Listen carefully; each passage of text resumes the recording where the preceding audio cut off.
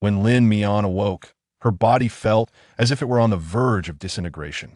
After a prolonged moment, she finally summoned the strength to rise from the bed, the covers slipping away from her. Her skin bore an array of love bites. The bathroom door swung open, revealing a tall man emerging. He was clad solely in a towel around his waist, his upper body toned and lean, with defined abdominal muscles and faint traces of line. His dark, damp hair dripped with water. Lin Mian stared, momentarily entranced, forgetting to regain her composure. "What are you looking at?" he inquired. The man spoke, picking up a cigarette from the bedside and lighting it, taking a drag while casting a sidelong glance at her. His striking features and chiseled contours exuded a sense of restraint, undiminished even in his semi-nude state. Flustered, Lin Mian averted her gaze, daunted by his presence. Every bone in her body throbbed with pain, as if crushed.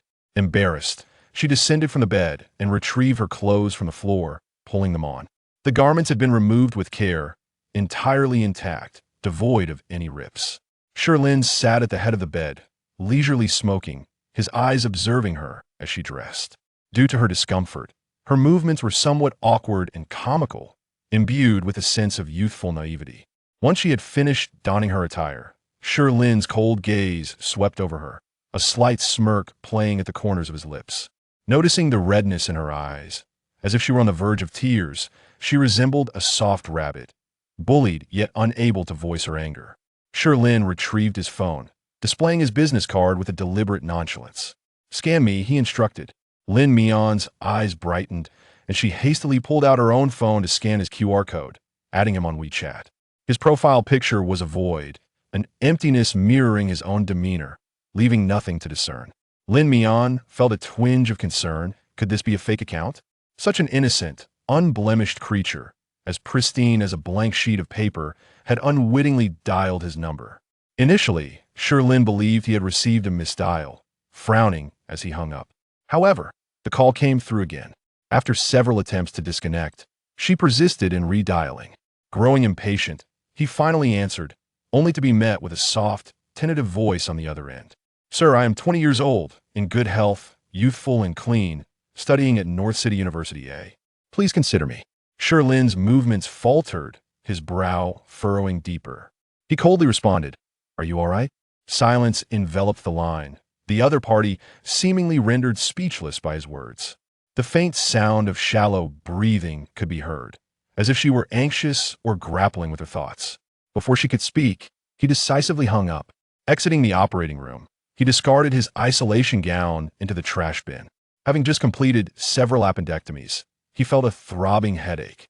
The hospital was in dire need of staff, and even a specialist like him, adept at treating complex ailments, had been assigned to perform several surgeries, leaving him busily occupied throughout the day.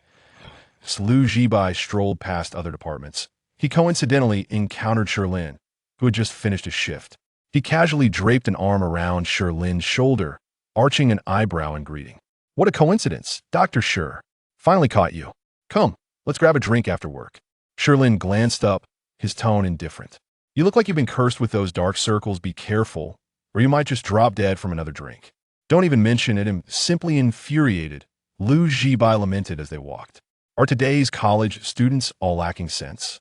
Just now, a girl came in for a consultation of ovarian necrosis, uterine erosion shell, never be able to bear children again, and she was crying her eyes out in the ward. My head is pounding." Shi Lin paused momentarily, recalling the phone call from earlier. The girl's voice had been soft and tender, laced with a hint of naivety. Her stammering revealed her nervousness, yet her seriousness shone through. At 20, she was still inexperienced in the ways of the world. If she had seen some dubious advertisement, she might indeed fall victim to deception. His gaze darkened as he tossed his car keys and entered the elevator. He was no altruist and had little desire to meddle in such troublesome affairs. A person who courted disaster was beyond a doctor's reach. Once in the underground parking lot, Shi Lin headed straight for his car and started the engine. Outside, Liu Zibai continued to knock on the window. "Are we going or not?" "Let's drink." "I'm not going," Shi Lin replied curtly, pressing down on the accelerator as the Land Rover sped away mercilessly. At 10 that evening, the phone call came again. Shi Lin was in the shower, his phone vibrating on the sink. Without glancing at the screen, he casually swiped to answer. "Sir, I am truly sincere. Please give me a chance." The familiar voice pleaded again, this time tinged with a hint of tears, as if she were facing an urgent predicament. Such tones of despair and urgency were not unfamiliar to Shi Lin. He often heard them outside the intensive care unit, merely the sound of someone in distress, yet powerless due to financial constraints. Leaning out to glance at the familiar number, his expression turned impatient. He wondered which fool had mistakenly written down his number in some advertisement, or if the girl had simply dialed incorrectly. In any case, it had reached him through a series of unfortunate events. He had no intention of getting involved. Raising his hand to disconnect and block the number, Lu Zibai's earlier words echoed in his mind. Today's college students were indeed lacking in common sense. Ovarian necrosis, uterine erosion, never able to bear children again. Shi Lin's tone shifted coldly. "Are you a virgin?" The other end fell silent momentarily. What? Didn't you claim to be pure? Are you a virgin? If you are, we can talk. If not, then no." He intentionally tried to intimidate her. Lin Mian was stunned on the line for a good half-minute, her face burning with embarrassment. Eventually, she responded in a barely audible whisper. "Yes." Shi Lin halted his movements. Water cascaded down from above, gradually cooling. Despite the chill, his agitation remained unquenched. Taking a deep breath, he coldly uttered a few words. "Let's verify the goods." "Well, what should I do?" The girl's voice trembled, stuttering as she endeavored to suppress her apprehension. "Where are you?" Shi Lin asked casually. Lin Mian hesitated before responding, "A university in North City, School of Architecture." "Are you a designer?" Lin Mian buried her face in her arm, her cheeks flushed crimson. She felt she had brought shame upon this title. Shi Lin turned off the water, grabbed a towel to dry his hands, and with his long, elegant fingers wrapped around his phone, he exited the bathroom. He was not accustomed to inviting anyone into his home, yet at this late hour, he had no desire to venture out. He was gambling, wagering whether this knave girl would actually come. If she did, it would be amusing to give her a good scare. Thus, he sent her the address of his apartment, Bafang City, Building 6, Room 1009. "Come over." Lin Mian's face burned, her neck and ears aflame, feeling as if they could bleed. She glanced at the time. There was still half an hour before the dormitory lights would extinguish. She hesitated, but her mother's words echoed incessantly in her mind. "We provide for your meals and tuition, sacrificing so much for you to become a university student, yet you refuse to contribute a single cent back home. You complain of poverty daily, while Song Xiaoman next door, who only graduated middle school, works and sends back 10,000 yuan every month. What good are you to us?" Lin Mian bit her lip. Noticing her prolonged silence, the other party suddenly scoffed. "If you lack the courage, don't even think about making big money. Just wash up and sleep, designer." Lin Mian clenched her fists, steeling herself. "I'll go." At that moment, she sat alone in the dark corridor of her dormitory. Taking a deep breath, she resolved, "I'll go. Wait for me." Bafang City was not far from university. It required only 4 bus stops or 2 subway stations. Lin Mian followed the navigation to catch the last subway train, the carriage empty save for the announcements echoing through the air. She had barely seated herself when her stop arrived. Once outside the complex, she spent some time locating Building 6, which was a high-end apartment complex requiring a key card for elevator access. Sitting in the lobby's waiting area, she pulled out her phone and dialed Shi Lin. I've arrived. I'm in the lobby, but I can't go up. The elevator requires a key card." To Shi Lin's surprise, he had not anticipated her actual arrival. After a moment of silence, he inexplicably replied, "Wait." He then hung up, casually donned some loungewear, and descended the stairs. In the lobby, the waiting area featured sofas and small tables, with a few scattered individuals. Shi Lin scanned the room and, from a distance, spotted a girl in the cornero white t-shirt, loose denim jeans, and black canvas shoes, her ordinary appearance exuding both timidity and a certain naivete. He approached her. Lin Mian had been waiting for a while, feeling somewhat out of place amidst the grandeur of the building. She straightened her spine, sitting upright, striving to appear as natural as possible. In the next moment, a masculine voice resonated from above. "You?" Lin Mian instinctively lifted her gaze, meeting the strikingly chiseled features of a man. He stood before her with one hand casually tucked in his pocket, looking down at her from a height, exuding an air of confidence, accompanied by the refreshing scent of shower gel mingled with a distinctly masculine fragrance. Chapter 4. Hurry up. Lin Mian's face instantly flushed. Her mind exploded in a cacophony of thoughts, and her body began to stiffen. She had not anticipated that the fierce man on the phone would appear so refined and immaculate. Just standing there, he captivated her gaze with his striking handsomeness. However, his cold and aloof demeanor instilled a sense of trepidation within her. It seemed he had just emerged from a shower, his short hair still slightly damp, his brows and eyes tinged with an air of coolness and languor. Lin Mian nodded, her cheeks reddening as she whispered, "It's me." "Follow me," the man said curtly, turning towards the elevator. Lin Mian, feeling shy, stood up and followed him, her head buzzing with apprehension. The design of the place was that of a luxury apartment, with 2 units per floor. Upon exiting the elevator, Shi Lin unlocked the door with his fingerprint. With a beep, he swung the door open, his tone somewhat indifferent. "Come in." Lin Mian swallowed hard and cautiously stepped inside. The room appeared vast to her, approximately 200 square meters, adorned in a simplistic, monochromatic palette of gray and white, with understated yet exquisite details revealing a taste of discreet luxury.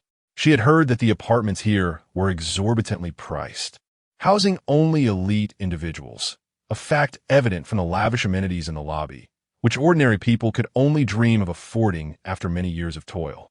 Standing timidly at the entrance, Lin Mian felt as small as a mouse. Shi Lin closed the door behind her, opened a cabinet, and tossed her a pair of disposable slippers. Complying, Lin Mian removed her shoes and slipped her feet into them. As she entered the living room, the man reclined on the sofa, his body slightly leaned back, legs crossed in a relaxed posture.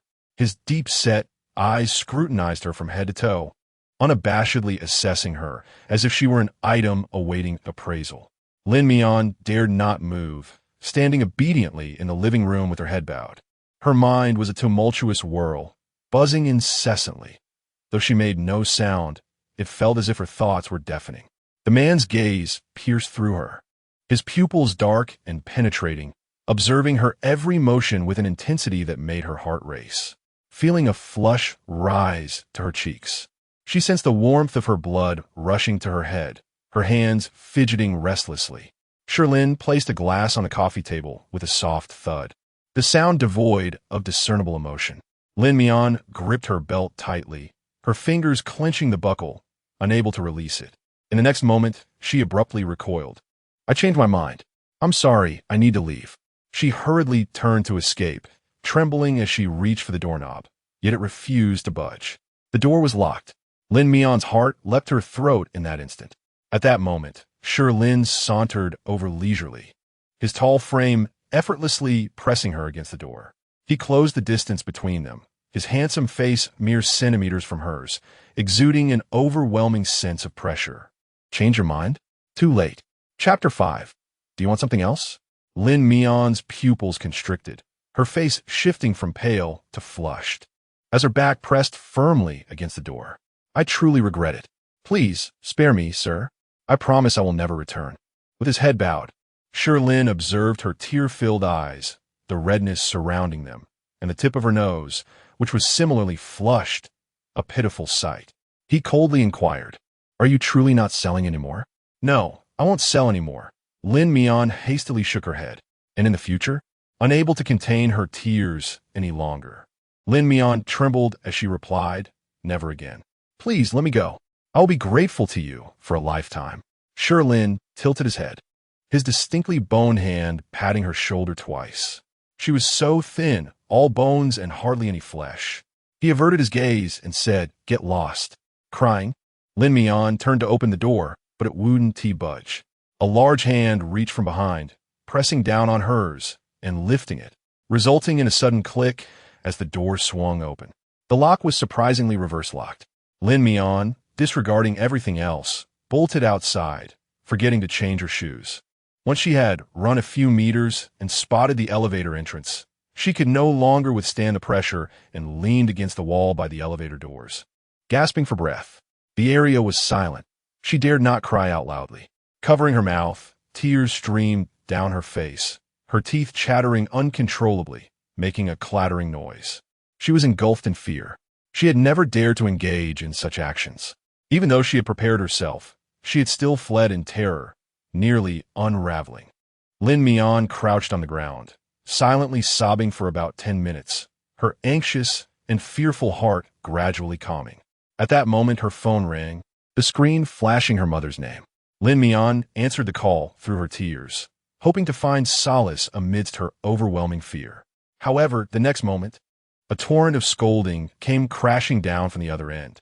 "You heartless, wretched child! Your father is paralyzed, and you are nothing but an ungrateful wretch. I am the only one working to support this family. Where is the money? If you don't send money soon, your father's checkup the day after tomorrow won't happen, and he might as well rot in that wheelchair." Lin Mian's sobs were suddenly stifled. When she was 5, her father had taken her on his bicycle to buy ice cream, but a tragic accident occurred on the way. In a bid to save her, he shielded her with his body, only to be struck by a speeding truck, resulting in his paralysis from the waist down. The perpetrator had fled, leaving behind a meager sum, and their family had since fallen into dire poverty.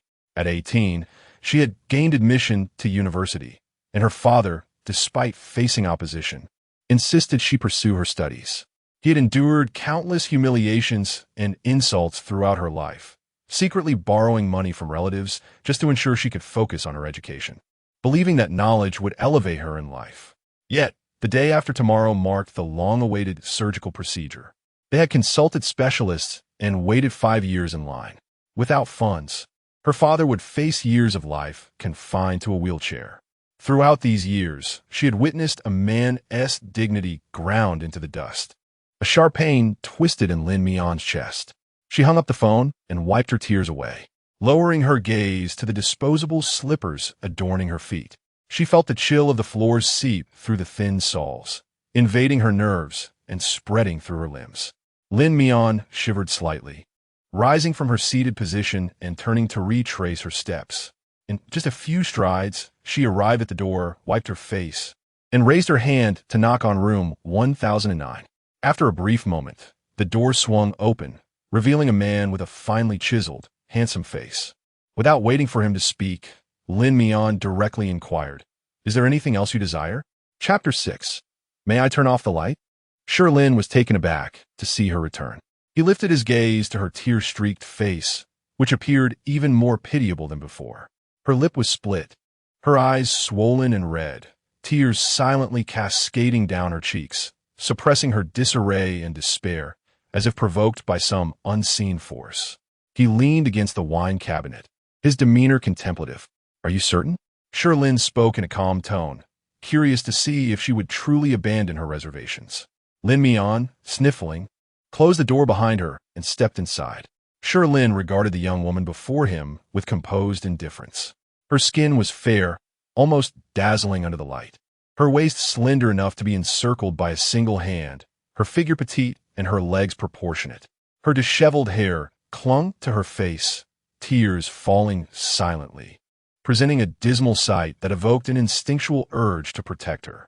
The more she wept, the more it stirred the primal instincts within him, effectively extinguishing any remnants of compassion he had harbored.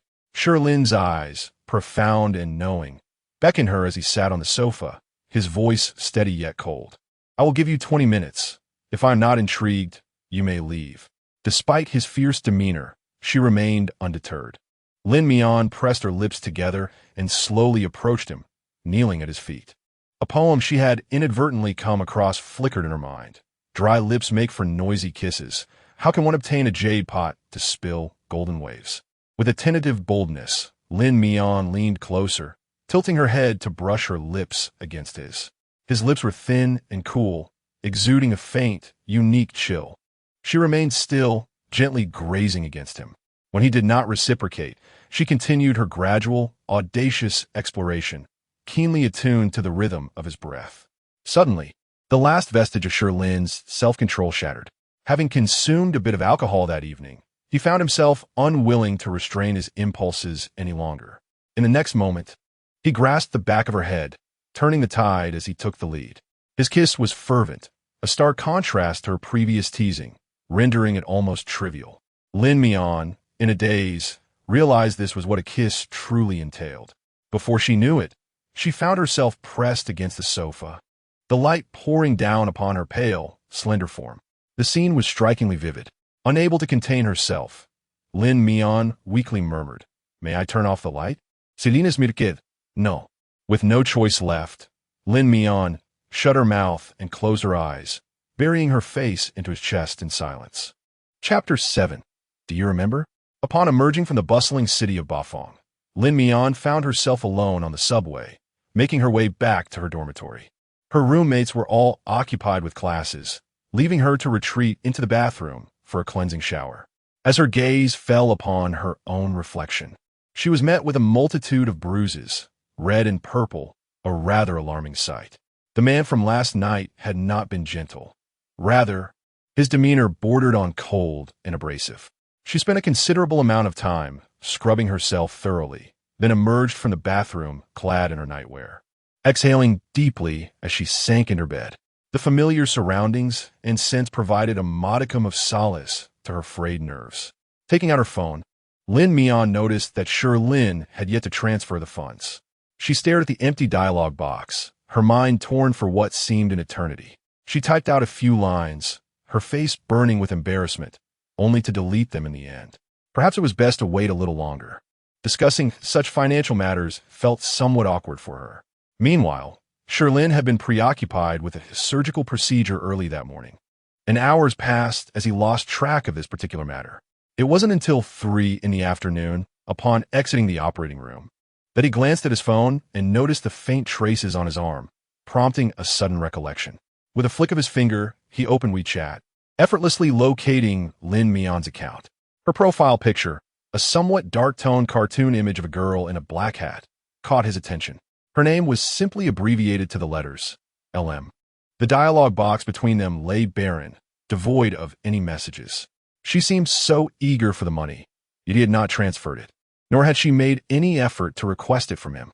With a slight smirk, he pondered, tapping in a series of numbers, only to hesitate and delete them once more.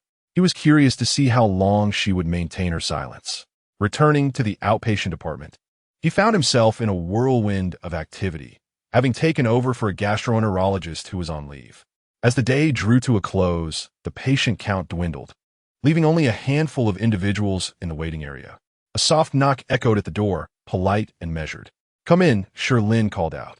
The door creaked open, revealing the gentle sound of footsteps approaching. "What seems to be the problem?" he asked, his gaze fixed on the medical record without lifting his head. "Doctor, I have a stomach ache," came a soft, familiar voice. Shi Lin looked up, and to his surprise, he found Lin Mian standing before him. Her cherubic face, slightly round and still retaining a hint of youthful plumpness, registered a mix of astonishment and sudden blush, her ears flushing an unmistakable shade of crimson. It was him. So, he was a doctor. Feeling a wave of embarrassment wash over her, Lin Mian quickly averted her gaze, momentarily at a loss. Meanwhile, Shi Lin regarded her with a cool detachment, his tone flat as if they were strangers. "How does it hurt?" Seated on the chair, Lin Mian hesitated, her voice trembling as she confessed, "It comes in waves, painful when I walk or sit down." "Lie back on the examination table and lift your shirt," he instructed, continuing to type away at the computer without looking up. Swallowing hard, Lin Mian obediently rose and made her way to the narrow examination bed, lying down, her eyes drifting to the ceiling above. Before long, a man clad in medical rubber gloves approached, revealing only his white coat and the name on the badge affixed to his left chest, Digestive Internal Medicine, Shi Lin. So, his name was Shi Lin. Lin Mian quietly committed this name to memory. A faint scent of disinfectant emanated from him, overlapping somewhat with the atmosphere of the previous night, causing her thoughts to drift. In the next moment, Shi Lin's hand pressed firmly and precisely against her lower abdomen as he inquired, "Does it hurt here?" With a flushed face, Lin Mian replied, "Lower." Shi Lin shifted his hand down by 2 inches. "Here?" he asked. Embarrassed, Lin Mian nodded yes. His fingers nearly pressed against her abdomen, and though gloved, the warmth of his touch penetrated through the rubber, invading her skin, leaving her breathless. After palpating several areas to ascertain the location and receiving her responses, he finally released his grip, realizing the issue at hand was not merely abdominal pain, but rather uterine discomfort. The intensity he had demanded last night, coupled with it being her first time, inevitably led to some physical discomfort. However, she hadn't anticipated her constitution to be so delicate, experiencing pain for a day without improvement. Quite sensitive indeed. Shi Lin sat at the desk, his long, defined fingers rhythmically tapping out a prescription. I will prescribe you some medication 3 times a day after meals. Lin Mian, her cheeks aflame, rose from the bed and quickly adjusted her clothing before obediently taking a seat in the chair opposite him, awaiting the prescription. Once Shi Lin printed the prescription, he handed it to her, and, after a moment's thought, abruptly added, "Remember, no intimate activities for a week." Lin Mian's face turned an even deeper shade of red, her mind buzzing as she nodded vigorously, accepting the prescription and her medical insurance card from his hands. "Do you remember?" he pressed, holding her card. Lin Mian nodded. "I remember." Repeating after him, she recited, 3 times a day, after meals, no intimate activities for a week. Her cheeks burned with embarrassment, wishing she could find a hole to bury herself in. Wasn't it his doing that she found herself in this state? Aside from her encounter with him, she had no experience with intimate activities. "Let's go," he said, leaning back and releasing the insurance card and prescription. Lin Mian, clutching the prescription, made a hasty retreat. As she reached the door, her steps faltered for a moment, and she turned back to say, "You haven't transferred the money to me yet." Chapter 8. She walked with a slight limp with a raised brow. Shi Lin retrieved his phone and opened their WeChat conversation. "How much do you need?" he inquired, tilting his head toward her. "How much do I need?" It was her first time engaging in such a matter, and she was not well versed in market prices. However, her father's surgical expenses were indeed a staggering sum. Lin Mian hesitated, uncertain of how much was appropriate to mention. Observing her demeanor, Shi Lin deftly tapped the keyboard, composing a few words before reading the search results aloud. He lifted his gaze to meet hers. "Do you need 50,000 or 100,000? Lin Mian was taken aback that he knew this. The amount he suggested vastly exceeded the prices posted in the school restroom, leaving her feeling somewhat disoriented. Lowering her head, she murmured 50,000. Shi Lin illuminated his phone, his fingertip lightly tapping the screen as he transferred the specified amount. The sound of the transaction echoed, causing Lin Mian to instinctively glance at the display. Upon seeing the sum, she was momentarily stunned. 100,000. He had generously provided double the amount. Lin Mian looked up at the man in astonishment, overwhelmed by his extravagance. Subconsciously, she felt he had overpaid. Shi Lin put away his phone and caught sight of her in a daze. "Aren't you leaving?"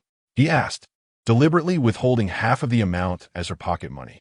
For a female university student, this sum was sufficient to cover her living expenses for quite some time. Regaining her composure, Lin Mian bit her lip and accepted the funds. "Thank you," she whispered in gratitude. Shi Lin, his gaze fixed on the computer screen, displayed no emotion. His voice remained even and cold. Next, Lin Mian clutched the prescription and exited. Just outside, she encountered Lu Zibai, who was about to enter. They brushed past each other, and Lu Zibai cast a glance at the medical slip in her hand, his eyes revealing a hint of intrigue. Lin Mian, preoccupied with obtaining her medication, hurried away. Inside the consultation room, Lu Zibai pushed the door open, his tone tinged with curiosity. "Gastroenterology. Why prescribe gynecological medication?" Shi Lin glanced up at him. "Mind your own business." Lu Zibai leaned over the desk, his gaze roaming over Shi Lin, catching sight of the rolled-up sleeves that revealed a few faint, red scratch marks on his forearm. His eyes sparkled with meaning. "I wondered why you didn't join me for drinks last night. Turns out you had other engagements." Shi Lin remained focused on the computer, his tone unperturbed. "You barged in during work hours just to tell me this?" Lu Zibai continued. "Was that little girl who just left your sweetheart?" "Not quite." "Oh, so it was merely a fleeting romance. I noticed she walked with a slight limp. You didn't hurt her, did you?" Shi Lin shot him a glance. "Are you so idle?" Lu Zibai chuckled. "The aloof flower has a taste for the delicate. I assumed you preferred sultry vixens. Who would have thought you favored such soft, gentle little rabbits?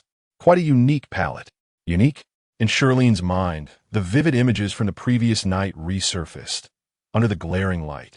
She appeared immaculate, slender and fair, her figure delicate, a blend of innocence and allure.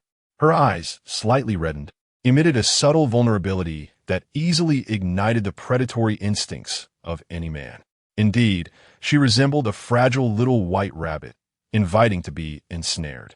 Returning to the present, Shi Lin dismissed any frivolous banter with Liu Zibai. He then shifted to a serious tone, stating, "This weekend is Qin Li's birthday.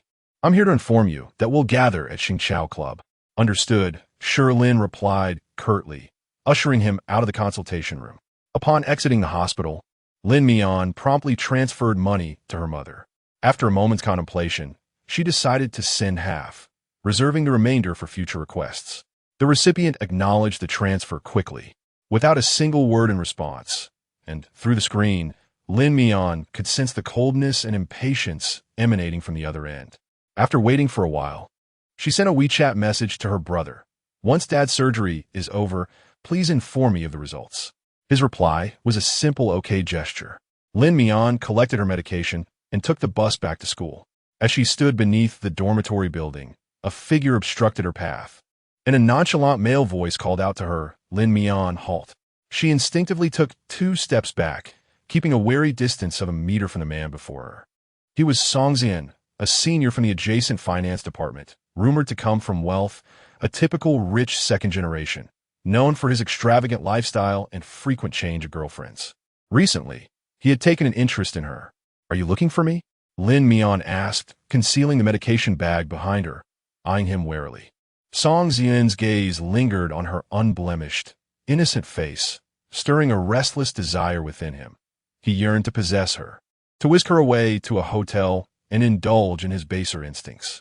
This pristine innocence was, to him, a source of exhilarating conquest. He stepped closer, his handsome face encroaching upon hers. Chapter 9. She was blocked by the man. Lin Mian's pupils widened in disbelief as she stared at him. She had been exceedingly discreet in her actions, even making phone calls from secluded corners. How could he possibly know? "I didn't No, please don't make wild accusations." Lin Mian bit her lip, terrified that something might be revealed. With no desire to engage in further conflict, she turned to flee upstairs. Song Xian effortlessly grasped her arm, pulling her back with ease. "Don't run away. I know you're in need of money. I have plenty. How about this? Spend one night with me, and I'll give you 10,000 yuan. What do you say?" Lin Mian was taken aback by his bluntness. Her complexion paled instantly, overwhelmed by a sense of mockery and humiliation. "I don't need money anymore. Please, don't come looking for me." With that, she hurriedly dashed toward the dormitory. Behind her, a faint taunt echoed from the man. "Running away won't help. I'll be waiting for you to come back to me." Lin Mian clenched the medicine bag in her hand, quickening her pace.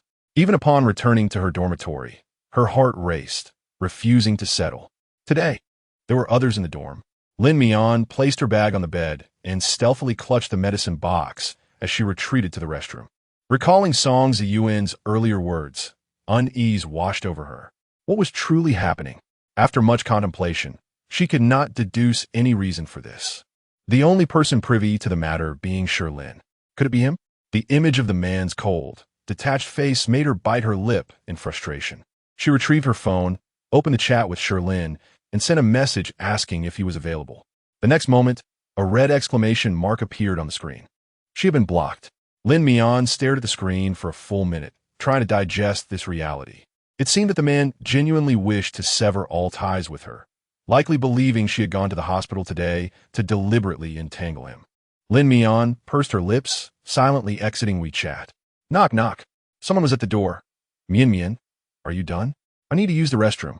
Hurry up." Snapped back to reality. Lin Mian quickly stowed her phone, hastily opened the medicine box, and swallowed 2 pills as per the instructions, washing them down with water before concealing the box and opening the door. Her roommate, Mu Tao, was waiting outside and raised an eyebrow in surprise. "Oh, how unusual. You didn't go to work at the supermarket today?" Lin Mian, who typically spent her days working part-time when classes were not in session, found it rare for her to be seen in the dormitory.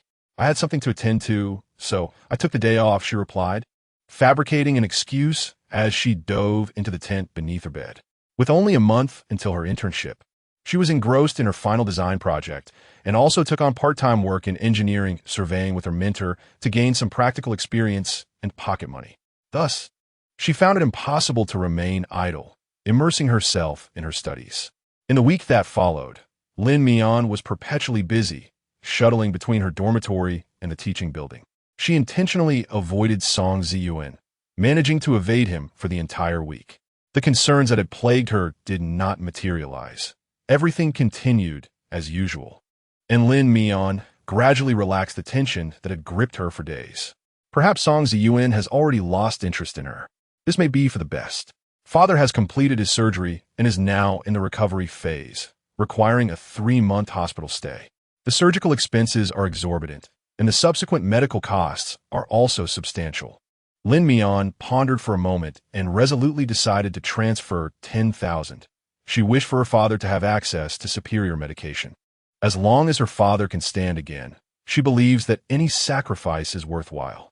On a weekend evening, her roommate, Mu Tao, approached her, shrouded in mystery, and inquired, Mian, would you like to earn a substantial sum of money? Chapter 10. Will you follow me without hesitation? What a fortune! Upon hearing the mention of money, Lin Mian's interest peaked.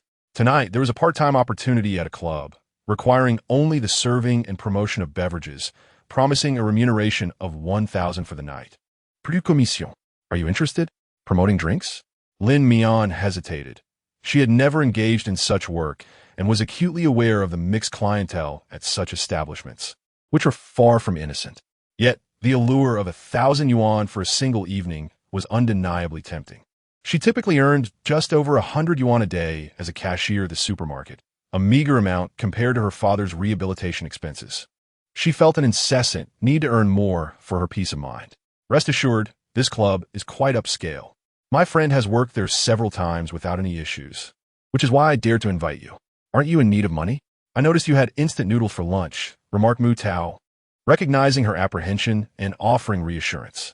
Throughout her university years, Lin Mian had relied on Mu Tao's recommendations for many part-time jobs, all of which had proven reliable. Very well, I'll finish this drawing and then accompany you, Lin Mian replied, nodding and hastening her pace. At 7 o'clock, Lin Mian followed Mu Tao and her friends to the club. Due to the internal referral, the supervisor treated them well, and Lin Mian was assigned to a relatively harmonious private room where her tasks proceeded smoothly. Though somewhat tongue-tied and unable to promote beverages effectively, she concentrated on refilling the guests' drinks. For her, even without commission, the guaranteed salary of 1,000 yuan was substantial. Fortunately, the guests were amiable, and she remained in the room for 3 hours until they prepared to leave, at which point she seized the opportunity to visit the restroom. Upon entering, she nearly collided with a man, instinctively attempting to evade him, but he blocked her path with a single glance. Oh, Lin Mian, what brings you here? Are you serving drinks? What a twist of fate. She was taken aback to find Song Ziyuan. He appeared to have indulged in quite a bit of alcohol, his face flushed and reeking of liquor. Upon spotting Lin Mian, he approached with ill intentions. What drinks? Why not accompany me instead? I'm not familiar with you. Please move aside, Lin Mian instinctively replied, trying to escape. To her dismay, he stubbornly seized her, pulling her tightly into his embrace. What do you mean unfamiliar? A night together would change that. Frankly, your face is quite innocent and your body untouched. I genuinely wish to be with you. Stop pretending and follow me without hesitation. Song Ziyuan pressed her against the door, leaning in closer. Song Ziyuan, let me go, Lin Mian cried, growing frantic and pushing against him, but her efforts were futile. I couldn't have you in school, but here in my territory, there's no escaping. Just comply, and I might be gentle with you. He gripped her wrists tightly, refusing to relent despite her struggles. Lin Mian was on the verge of tears, her clothing disheveled.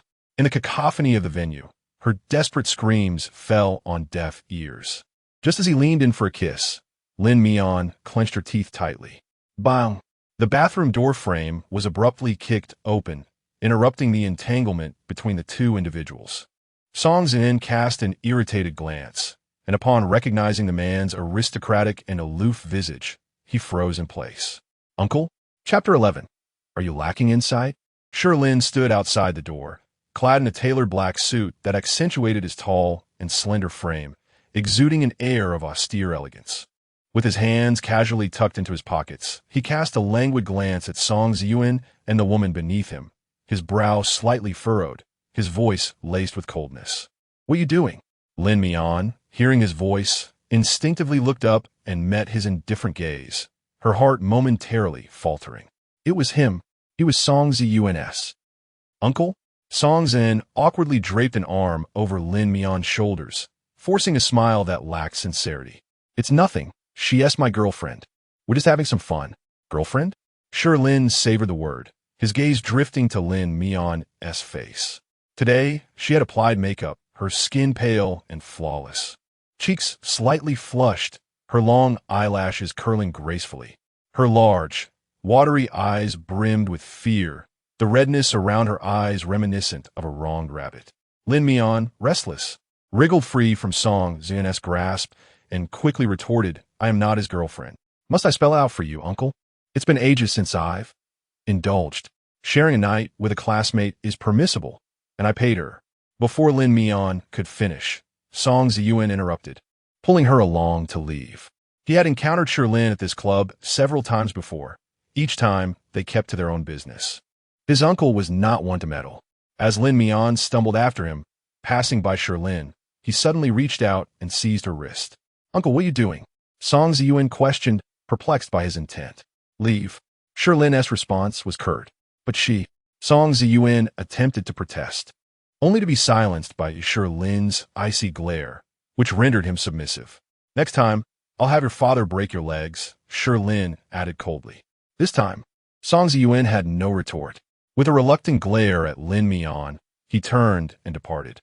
The restroom finally fell silent, leaving only the two of them in a face-to-face confrontation. Shi Lin lowered his gaze, scrutinizing her attire, a white shirt, an exceedingly short skirt, and a bow tie around her neck, an outfit designated for promoting beverages. I'm here to work," Lin Mian offered, eager to clarify. "Thank you for intervening earlier."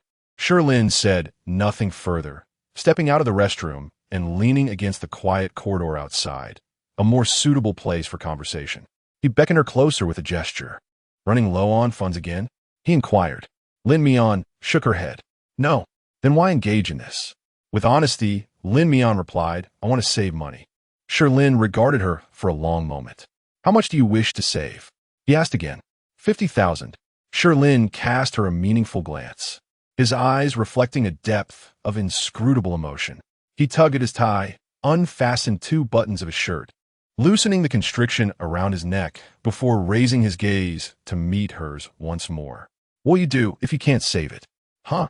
Lin Mian, bewildered by his audacity, looked up at him in confusion. "Are you planning to sell yourself again? Or perhaps sell your eggs?" Shi Lin's tone dripped with subtle derision, tinged with an inexplicable chill. Lin Mian's face flushed suddenly, her ears burning with embarrassment. Even with her typically gentle disposition, she could hardly tolerate Shi Lin's taunts. I didn't," she stammered, feeling the need to clarify what she believed to be a misunderstanding. With a subdued tone, she continued, "I want to save up 50,000 to return to you."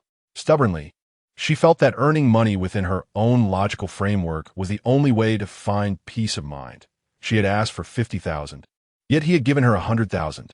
This reasoning seemed fundamentally flawed to her, and she was determined to repay him. Upon hearing her words, Shi Lin cast her a perplexed glance, his brow slightly furrowing. Was this university student truly lacking in common sense? Had her studies rendered her foolish? "You must return it?" he questioned, narrowing his eyes as he assessed her physique. The design of the club's uniform was quite form-fitting, accentuating her curves, a pronounced bust and rear, a waist that could be grasped delicately, and long, straight legs. Her cheeks still bore the softness of youth, innocent yet alluring, reminding him of a night just a week prior. Despite this, Lin Mian resolutely nodded. "Yes, I must repay it." Shi Lin lowered his gaze, suddenly closing the distance between them, enveloping her in his shadow. His dark, intense eyes bore into her face as he spoke in a low, husky voice. Then, "How about accompanying me for one more night to settle the debt?" Chapter 12. Earning 50,000 is not so easy. Lin Mian's mind was in a whirlwind, utterly unprepared for his demand. Her heart raced uncontrollably, each beat echoing like a drum against her chest. As Shi Lin drew closer, his cold gaze pierced through her, his sharp facial features and high, straight nose nearly brushing against her own. A faint scent of masculinity enveloped her, intertwining with her own breath in a slow, deliberate manner. Feeling immensely awkward, Lin Mian averted her gaze, her voice barely a whisper. I cannot engage in intimate activities for a week. This was something he had previously advised her. A week had already passed. She thought it was permissible now. However, I am the doctor. I call the shots. Before she could finish her sentence, Shi Lin seized her lips with his long fingers gripping the back of her head, asserting dominance and leaving no room for refusal. His breath, warm and intoxicating, made her cheeks feel as if they were ablaze. In her dazed state, Lin Mian's thoughts became muddled. This was her second kiss, and the sensation was both beguiling and disorienting. She couldn't discern whether it was a blessing or a curse. Their first kiss had occurred in the car, while the second took place behind the entrance. Perhaps due to his newfound audacity, Shi Lin was even more unrestrained this evening, his stamina astonishing. The two encounters flowed seamlessly, granting her no respite. By the end, Lin Mian's legs felt weak, her fingers clutching his muscular arm, internally lamenting. He must be a reserved man outside of these moments, constantly inventing new ways to toy with her, leaving her sore and exhausted, never truly resting in bed. As the man loomed over her on the sofa for a third time, she could not help but timidly suggest, could we perhaps move to the bed? Shi Lin glanced down at her. The young woman had her hair damp, her breath slightly erratic, cheeks flushed, and eyes glistening with a hint of vulnerability, a sight that stirred his heart. His gaze flickered momentarily before he relented. Standing above her, he maintained a composed demeanor, his cool eyes betraying no emotion. The harsh overhead light felt glaringly bright, and Lin Mian instinctively shielded her eyes. Earning that 50,000 was certainly no easy feat. The following morning, Lin Mian awoke early, greeted by the bright floor-to-ceiling windows and the understated elegance of the ceiling light fixture. It took her a moment to come to terms with the events of the previous night. Once again, she had sold herself, and to the same man. At the far side of the bed, Shi Lin remained asleep, a thin blanket draped over his waist, revealing a well-defined upper body, a perfect blend of broad shoulders and a narrow waist, lean yet strong. It was a physique of exceptional quality.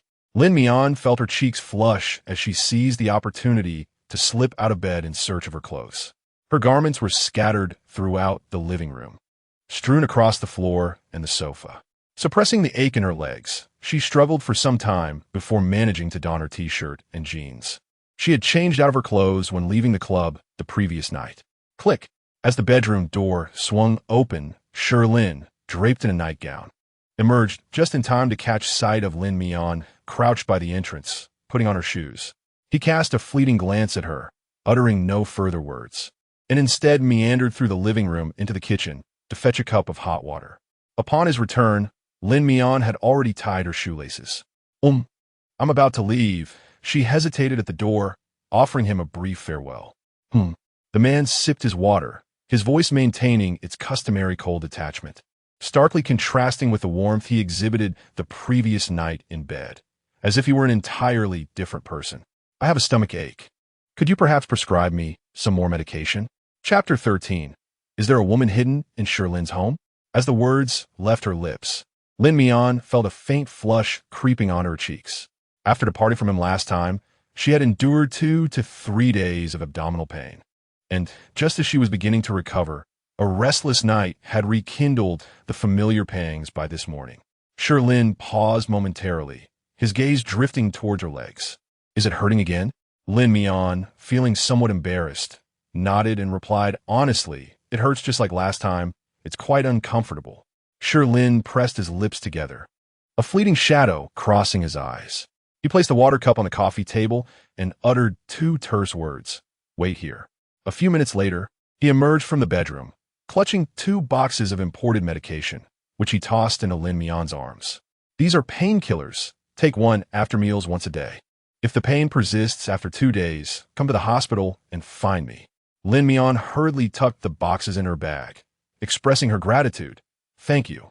Let us go. he said, turning back to the bedroom without a second glance, leaving her behind.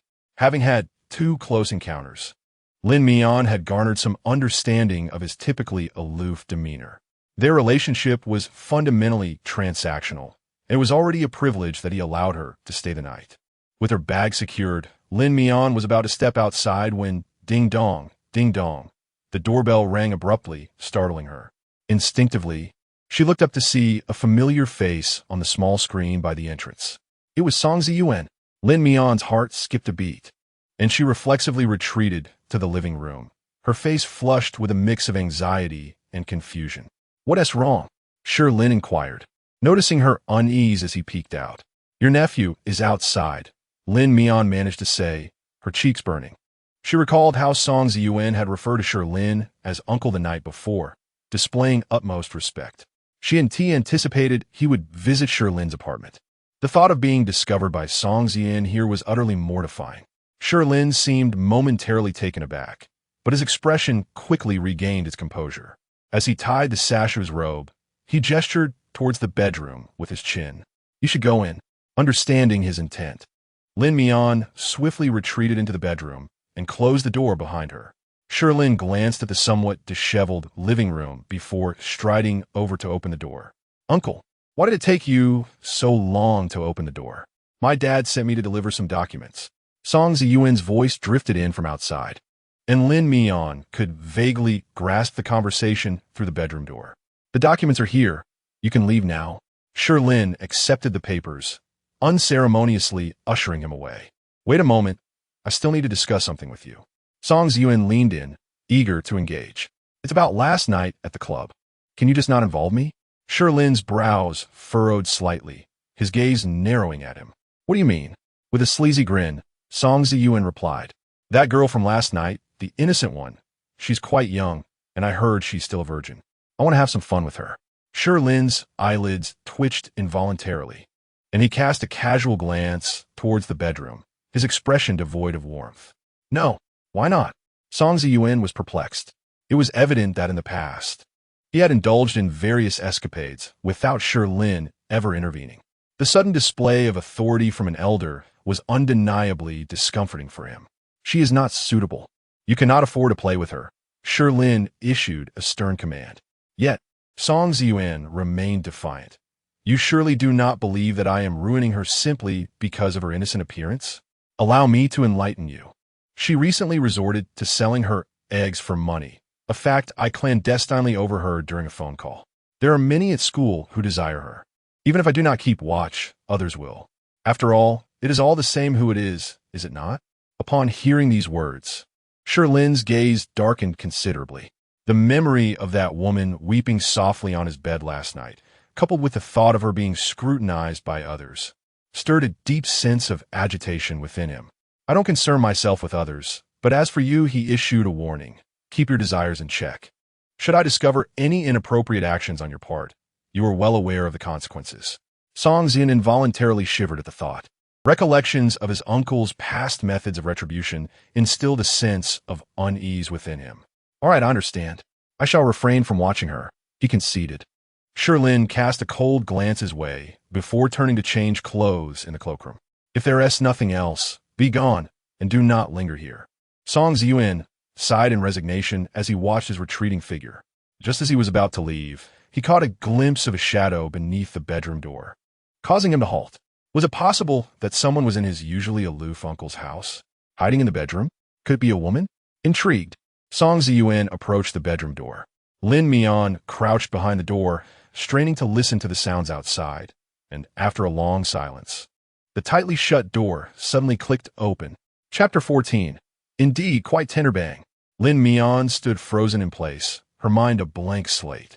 The door to the room swung open, and Song Ziyuan's half-figure peered inside. Lin Mian's heart soared to her throat in an instant. In the next moment, a figure darted into the room like lightning, a tall and imposing silhouette shielding her from view. Lin Mian promptly fell into a familiar embrace. "Song Ziyuan, get out!" Shi Lin growled in a dark tone, directing a low shout towards Song Ziyuan. "Uncle, you really have a woman?" Song Ziyuan exclaimed, his mouth agape in astonishment. Standing his ground, unabashedly peering into Shi Lin's embrace. Lin Mian buried her face tightly against the man's chest, not daring to move an inch. The more Song Ziyuan looked, the more he felt that this woman's back was somewhat familiar, as if he had seen her somewhere before. He attempted to lean closer for a better look, but was met with a fierce kick from Shi Lin. "I told you to leave. Didn't you hear me?" This time, he was genuinely angry. His typically indifferent gaze now bore a frightening intensity, as if he were ready to commit murder at any moment. Song Ziyuan, daunted, averted his gaze and reluctantly departed. With a resounding bang, the bedroom door slammed shut behind him. Song Ziyuan curled his lip in disdain, inwardly grumbling. Tisich. He always appeared so proper and refined, yet privately he brought women home, even more adept than he was. It was only after the outside fell silent that Lin Mian withdrew from Shi Lin's embrace, her expression still one of lingering shock. "Thank you for your timely intervention. Had it not been for you, I might have found myself in a dire predicament. You mentioned selling your eggs. Apart from me, who else did you contact?" Shi Lin suddenly asked, his tone unexpectedly cold. Lin Mian hesitated for a moment before shaking her head. "No one else. I only called you." The advertisement in the restroom featured only a single number, which she had noted down. Shi Lin cast her a sidelong glance. "In the future, be more vigilant when making calls. Observe your surroundings. Walls have ears." Understanding his implication, Lin Mian flushed and nodded.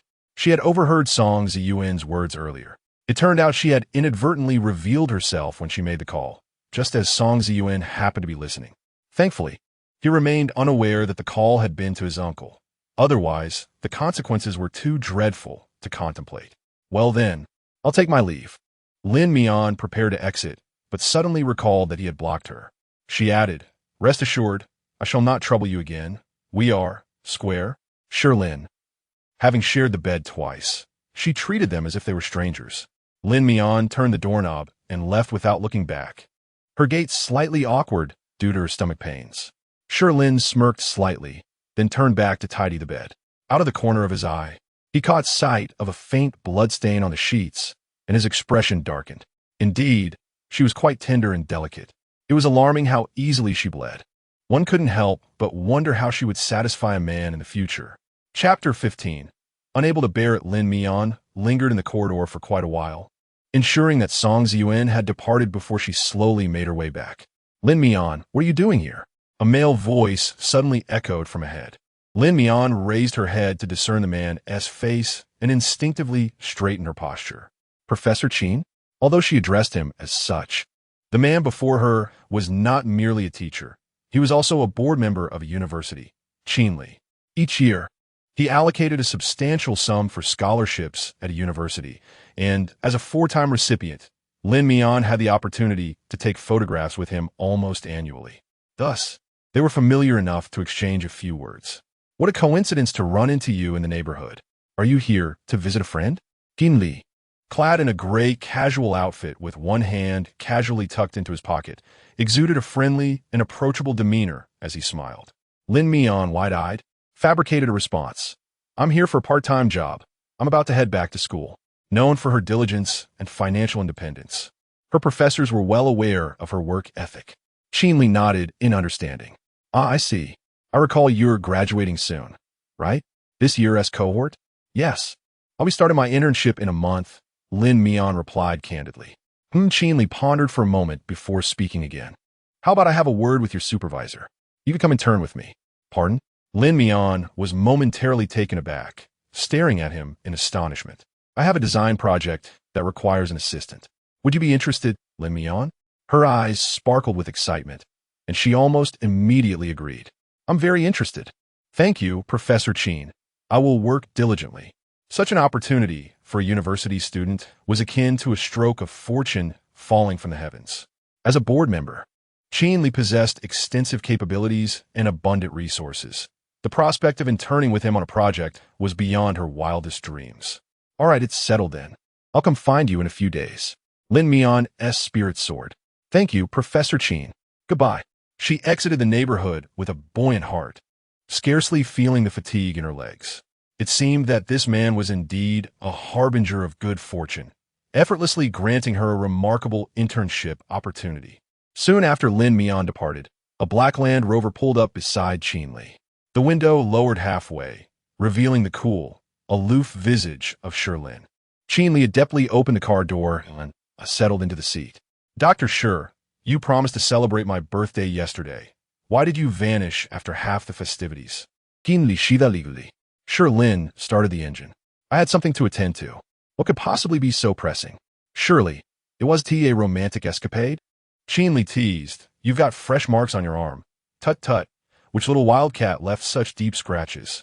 Shi Lin cast a glance at his arm, where several red scratches were visible due to his rolled-up shirt sleeves. Wildcat, more like a desperate rabbit that bit me. Shi Lin averted his gaze, recalling the earlier conversation between Lin Mian and Shi Lin, where she appeared to be quite joyful. He inadvertently asked, "The girl you were chatting with earlier, she asked one of your students?" Chapter 16, The Taste of Men. As Shi Lin spoke of the subject, his enthusiasm surged. Indeed, she is an exceptional student who has won the scholarship for 4 consecutive years at our school.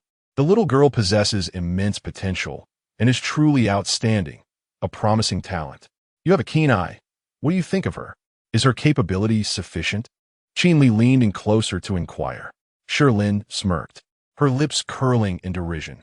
Clearing away the advertisements in your school's female restroom would be more beneficial than anything else. Upon returning to her dormitory, Lin Mian immediately poured herself a glass of water and took the medication given by Shi Lin. Ding! The screen of her phone illuminated, and she picked it up to find a transfer of 1,000 yuan on WeChat. Just then, her roommate Mu Tao's voice chimed in from behind her. Mian, I've transferred your earnings from last night as part-time job. But why did you come back so late? You returned even later than I did. Had it not been for your reassuring text message, I would have nearly believed you had been abducted by a rogue. Lin Mian tucked away the medicine box, her cheeks flushing as she fabricated a response. I was working the night shift at a convenience store, hoping to earn some extra cash. You are truly dedicated. At this rate, you'll become a 24-hour workaholic, sacrificing your health for money. It's no wonder you have such deep circles under your eyes. It's evident you haven't slept at all. At these words, Lin Mian's cheeks involuntarily flushed. In truth, from a certain perspective, she had indeed spent the entire night awake, working tirelessly. I'm quite fatigued, so I shall head to bed for a while. Please wake me for lunch. Lin Mian stifled a yawn, contemplating climbing into bed for a much-needed nap. All right, then sleep well. I'm off to dine with my idol, and 1 tea keep you company. When I return at noon, I'll treat you to a delightful meal. Mu Tao twirled in her pretty dress, her meticulously applied makeup gleaming, making her appear exceptionally sweet. Unable to resist, Lin Mian smirked and teased her. Dining with your idol? Are you certain it's not a romantic date? The glimmer of infatuation in your eyes is nearly overflowing. You wouldn't understand, having never been in love. The thrill of flirtation during the ambiguous phase is unparalleled, especially the unspoken tension between both parties. Once in a serious relationship, it loses its charm. Mu Tao raised an eyebrow and leaned against the bed, advising Lin Mian. Mian, I strongly recommend you seek a boyfriend and experience love. Otherwise, as an earnest and naive girl, you're more likely to stumble in future relationships. Lin Mian pressed her lips together, smiling. I'm far too busy. I have no intention of finding a boyfriend. You simply haven't tasted the allure of men. Otherwise, you would surely become addicted and unable to extricate yourself. The taste of men. Lin Mian recalled certain unspeakable images, her limbs aching, as she silently scoffed within her heart. She was certainly not addicted. Once Mu Tao departed, Lin Mian found herself alone in the dormitory. After changing into her pajamas and preparing to catch up on sleep, her phone rang. Glancing at the name flashing on the screen, she eagerly answered the call. Father, what a pleasant surprise to hear from you. I miss my daughter. Is it wrong to call and check in? Lin Mian's father's warm voice resonated from the other end of the line. Of course not. I missed you too. Father, how is your leg feeling? Lin Mian sat up, cradling her phone. The surgery had been remarkably successful, and the doctor recommended a 3-month hospital stay for recovery before she could walk again. Lin's father's voice brimmed with an indescribable excitement. After years of paralysis, He could finally stand like a normal person. His anticipation was palpable. By the way, Mian, I heard from your mother that you paid for my surgery. You're still a university student, not even graduated. How on earth did you manage to come up with such a sum? Only her father seemed to notice her status as a struggling student, while the rest of the Lin family merely urged her to send money, never inquiring about the source of her funds. Lin Mian nervously tugged at the bedspread and feigned nonchalance. I took on a freelance project a few days ago. The client is quite wealthy and generous. This is an advance on my design fee. You needn't worry, Dad. I'll be starting my internship next month, and then I can earn more to support you. Upon hearing her words, Lin's father finally relaxed the tension in his heart. I don't need you to support me. Just take care of yourself. That client seems decent for giving you an advance. Make sure to work diligently for them. Understand? She recalled that the client had already blocked her. Lin Mian awkwardly nodded, I understand. After a brief conversation, the doctor on the other end urged Lin's father to begin his rehabilitation exercises, and he reluctantly ended the call. Once the call was disconnected, Lin Mian let out a deep sigh of relief. Accidentally scrolling through her contacts, she glimpsed a familiar string of numbers, Shi Lin's phone number, which she had bombarded previously. She stared at her phone for a long time before deleting both Shi Lin's WeChat and number. The transaction was concluded. Both parties had received their due. She resolved that she and he would have no further contact. Let this be a mere footnote in her life. Chapter 17. A chance encounter once again in the following days. Lin Mian immersed herself in her studies. Time flew by, and her life returned to its usual tranquility. So much so that she began to wonder if the absurd events of the past were merely a dream. Before long, it was time for her internship. During this period, Song Xin encountered Lin Mian several times, yet his demeanor had markedly softened. Aside from a few playful jabs, he refrained from any inappropriate advances. It seemed his uncle's intimidation had indeed made an impression. Lin Mian spent these days searching for a place to live. With her internship approaching and summer vacation commencing, the school dormitory would be closing, necessitating her relocation. Initially, she planned to share an apartment with Mu Tao, but Mu Tao had entered into a relationship with her ambiguous crush, becoming a couple and cohabiting intimately. Not wishing to intrude on their new romance, Lin Mian set out to find a place of her own. Near the school, there was an old, dilapidated neighborhood slated for demolition, filled with many rental units. Due to the affordable prices, numerous recent graduates resided there. After a half-day's effort, Lin Mian found a small studio, simple and modest, with one room and a bathroom. Although it was a bit cramped, she felt a sense of joy, for this was her very first independent living space. After paying the rent and deposit, she moved in that evening, dragging her luggage and quickly tidying up before collapsing onto the bed. Suddenly, her phone buzzed to life. Lin Mian rolled over to check the name flashing on the screen and immediately sat upright. It was a call from Shi Lin. "Hello, Teacher Qin." On the other end, Shi Lin's voice resonated softly. "Lin Mian, I heard you moved out today and are no longer staying at the school?" "Yes, Teacher Qin. I found a small apartment to make it convenient for my future work," Lin Mian replied honestly. Over the past month, due to her internship being confirmed, she had been in frequent contact with Shi Lin, primarily to prepare for her upcoming role. "Perfect timing. I have a project launching, so starting tomorrow, you can come to work. I'll arrange for your onboarding." Shi Lin clearly outlined her new responsibilities. "Thank you, Teacher Qin. I will be there punctually tomorrow," Lin Mian responded eagerly. After hanging up, she jubilantly rolled around on her bed, filled with excitement. Shi Lin's company was a renowned architectural design firm in the city. If she could successfully join, her future would be bright. Perhaps one day, she would design a landmark building in Beijing. With such hopeful thoughts, Lin Mian gradually drifted into slumber.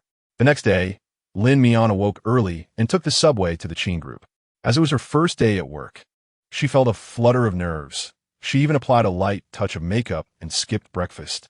The onboarding process went smoothly, with a front desk colleague guiding her through the office and assigning her workspace. "Miss Lin, this will be your station. Your direct supervisor is our Mr. Qin. He will personally mentor you.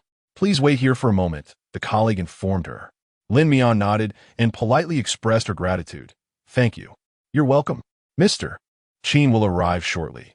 In the meantime, feel free to familiarize yourself with the surroundings." After the receptionist had completed all her tasks, she turned and walked away.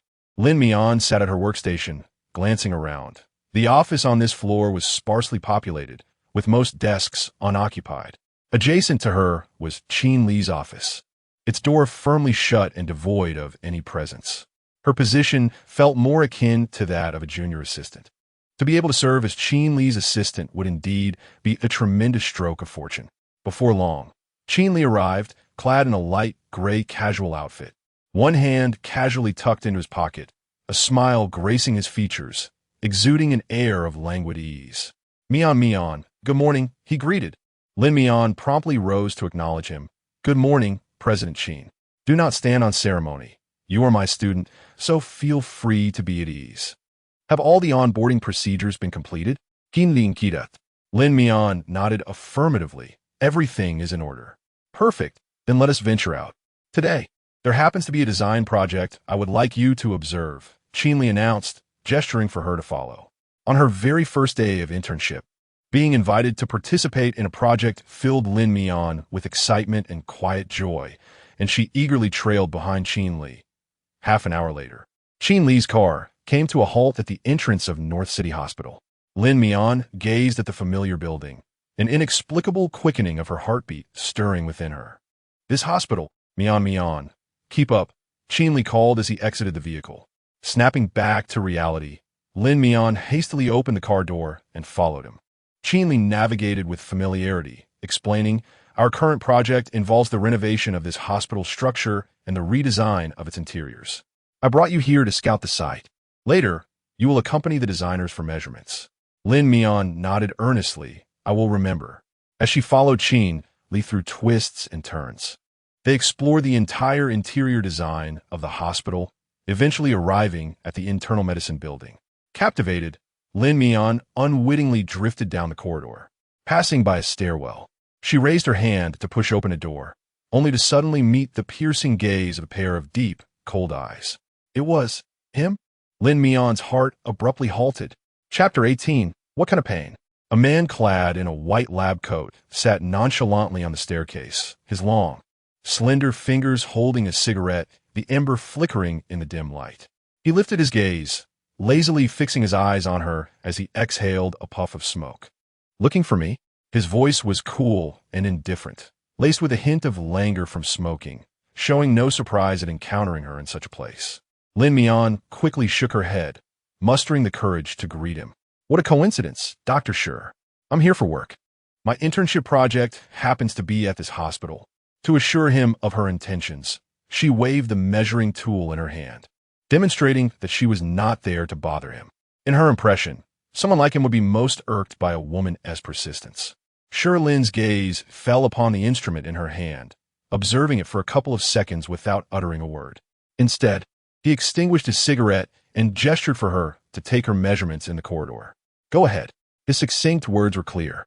Lin Mian understood immediately, thanked him, and proceeded into the hallway with her tool. Just then, Qin Li entered from behind, spotting Shi Lin, his attractive brows arching slightly. Oh, Dr. Shi, aren't you supposed to be seeing patients? Here, to take a break? Shi Lin rubbed his forehead, his tone as consistently cold as ever. I just finished a surgery. I came out for some fresh air. Qin Li nodded in understanding. I get it. The mental strain of being a doctor can be heavy. It's only natural to unwind occasionally. As Lin Mian worked in the background, she listened intently. It seemed even such a calm and composed doctor experienced mental pressure. No wonder he was so wild in bed. Perhaps he released all his pent-up energy there. By the way, let me introduce you. This is my little apprentice, Lin Mian. You might remember her from Bafang City, Qin Li said warmly. Shi Lin glanced at Lin Mian, feeling a surge of unspoken words within him. Not only had he seen her, but he had also been intimate with her. This child is quite earnest. She will be coming to the hospital frequently for measurements. Please take good care of her. Qin Li winked, greeting Shi Lin. Shi Lin's gaze faltered momentarily before he nodded lightly, his voice steady and calm. Understood. It's time for me to attend to my patients. He turned to leave, but Qin Li suddenly slapped his forehead and turned to Lin Mian. All right, Mian, didn't you mention you were having stomach pains? Why not let Dr. Shi take a look? DLL be seeing patients anyway. Lin Mian felt a chill run down her spine at the mention of her stomach pain, hastily waving her hands in refusal. No need, Teacher Qin. It's just an old ailment. There's no need to trouble the doctor. As soon as she finished speaking, she noticed Shi Lin lift his eyelids, casually asking, "Oh, what kind of pain?" That question sounded eerily familiar. He had asked her the same thing last time. Lin Mian felt a flush of embarrassment creeping to her ears. It's just a stomach issue, an old problem. Gastric ailments must be treated with due diligence. Allow the esteemed Dr. Shi to prescribe some medication and ensure you nurture your health properly. Qin licamed insupportivity. All right, then let us proceed to my office, Shi Lin remarked with a casual air. At this juncture, Lin Mian found herself devoid of any opportunity to refuse, as she was enthusiastically ushered by Qin Li into Dr. Shi's office. It was the same consultation room as before, and in just a few short days, 2 more banners of gratitude had adorned the walls, gifts from appreciative families. Lin Mian gazed thoughtfully at the inscriptions, her respect for his medical prowess deepening. His skills were undeniably remarkable, the last time her abdomen ached. The medication he prescribed was both economical and effective, yielding noticeable improvement after just 1 dose. Taking a seat, she extended her wrist. Upon hearing the man's directive, Lin Mian obediently settled down, presenting her wrist. Shi Lin raised his hand, his warm and powerful fingertips pressing against her pulse, the pressure firm yet gentle, evoking an indescribable sense of weightiness.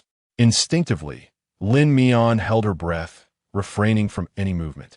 She had always assumed he was solely a Western medicine practitioner, yet was astonished to discover his ability to take her pulse. She harbored an inexplicable admiration for traditional Chinese medicine, and witnessing the man's sharply defined facial features and his earnest concentration, coupled with the warmth emanating from his fingertips, caused her cheeks to flush slightly. As Shi Lin attentively listened to her pulse, his gaze inadvertently lingered on her wrist. The woman was slender and pale, her nearly translucent skin revealing the faint blue of her veins. Her wrist was delicate and soft, as if it could be easily broken between his fingers. In a more intimate setting, he could effortlessly grasp both her wrists with a single hand. Gradually, a shadow of darkness enveloped Shi Lin's gaze, and the pressure of his touch seemed to intensify imperceptibly. Chapter 19, Are You Afraid of Me? It was only when he sensed her elusive emotions that he regained his composure and calmly released his grip. His heart raced slightly.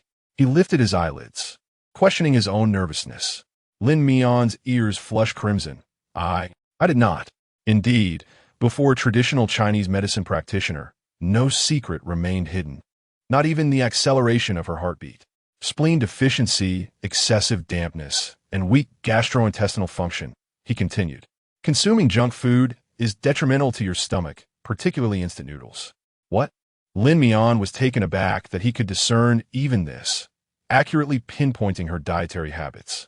Do you often eat instant noodles? Qin interjecta. Lin Mian, feeling somewhat embarrassed, confessed, when studying gets too hectic, I make do with whatever I can. Perhaps I've indulged a bit too much. This won't do, he chastised gently. Your health is your capital. At your age, it's crucial to nurture your body. How can you afford to be careless? No wonder you're experiencing stomach pain. Qin Li frowned and added, Shi Lin, prescribe her some stomach medicine. I see this girl works herself to the bone, disregarding her health. Who knows when she might resort to instant noodles again? Shi Lin typed a few words on his computer and replied nonchalantly, the stomach requires nurturing. Medicine is ineffective. He paused, then elaborated, however, if this continues, it could develop into duodenal ulcers, chronic gastritis, pancreatitis, and gastric cancer. Upon hearing gastric cancer, Lin Mian's eyes widened in alarm, meeting the man's gaze, which held a teasing glint. His expression mirrored the mockery he had displayed when previously enlightening her on the perils of egg donation. It was merely a scare tactic. She bit her lip and nodded gloomily, I understand. I will eat properly. After all, the term cancer spoken from a doctor's lips carried significant weight. As a normal person, she certainly feared death. Perfect timing. It's mealtime. Mian Mian, come with me to eat. I recall a decent home-style restaurant nearby, ideal for nurturing your stomach. Qin Li glanced at the time, eagerly leading Lin Mian down for a meal. Before departing, He casually inquired of Shi Lin, "Would you like to join us?" Shi Lin stood up, "Sure." Li was taken aback. Had he misheard? Shi Lin was typically a workaholic at the hospital, never stepping outside the building, especially during lunch breaks. He had intended to be polite, but was surprised by Shi Lin's straightforward acceptance. Was this truly the aloof Dr. Shi? Not leaving yet? Shi Lin had already shed his white coat, revealing a well-tailored white shirt beneath, with no tie and 2 buttons undone, exposing a glimpse of his collarbone, mingling an air of restraint with a hint of allure. Lin Mian stole a glance, only to hastily avert her gaze. It must be said, this man possessed an irresistible charm, drawing her to glance at him unconsciously. Each sighting invoked vivid, exhilarating images in her mind. Her ears burned even more. "All right, then let's take my car and go together." Li arched an eyebrow and beckoned to Lin Mian. Mian, follow me. Today, we shall treat Dr. Shi to a meal, considering it a compensation for his consultation fee. Lin Mian hurriedly trailed behind Li, her head bowed, deliberately avoiding his gaze. Even when they entered the car, she chose to sit in the front passenger seat, allowing Shi Lin to occupy the back alone. It was not that she harbored any disdain for him. Rather, she was acutely aware of his previous demeanor. He had blocked her, clearly indicating his desire for no entanglements. Thus, she instinctively maintained her distance, adopting an air of unfamiliarity, as she felt obliged to adhere to his wishes after accepting his monetary assistance. The restaurant was conveniently located within the commercial district near the hospital. Li ordered an array of dishes with flair, predominantly selecting nourishing meals to accommodate Lin Mian's health. He even consulted Shi Lin on the choices at the table. Throughout the meal, he persistently served Lin Mian, urging her, Mian, eat more. You're too thin, and in our line of work, you'll need to be agile and resilient. Lin Mian, taken aback by his attentiveness, nodded repeatedly. Thank you, Teacher Qin, but I can serve myself. Very well. Indulge yourself without hesitation, Li replied, observing her with a smile akin to that of a doting guardian. Lin Mian busied herself with the rice in her bowl. It seemed that the dishes recommended by Shi Lin suited her palate perfectly, and after finishing a bowl of rice accompanied by vegetable soup, she felt a sense of comfort settling in her stomach. After their meal, Li headed to settle the bill, while Lin Mian seized the opportunity to visit the restroom. As she emerged, a tall, familiar figure loomed by the restroom entrance, obstructing her path. Upon recognizing the man's face, Lin Mian's pupils dilated, and a wave of unease washed over her. Are you afraid of me? Shi Lin tilted his head, his deep, dark eyes fixed intently upon her. Chapter 20. Are you avoiding me because you've caught someone else? What makes you so anxious upon seeing me? He asked her directly. I am not. Lin Mian could only feel the awkwardness. The transactional nature of their relationship was already shrouded in secrecy. She could hardly just greet him openly. Shi Lin clearly had no intention of letting her off easily. He stepped forward, his tall and imposing figure effectively pinning her against the sink. Instinctively, Lin Mian retreated until her lower back collided with a marble countertop, leaving her with no escape. The man leaned in slightly, his sharply defined features drawing nearer to her. Are you avoiding me because someone else has offered you more? Is he more generous, offering you a higher price? Lin Mian's eyes widened in realization, understanding his insinuation in an instant. He is my superior and mentor. Our relationship is not what you think. There is nothing untoward between us, she felt compelled to clarify. Though timid, shy, and socially anxious, she could not allow anyone to tarnish Li's reputation. Li was the kindest and gentlest teacher she had ever encountered. Shi Lin scoffed at her words, encroaching upon her personal space once more. His formidable presence enveloped her completely, every word he uttered tinged with warning. Li is not someone you can provoke. Do you understand? Lin Mian furrowed her brow, perplexed by his words. Shi Lin took a step closer, grasping her chin, his voice deliberate as it reached her ears. If you find yourself in need of money again, I would permit you to come to me for a transaction. After all, we are old acquaintances, and our compatibility in bed is quite remarkable. If you perform well, I may even increase the offer. Lin Mian's face flushed crimson in an instant. She pushed him away with force, feeling a rush of heat in her ears. her mind buzzing. It's over between us, let it end here. With that, she fled the restroom in a panic.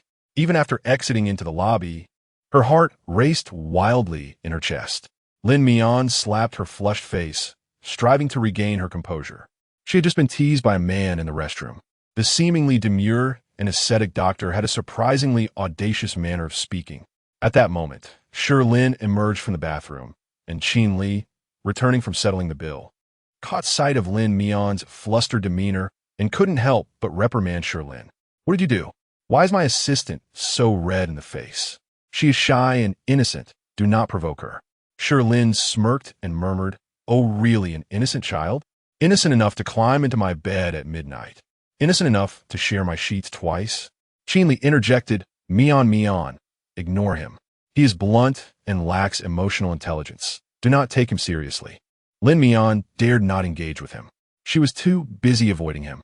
As she exited, Shi Lin's long arm inadvertently brushed against her hand, causing her to withdraw her fingers hastily, as if jolted by an electric current. She was uncertain if it was deliberate, yet her senses were heightened, every feeling magnified. It seems that upon encountering him, all her composure and serenity crumbled into dust, her pores seemingly expanding twofold, which was truly peculiar. In the afternoon, Qin Li escorted them to the hospital and departed after receiving a phone call.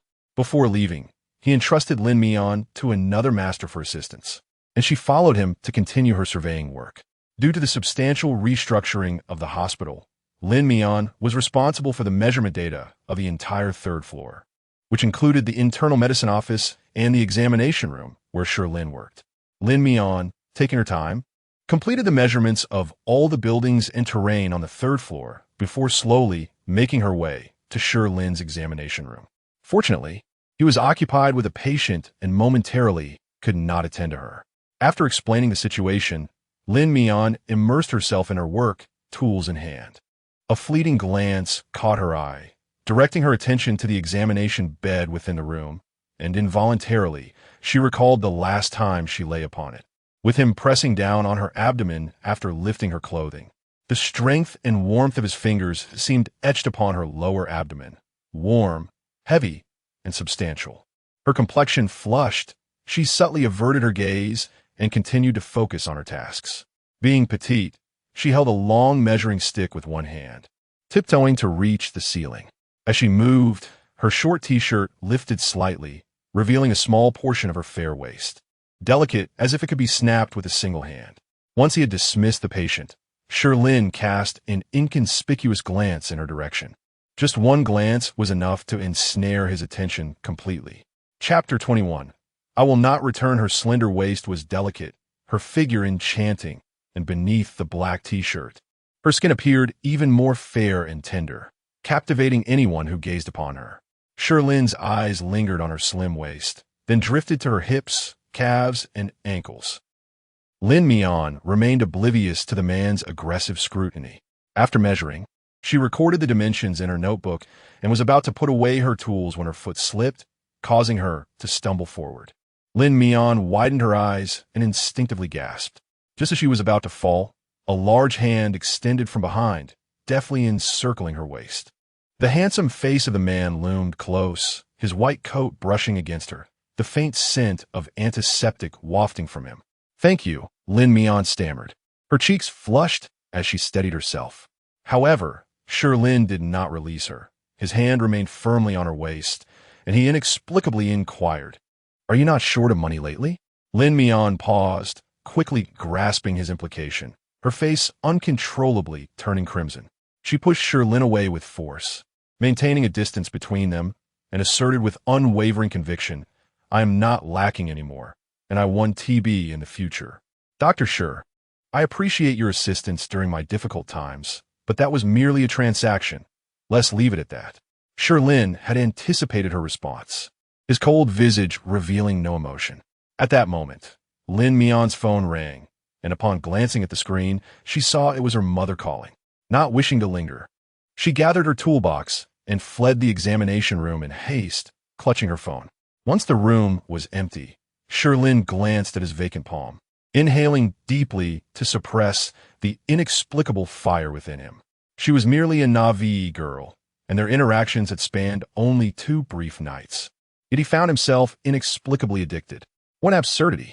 In the deserted corridor, Lin Mian sat on the stairs, phone in hand, as a familiar voice resonated through the receiver. Your brother has secured a government job and will start in half a month, but he needs a 6,000 yuan introduction fee. I heard from your father that you are now a great designer. You need to find a way to gather some money and send it over. Lin Mian felt overwhelmed. Mom, I just started working. How could I possibly have that much money? Stop pretending. Your school is filled with top students.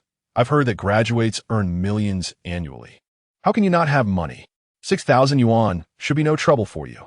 Lin Mian, feeling a headache coming on, explained, I'm just an assistant designer, earning a fixed salary, still in the learning phase. It's not that easy to make money. My brother started working before me. Surely he has some savings? Upon hearing this, Lin Mian's mother grew even angrier. I don't care. If you can gather enough money for your father's surgery, you must also help your brother. You're the university graduate in the family. You can't ignore our 2 male members. Lin Mian could only respond with silence. Her mother continued to berate her. I'll tell you this. Either you send me money or hurry back to get married. The neighbor Zhao's daughter is getting married with a dowry of 300,000. What use is a penniless girl like you? As Lin Mian listened, her anger surged. And mustering her courage, she retorted, I will not return. After enduring 12 arduous years of study, she finally escaped that suffocating place. And she would rather die than return to marry. In the past, she had tolerated the harsh words and mistreatment for the sake of her father. But now that he had recovered, she felt no need to endure any longer. You rebellious girl, have you grown wings and dare to challenge me? If you have the audacity to come back, I will not hesitate to beat you. The voice on the other end of the phone raged on, filled with fury, as if ready to tear her apart at any moment. Lin Mian resolutely hung up the phone, and the world fell silent at last. She leaned against the wall, taking a deep breath, taking her time to regain her composure. Although she had grown accustomed to such unpleasant words, each phone call still left her feeling stifled and despondent. The incessant ringing of her phone felt like a death knell, vowing to persist until she answered. Lin Mian decided to turn off her phone altogether. After sitting in the hallway for a moment to gather her thoughts, she finally picked up her toolbox and stepped outside. Just as she did, she encountered Shi Lin at the elevator, just getting off work. He had his hands in his pockets, leisurely waiting for the lift with Lu Jibai. Having shed his white coat, he wore a casual gray outfit, his long legs standing straight, exuding a cool and composed aura that effortlessly attracted the attention of several young nurses. Chapter 22. Twice addicted, taking advantage of his momentary distraction. Lin Mian hastily redirected her course towards the other end of the corridor to catch the elevator. Mian, I've been searching high and low for you. Why is your phone turned off? It's almost mealtime, and President Qin specifically instructed me to ensure you eat on time. Just as she entered the elevator, she collided with her designer, Chun Tian, who was responsible for her today. With a look of sincere apology, Lin Mian smiled. I'm so sorry, Sister Tian. My phone shut off automatically. I intended to find you in the cafeteria. Perfect timing. Come with me to the cafeteria. President Qin mentioned your stomach isn't well, and he asked me to keep an eye on your meals. Chun Tian linked her arm with Lin Mian's, and together they exited the elevator. Due to their status as staff, the hospital provided them with cafeteria cards, allowing them to swipe directly for meals during mealtime. Lin Mian held her tray and found a seat to dine with Chun Tian. Suddenly, a commotion arose around them, seemingly centered on a particular individual. Curiously, she lifted her gaze towards the source of the noise and immediately spotted a figure of cool detachment within the crowd. To her surprise, he too had come to the cafeteria for a meal, a rather incongruous scene given his demeanor. Not far away, Shi Lin stood at the window, serving himself a modest selection of dishes. Balancing his plate in one hand, he scanned the area for a nearby seat, settling not far from Lin Mian. As he took his place at the table, Shi Lin unexpectedly lifted his gaze, his eyes briefly meeting Lin Mian's with a look that held significant meaning. She felt his stare and quickly averted her eyes, focusing intently on her food. Beside her, Chun Tian initiated a conversation about gossip. Mian Mian. The handsome guy at your 10 o'clock just glanced your way. Do you know him? Without needing to look up, Lin Mian recognized whom she referred to and hastily shook her head in denial. I don't know him, yet he is universally acknowledged as the unattainable beauty, the stoic type. What a missed opportunity that you didn't encounter him while measuring on the 3rd floor today, Chun Tian Tian lamented. The stoic type? Lin Mian stuffed rice in her mouth, silently critiquing. In private, he is anything but stoic. His exploits are as varied as they are captivating. Mian Mian. Let me tell you, as designers, we must be more adaptable. Next time you see those 2 handsome men, seize the chance to add them on WeChat. Just look at their attire. It signifies considerable wealth.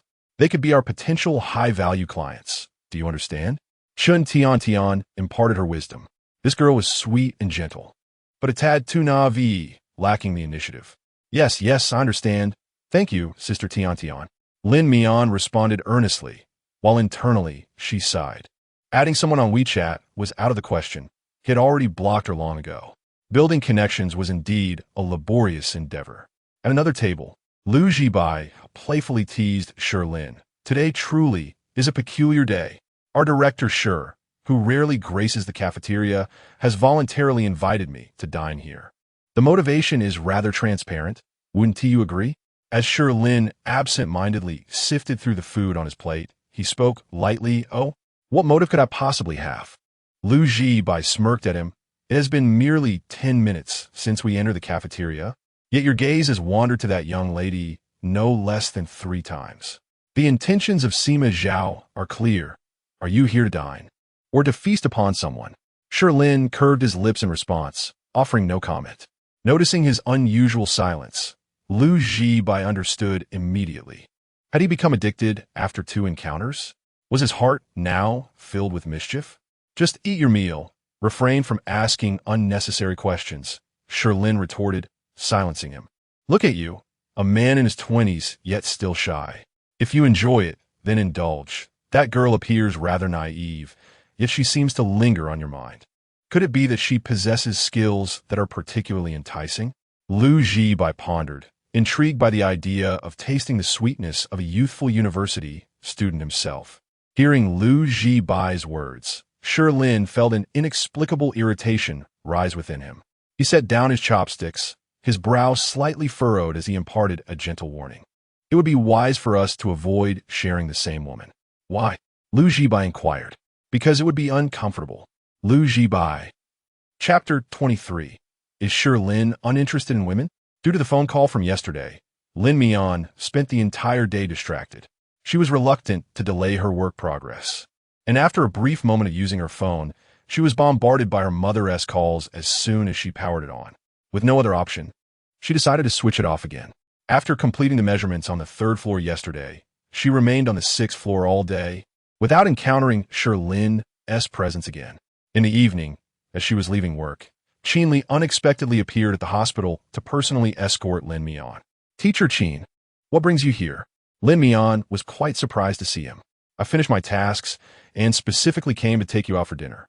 You always neglect your meals, causing me concern. How can I not check on you? Shi Lin said, half-jokingly. Lin Mian felt a wave of embarrassment. Having only been on the job for 2 days, she was already relying on Shi Lin for meals, and each dining experience was of a lavish standard, something she would not have dared to indulge in during her school days. Teacher Qin, my stomach isn't that fragile. The hospital provided me with a cafeteria card, and my meals have been quite satisfactory these past 2 days. It's not right for you to be so generous. Oh, it's merely a small expense. Nothing to worry about. Shi Lin waved his hand dismissively.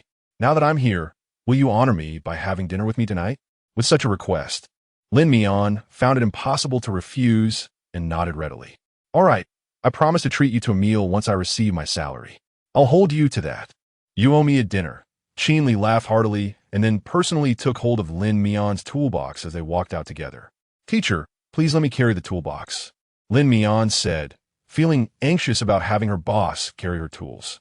It was quite heavy, and it hardly seemed appropriate for a man to let a girl bear such a burden. Shi Lin smiled amiably. Just follow me. You'll get used to it.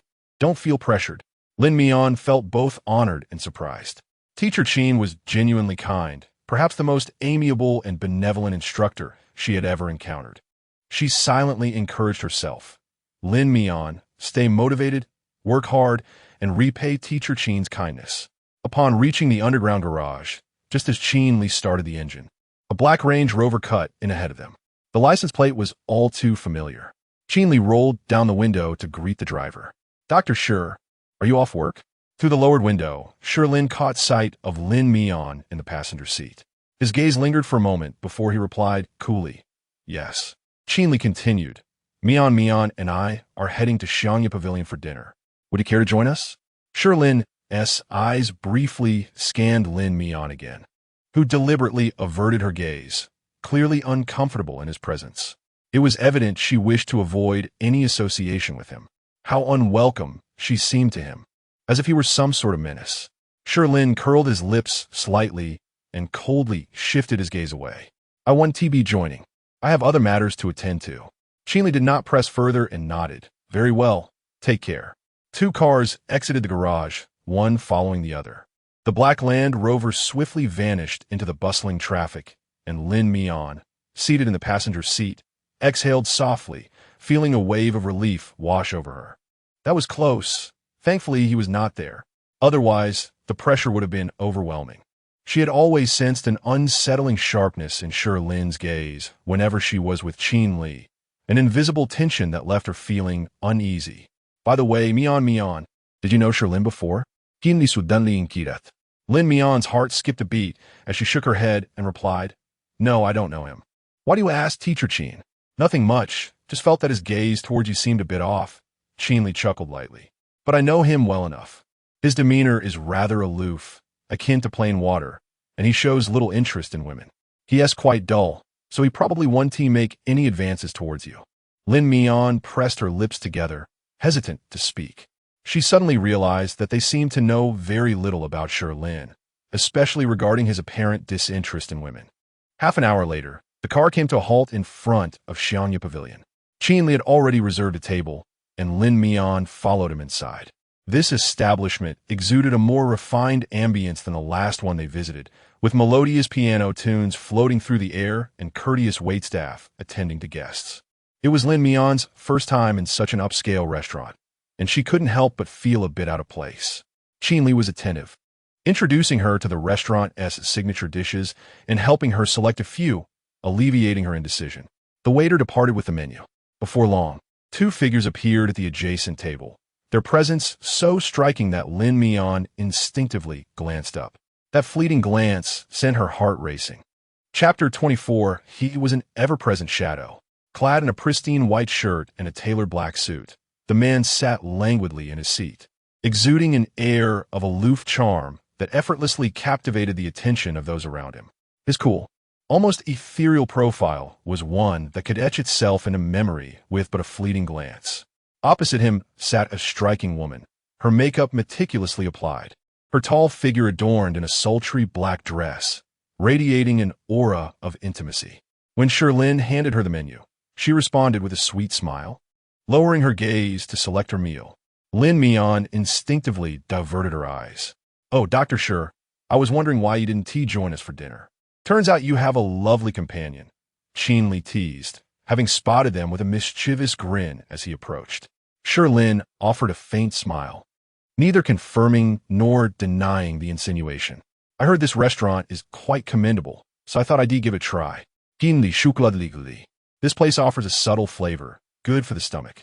I specifically brought Mian here." "Oh, it seems that President Qin has quite the vested interest in his little protege, going so far as to travel for a simple meal to nurture her health," Shi Lin remarked, casting a meaningful glance at Lin Mian. Lin Mian sensed an underlying message in his words and chose to remain unresponsive. Naturally, one must be attentive to their protege. After all, she is my sole investment in talent. Qin Li winked, skillfully maneuvering the conversation. "Well then, I shan't intrude upon your rendezvous any longer. Enjoy your meals," he said, retreating to his own seat just as dishes began to arrive for the two. Lin Mian felt as though she were pricked by thorns throughout the meal. From her vantage point, she could perceive the man's gaze intermittently drifting towards her, tinged with a hint of intentionality. Their eyes would occasionally meet, and she would hastily avert her own. Strangely, the more she endeavored to evade him, the more he lingered, as if bound by some mystical force. Mian, Mian? Shi Lin called, jolting her back to reality. Do you have a penchant for sweets? It appears you've nearly devoured that plate of pastries. The other dishes here are quite delightful as well. You should sample them. Shi Lin served her a portion of food, and she was taken aback by his kindness. Thank you, Teacher Qin. You've graduated. There is no need to address me so formally. Just call me by my name. His demeanor was relaxed and gentle, devoid of pretense, making him oddly approachable. Lin Mian, feeling flustered, replied, That would be rather inappropriate. It seems disrespectful to address you informally. I shall continue to call you President Qin, like the others. She had heard her colleagues refer to him in that manner.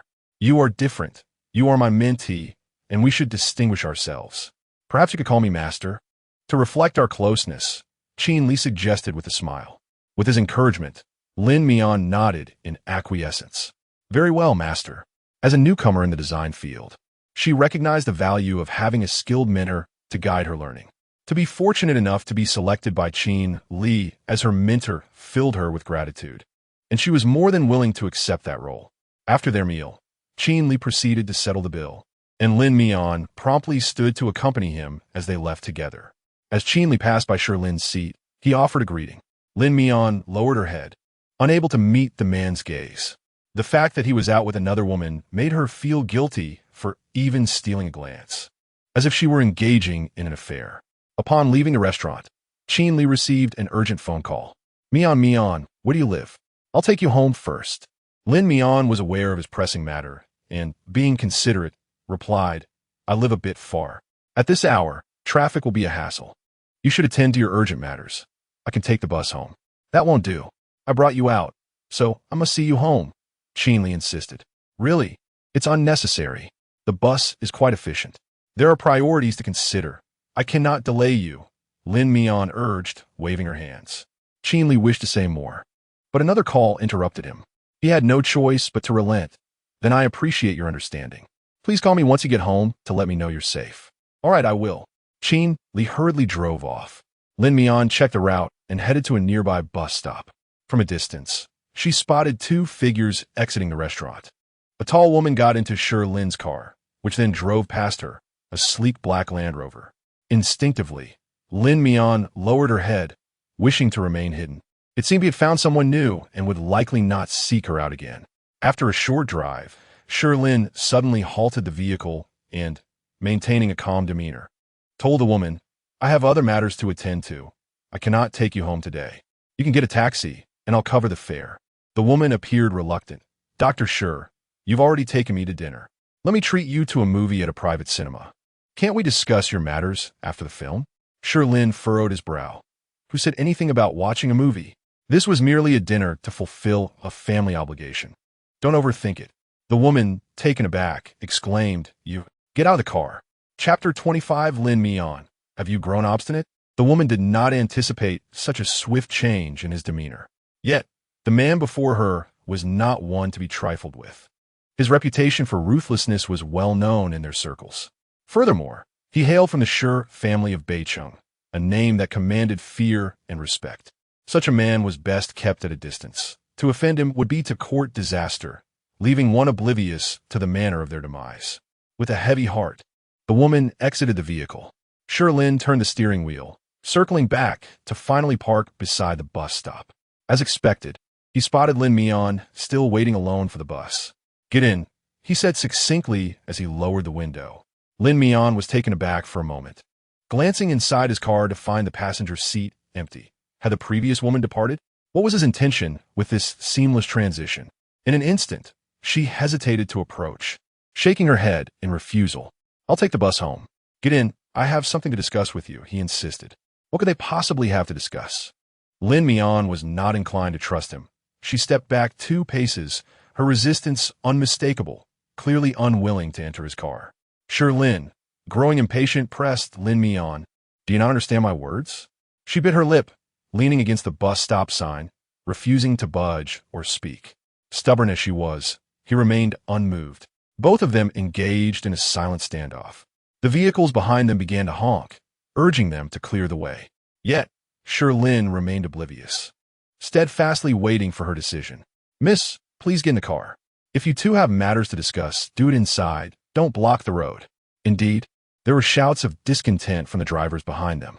Lin Mian, feeling the pressure, finally relented and opened the door to enter. She initially intended to sit in the back, but after several futile attempts to pull the door, she resigned herself to the front passenger seat. "Fasten your seatbelt," Shi Lin reminded her. Lin Mian complied, securing the belt as the Range Rover sped away from the bus stop. After crossing an intersection and halting at a red light, Shi Lin unexpectedly inquired, "What is your relationship with Qin Li?" Lin Mian was momentarily taken aback. "Huh?" Shi Lin scoffed. "Xianya Pavilion. An upscale restaurant. One dinner there could consume half a month's salary for you. Do you really think Qin Li shows such concern for just anyone?" Lin Mian furrowed her brow in response. "He mentioned I'm his apprentice, which is why he takes special care of me." Such nonsense was fit only to deceive a Navi University student like herself. Shi Lin's fingers drummed on the steering wheel, his tone frigid. "I'll warn you once more, keep your distance from him." "Why?" Lin Mian felt perplexed. Their relationship was none of his business. The transaction had concluded. Why was he meddling? She found his behavior utterly incomprehensible. "He is not as simple as you perceive. Out of goodwill, considering our past encounters, I advise you, Lin Mian, do not disregard my counsel." Shi Lin's brow furrowed deeply. Lin Mian was disinclined to engage with him. Arguing was futile, and he showed little interest in explanations. She decided to remain silent. So what if they had shared a bed twice? He was still just a stranger who had blocked her. The green light illuminated, and the Land Rover resumed its journey. Neither of them spoke. Shi Lin vaguely sensed that while this woman appeared obedient on the surface, she possessed a stubbornness deep within. However, her temperament was gentle, adept at resisting through silence. He pinched the bridge of his nose and shifted the topic. "Where have you moved?" Lin Mian's heart skipped a beat. "Why do you ask?" "To take you back." Shi Lin glanced at her, a hint of exasperation in his gaze. Lin Mian looked outside. The vehicle had already ascended the elevated road, so she reluctantly provided the address. Wanshui, Ting Community. Shi Lin quickly checked the navigation and recalled that it was a resettlement area filled with numerous partitioned rooms, a chaotic mix of people, and often disorderly. He hadn't anticipated that she would rent in such a place. After setting the navigation, the vehicle proceeded. 40 minutes later, the Land Rover parked beneath the building. It was the onset of nightlife. Outside the community, various food stalls lined the streets, the aroma of fried oil permeating the air, vendors shouting their wares. Many people had emerged to drink and enjoy skewers, creating a lively atmosphere. The presence of Shi Lin's Land Rover seemed incongruous amidst the hustle and bustle. Lin Mian did not invite him into the community, but stopped by the roadside, as the internal roads were even worse, crowded with people, and a moment's distraction could lead to an accident. "Thank you for bringing me back. Goodbye." She expressed her gratitude politely and attempted to open the door. The next moment, she heard a click. The car door had locked. Turning her head towards the man, she was filled with confusion. "I'll say it again. Keep your distance from Qin Li. And be cautious, understand?" His repeated admonitions sparked genuine irritation in Lin Mian. She took a deep breath, her tone displeased as she looked at Shi Lin. "Dr. Shi, who I associate with is my own business. Just because we have shared a bed twice does not give you the right to manage my relationships. You have overstepped. Do you understand?" Chapter 26. Without the strength to cry, Shi Lin never anticipated that she would dare to retort. His expression darkened considerably. "Lin Mian, so you've grown bold, have you?" Lin Mian summoned her courage to respond. "I am merely speaking the truth. Teacher Qin treats you with such kindness, yet you repeatedly speak ill of him behind his back, sowing discord. Dr. Shi, to put it bluntly, it is you I ought to distance myself from." Shi Lin tightened his grip on the steering wheel, the veins on his forearm pulsing visibly. "Well, how delightful. She has become so eloquent. A seemingly soft rabbit that bites without warning. It appears that her feeble demeanor in bed was nothing but an act. Dr. Shi, please unlock the door." Lin Mian tossed the words out curtly. Shi Lin turned to scrutinize her, his gaze in the dimly lit car sharp and penetrating, as if he could see through her very soul. Lin Mian straightened her back, unflinching as she met his stare. After 2 days of hiding, she was utterly fatigued. "Lin Mian, you are quite audacious," Shi Lin remarked suddenly, a chilling smile creeping across his face as he spat out the words. With a click, he unlocked the car door, and without a moment to ponder his insinuation, Lin Mian twisted the handle and leapt out. Fearing his pursuit, her figure vanished swiftly into the community. Shi Lin remained in the car, agitatedly lighting a cigarette. A few puffs only heightened his irritation, prompting him to extinguish it. Reflecting on her barrage of words, he closed his eyes and muttered an expletive. Damn, such defiance. He longed to seize her and exert his full force. Clearly, he had been too lenient last time. Lin Mian practically sprinted home, leaning against the door as she exhaled deeply. The words she had just spoken were impulsive, and upon reflection, they seemed excessively harsh. That man would surely be furious. But it mattered not. He had found someone new. She would consider it a complete severance. In the future, she would simply avoid him. After rushing into the bathroom for a shower and changing into her pajamas, she exhaustedly collapsed onto her bed, powering on her phone. As it booted up, an avalanche of messages flooded in. A long string of voice messages bombarded her from WeChat, all from the same individual, her mother. Lin Mian casually opened a few messages, only to be met with a barrage of vile insults and curses. Ultimately, desperation led to the most shameless of threats. You little wretch, don't think you can escape just because your phone is off. If you do not transfer the money by tomorrow, I will personally come to your school with a knife and take my own life, blood spilling everywhere. You have driven me to this. If I perish, I will ensure the entire internet knows what a disobedient wretch you are. If I die, you can be sure your father will not fare well either. Her words grew increasingly extreme, her mental state teetering on the brink of madness. Lin Mian was acutely aware that her mother was capable of such actions. Years ago, when her mother first demanded money, she had held a knife to her father's throat as a threat. Subsequently, blood had flowed freely, leaving a deep gash on his neck, and her mother bore a similar wound. Blood gushed forth, soaking the floor and their clothes. That time, they narrowly escaped death, and she almost bore the stigma of having driven her parents to despair. For years, Lin Mian has languished under the shadow, unable to break free, resigned to an eternal cycle of surrender. She shut her eyes briefly, opened WeChat, transferred all her remaining funds, and typed a message. This is all I have. If you press me further, there will be nothing left. You must find another way. A few minutes later, the recipient confirmed receipt, and, at last, silence descended. Lin Mian then retrieved Qin Li's WeChat, sending him a message to inform him of her arrival home.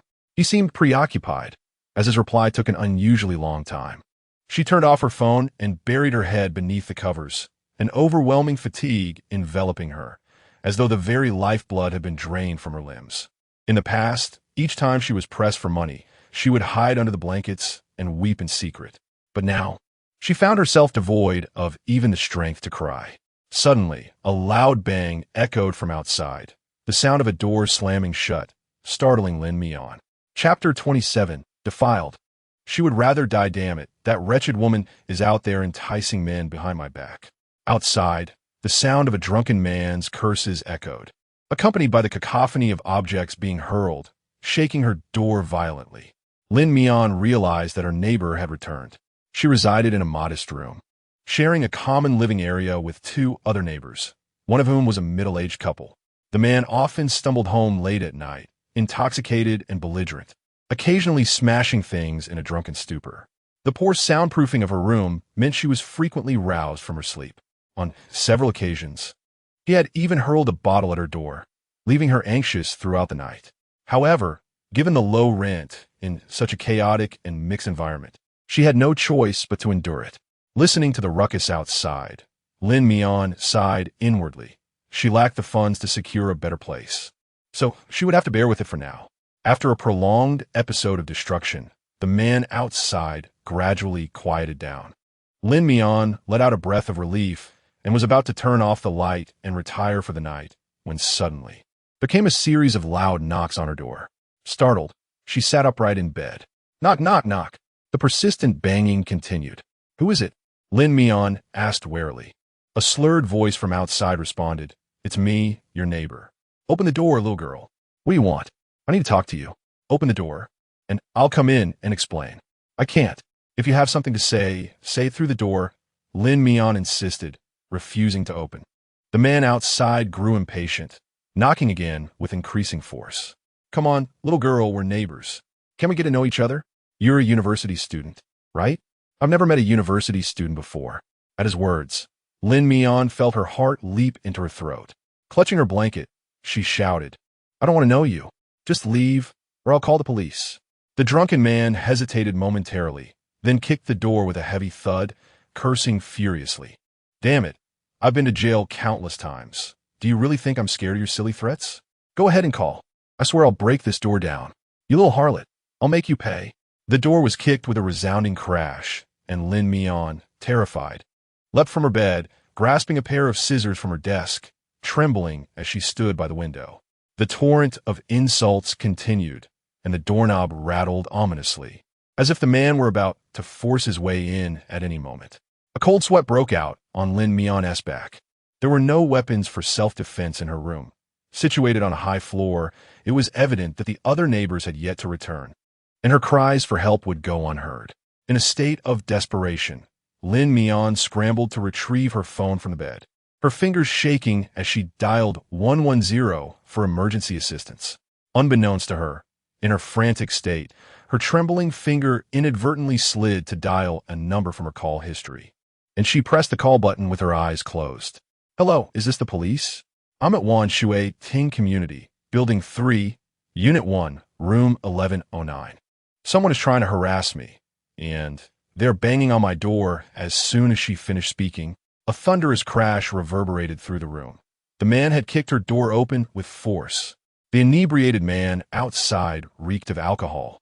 His eyes clouded and fixated on her as she stepped inside. "Stay away," Lin Mian shouted, brandishing a pair of scissors in fear. "Ah, scream all you want. There will be plenty of time for that." The drunken man lunged at her with a coarse growl.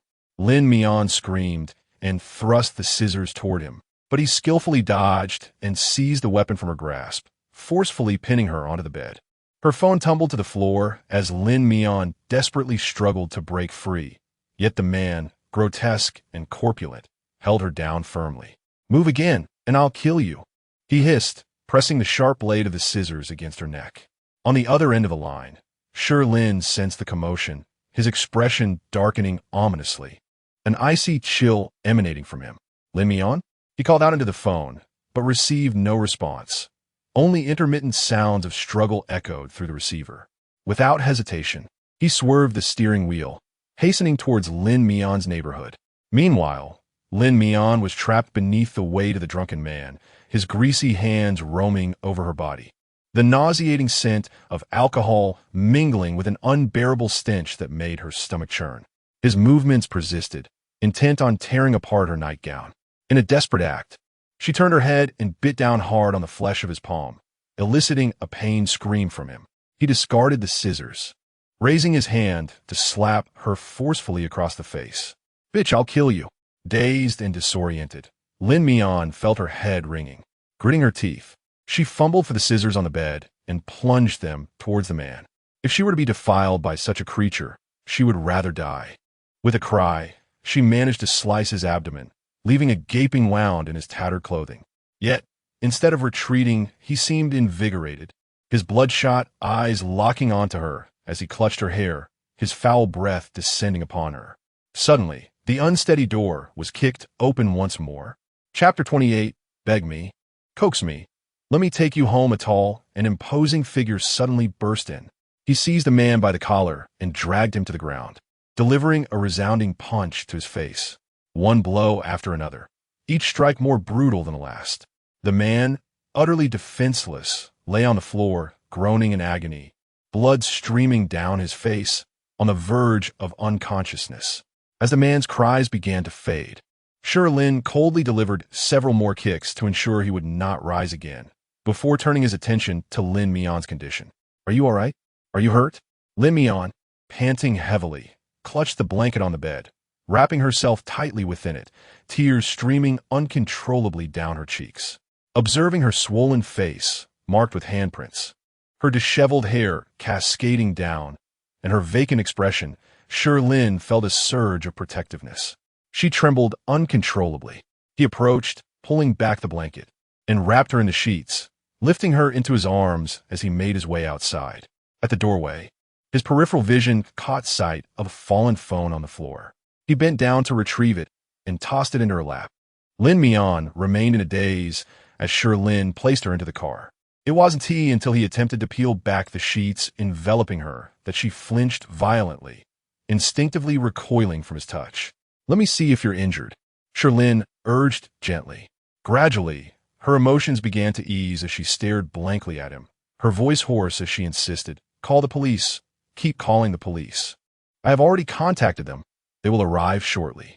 Be a good girl, and let me check your body," Shi Lin replied. Lin Mian shook her head. "I'm not hurt, I'm fine. With such a large handprint on your face, do you still dare to claim you're fine?" Shi Lin retorted coldly. Lin Mian bit her lip in silence, wrapping herself even more tightly in the sheets, curling up in the passenger seat, refusing to allow Shi Lin to touch her. Taking a deep breath, Shi Lin fell helpless and decided to turn on the car's heating.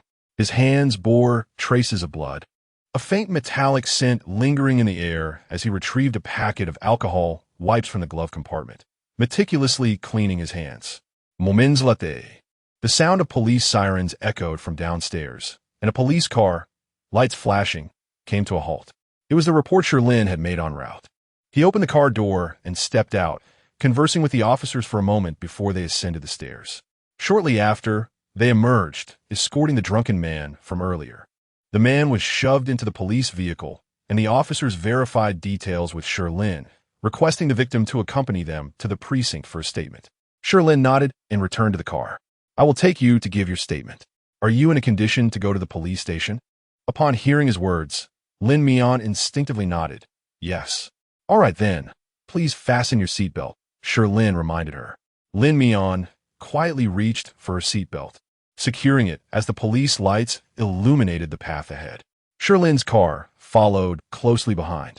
During the drive, Lin Mian gradually regained her composure, wiping her tears while expressing her gratitude. "Thank you. If it weren't for your timely intervention, the consequences could have been dire."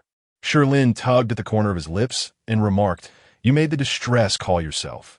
It would be remiss of me not to assist you." "What is there to express gratitude for?" Lin Mian paused for a moment, bewildered, "But I distinctly dialed the emergency number. How could I have reached your phone?" Moreover, she had deleted his number, making such a slip of the finger rather uncanny. "It seems your dexterity is quite exceptional," Shi Lin teased lightly. "You were fortunate. Your accidental call reached the right person. Had it been someone else, you might find yourself in a rather different predicament." He left the rest unsaid. A shiver of apprehension coursed through Lin Mian, compelling her to wrap herself tighter. By the time they arrived at the police station and completed the paperwork, 2 hours had passed. With irrefutable evidence at hand, the inebriated man was temporarily detained, awaiting sobriety and subsequent proceedings. After a long night of turmoil, Lin Mian felt utterly exhausted. As she exited the police station, a brisk wind swept past, causing her to involuntarily shiver. Shi Lin proceeded to the car, then stopped in front of her. Without hesitation, Lin Mian opened the door and took her seat inside. The Range Rover roared to life and gradually departed from the precinct. "Are you heading back?" Shi Lin inquired. Lin Mian nodded affirmatively. "Yes." Shi Lin deftly maneuvered the steering wheel, making a turn on the road. "It's not on our way. It's rather late. I'm returning to Bafang City. Will you take the bus back on your own?" Lin Mian continued to nod, "All right." Shi Lin then altered their route, steering the vehicle towards Bafang City. The Range Rover eased into the garage, the engine silencing as it came to a halt. Observing this, Lin Mian once again expressed her heartfelt gratitude, then opened the door, preparing to exit. In the next moment, Shi Lin grasped her wrist firmly. "Are you going back?" he inquired once more. "Yes," she replied. "Are you not afraid?" Shi Lin narrowed his eyes. Lin Mian pressed her lips together, her long eyelashes fluttering as she lowered her gaze and murmured, "I am afraid." After all that had transpired, it was impossible for her not to feel fear. Moreover, the door had been forcibly kicked in, leaving her without even the security of locking it tonight. Yet, what could fear accomplish? She had no choice but to brave her way back. Will you be seeking help? Shi Lin suddenly threw out the question. Lin Mian was momentarily taken aback.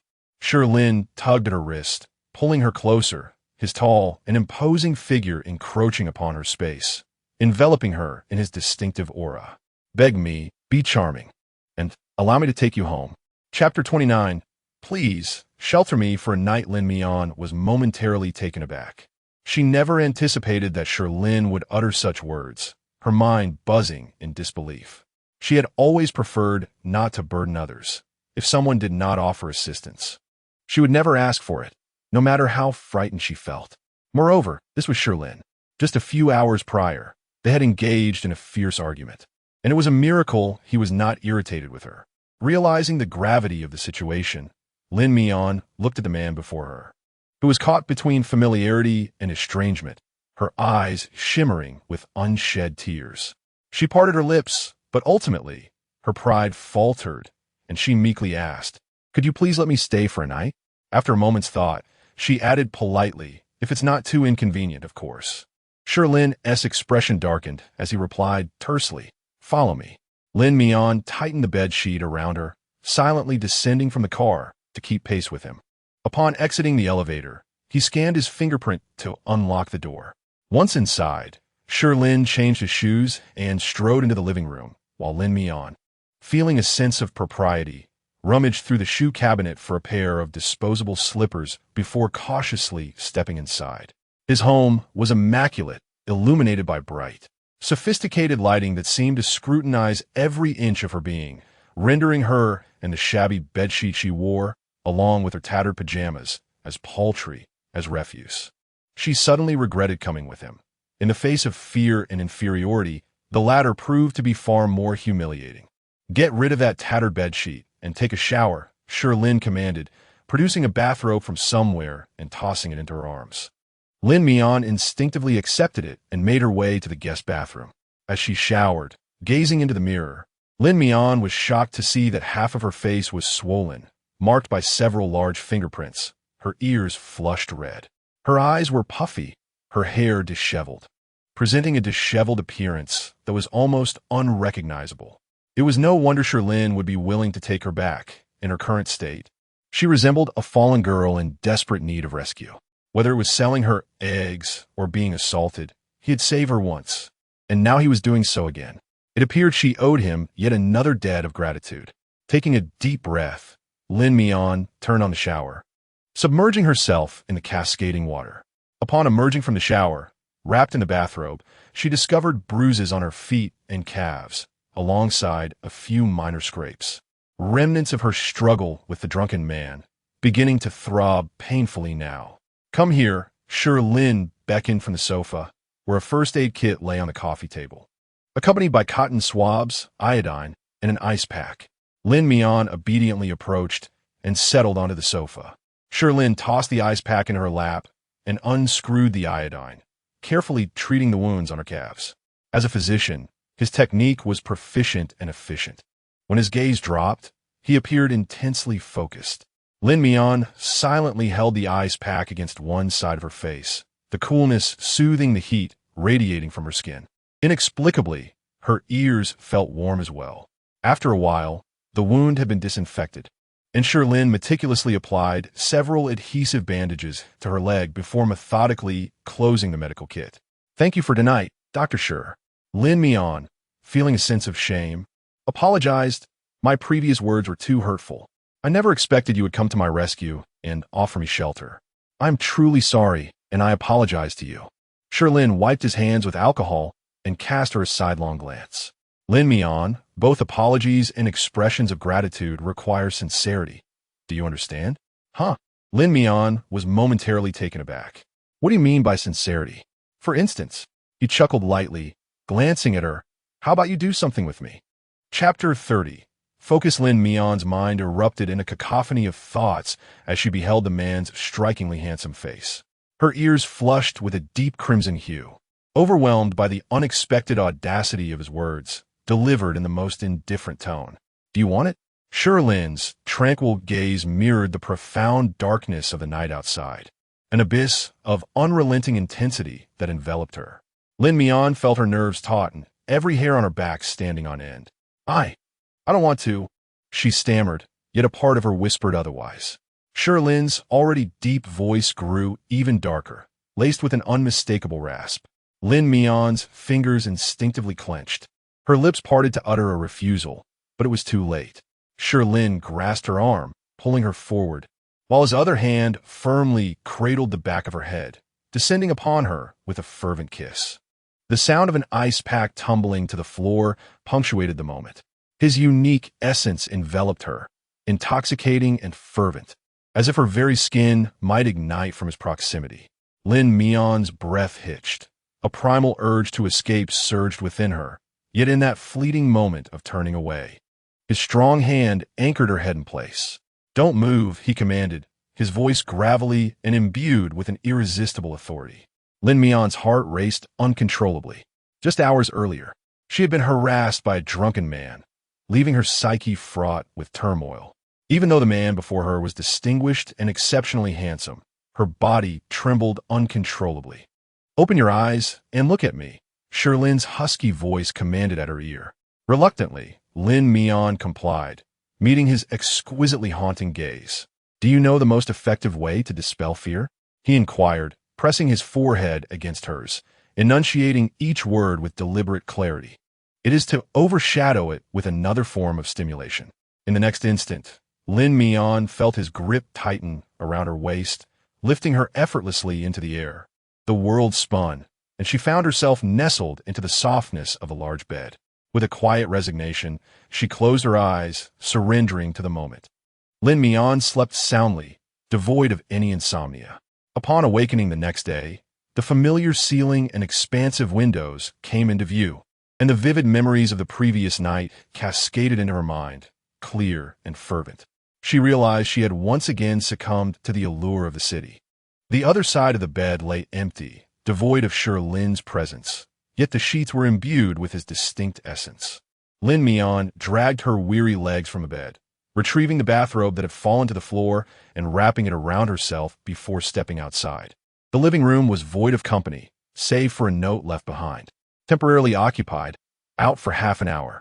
The signature at the bottom was bold and vigorous, the ink bleeding through the paper, reminiscent of the man himself. Lin Mian glanced at the time. It was just past 6, leaving her ample time before work. She decided to meander through the kitchen, only to find a refrigerator starkly bare, save for a neatly arranged collection of soda bottles. After a moment's contemplation, she retrieved her phone to order some takeout and procure additional groceries. Half an hour later, when Shi Lin returned, he was greeted by the enticing aroma wafting from the kitchen, where a figure was busy preparing food. The dining table was adorned with a multitude of takeout containers, a generous spread that suggested a thoughtful gesture. Shi Lin glanced at the order price, her gaze deepening. She had rented a shabby, chaotic little room for herself, yet she extravagantly treated others to meals. A quintessential example of a people-pleasing personality. Chapter 31. The same woman you're back? The kitchen door swung open, revealing Lin Mian, who emerged carrying 2 plates of cold dishes. She was still clad in the bathrobe from the previous night, the deep V-neckline hanging loosely, revealing her delicate collarbone, which peeked out coyly. Her fair complexion bore a slight flush, remnants of last night's revelry. She appeared quite pitiable. A few bruises marred her neck, souvenirs of his impulsive actions from the previous evening. Shi Lin's gaze darkened as it fell upon the small dishes on the table, raising an eyebrow at her. "Did you prepare these?" Lin Mian nodded. "I must thank you for rescuing me last night. Consider this breakfast my token of gratitude." Shi Lin took a seat, a smirk playing on his lips as he remarked, "Didn't you already express your gratitude last night?" Lin Mian's face flushed crimson. "Aye," she stammered, momentarily at a loss for words. "All right, sit down and eat." Shi Lin gestured for her to join him. Lin Mian obediently closed her mouth and sat across from him, distractedly sipping her porridge. The images from the previous night lingered in her mind. Their past encounters had been transactional, and she was uncertain how to categorize this one. Friends with benefits? A one-night stand? Or perhaps an unspoken understanding between adults? "How much is the rent for your apartment?" Shi Lin suddenly inquired. Lin Mian snapped back to reality, instinctively replying, 1,500. This was the cheapest option for a small room in the city center of North City. Find another one. Huh? Moving. Do you understand? Shi Lin reiterated, fixing his gaze on her. This time, Lin Mian comprehended. Even without his words, she wouldn't dare remain there. Although the drunken man from last night had been apprehended, his wife still resided next door, and trouble could easily find her. Understood. I will look for options in other neighborhoods. Lin Mian nodded. After finishing his meal, Shi Lin picked up his phone, tapping on WeChat. Suddenly, he glanced up at Lin Mian, his brow furrowing in displeasure. Did you delete me from WeChat? Lin Mian was taken aback for a moment before responding, lowering her head and murmuring, You were the one who blocked me first. She still vividly recalled that glaring red exclamation mark. Shi Lin fell silent for a few seconds, finally remembering that he indeed had blocked her. After their encounter, he had thought it prudent to sever ties, believing that sleeping with the same woman thrice altered the nature of their relationship, making it likely that he wouldn't be able to extricate himself easily. To his surprise, Shi Lin lifted his gaze to the woman across from him, falling into contemplation before retrieving his QR code and sending it to her. Add me. Although Lin Mian was perplexed, the intensity of his sharp, compelling gaze compelled her to obediently pull out her phone and add him. Shi Lin quickly accepted her request. The first thing he did was open her WeChat and transfer a hefty sum. Lin Mian gaped at the 50,000 transfer notification in the chat box, her eyes wide with astonishment as she looked up at him. Keep the money. I do not have a habit of sleeping with women for free. Use this to rent a decent place and avoid lingering in that area. I cannot always come to your rescue. Shi Lin put away his phone, his expression once again returning to the calm and indifferent demeanor he wore during the day. Was it truly the case that the actions he took and the words he spoke last night were merely for the sake of sleep? It appeared to be yet another transaction. Lin Mian stood in place, momentarily stunned, before swiftly coming to terms with this reality. Her fingers hovered hesitantly above the screen, biting her lip as she accepted the money. Dr. Shi is rather generous. I shall express my gratitude to him. Hearing this, Shi Lin furrowed his brow, sensing a hint of sarcasm beneath her words. He narrowed his eyes and said slowly, Lin Mian, should you find yourself in need of money next time? Chapter 32. A stranger after sleeping. Dr. Shi, it's getting late, and I must leave for work. I won't disturb you any longer, but may I borrow your guest room for a moment to change my clothes? Lin Mian interrupted him, hastily entering the guest room before he could finish a sentence. Not only had she ordered takeout that morning, but she had also gritted her teeth and purchased a new outfit online, which arrived alongside the food at Shi Lin's apartment. With time pressing, she did not bother to wash the clothes. She simply tore off the tags and slipped them on, then donned the cheapest canvas shoes, preparing to rush off to work. Fortunately, after dining with Shi Lin the previous night, her toolbox was in his car, allowing her to head directly to the company today. She did not exchange another word with Shi Lin until she stepped outside, leaving him in the living room.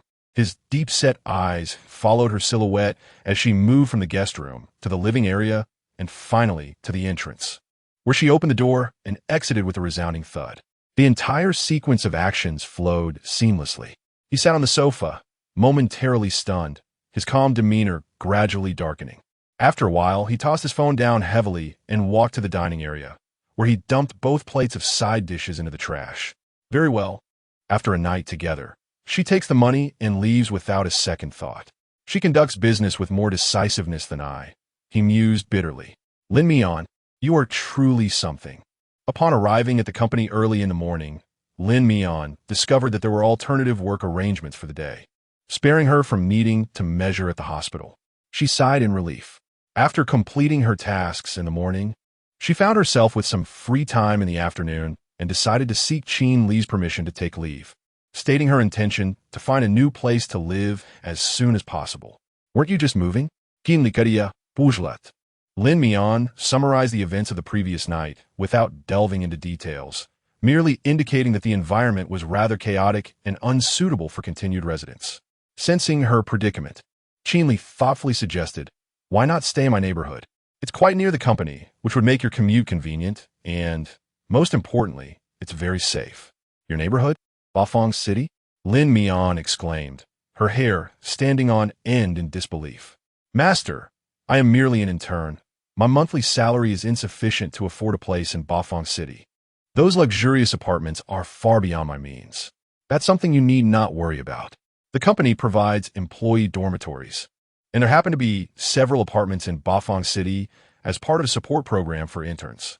You can simply submit an application to HR, and if all goes well, you could move in by the end of the day. Employee dormitories? Lin Mian was astonished. How had she not heard of this benefit before joining the company?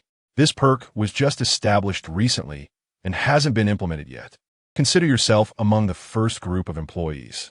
I happen to be free this afternoon and can help you move, Shi Lin offered with a composed smile. Lin Mian was taken aback by her unexpected stroke of luck. It felt as though fortune was smiling upon her. She eagerly nodded. Great. I'll go write the application right away. Yes, do that, Shi Lin replied with a gentle smile. As Lin Mian walked a few steps, she suddenly recalled something and turned back toward Shi Lin, asking, by the way, Master, do you know which buildings the apartments in Bafang City are located in? Shi Lin also resides in Bafang City, and she fears encountering Shi Lin in the same building. I am not entirely certain about this. Why don't you draft an application first? I will make a call to inquire and let you know shortly, Shi Lin said. All right, thank you, Master, Lin Mian replied as she turned to exit the office. Once Shi Lin watched her walk away, he took out his phone and dialed a number. Hello, Shi Lin. Do you happen to have an unoccupied apartment in Bafang City? Would you consider renting it to me? Chapter 33. Moving to the door of Shi Lin, my house is never for rent. Shi Lin coldly rejected him from the other end of the line. Shi Lin sighed. I'm in a bit of a bind here. Considering our long-standing friendship, could you do me a favor and rent it for a month? Shi Lin inquired. What do you need a rental for? Shi Lin explained. A young woman from the company had an incident last night and needs to move. Her current rental community is rather chaotic, and I am concerned for her safety. I thought of arranging some employee accommodations for her at Bafang City. Lin Mian? Shi Lin asked nonchalantly. You guessed it so quickly? It seems nothing escapes your notice. After all, she is my little apprentice, and I feel responsible for her well-being. However, if you are unwilling to rent, I can seek other options. Understanding Shi Lin's temperament, Shi Lin recognized that as a doctor, he harbored a certain fastidiousness and preferred not to have outsiders handle his belongings. After a moment of silence, Shi Lin unexpectedly replied, I can rent it to you, but I dislike having too many people around. It's best to keep it to one person. It cannot be converted into employee dormitories. Shi Lin immediately acquiesced. All right, that is perfectly fine. As long as Lin Mian can move in, these are minor details. Shi Lin hung up and promptly sent a series of door numbers and a password. When Shi Lin attempted to send him a red envelope, he refused. Such trifles were beneath him. Shi Lin was accustomed to it, planning instead to treat him to a meal later. No need for formality among brothers. He forwarded the door numbers to the HR department and instructed them to keep it confidential. Lin Mian soon completed the application process, and the housing allocation was swift. Within half an hour, Shi Lin arrived, jingling his car keys. Mian, let us go. It's a perfect afternoon for moving. Lin Mian felt somewhat embarrassed. Master, I can manage on my own. I don't have much. Even so, as a young woman, it's a bit precarious for you to be moving alone. Taking the subway would require multiple trips. I can handle it in one go with my car. Let us be off. Shi Lin did not afford her the chance to decline and stepped out first, prompting Lin Mian to follow suit. She felt she was imposing on him. Yet as a mere intern, she had no means to repay his kindness. Thus, she held her gratitude close to her heart. Upon arriving at the rental, the living room was in disarray, and her small room's door was ajar, the lock having broken the day before. In her hurried departure with Shi Lin, she hadn't had the chance to replace it. However, aside from some clothes and everyday items, there was nothing of significant value in the room, making the lock's condition inconsequential. Lin Mian quickly tidied her belongings, fitting them into a suitcase and a cardboard box, almost ready to go. Master, shall we? Shi Lin cast a brief glance around the small room, a flicker of surprise in his eyes, before sighing. It is indeed too dangerous for a young woman like you to reside here. Feigning nonchalance, Lin Mian smiled lightly. Actually, it's not so bad. I've just had the misfortune of encountering a troublesome neighbor. But it's all right. Such incidents won't happen again. Shi Lin gazed at her, his tone earnest yet gentle. Mian, you are exceptional and possess remarkable abilities. I shall do my utmost to teach you, and you will undoubtedly improve more and more. Trust me. Lin Mian felt a sudden pang in her heart, her eyes growing warm. Yes, I will strive to do my best. Good child, let us go. Shi Lin tousled her hair and, with one hand, carried her worn suitcase down the stairs, while Lin Mian clutched a cardboard box behind him, leaving the place without a backward glance. In the car, she made a phone call to her landlord, since the rental contract had not yet expired. The landlord refused to refund her deposit, but returned the remainder of the rent. As Lin Mian sat in the passenger seat, a crucial thought struck her, and she turned to Shi Lin. Master, you Haven T told me which building the staff dormitory is in Bafang City? You will find out when we arrive. Shi Lin replied with a mysterious smile, leaving her in suspense. Lin Mian could only silently gaze out the window, inwardly praying. With so many buildings in Bafang City, surely she wouldn't end up in the same one as Shi Lin? What are the odds of such coincidences?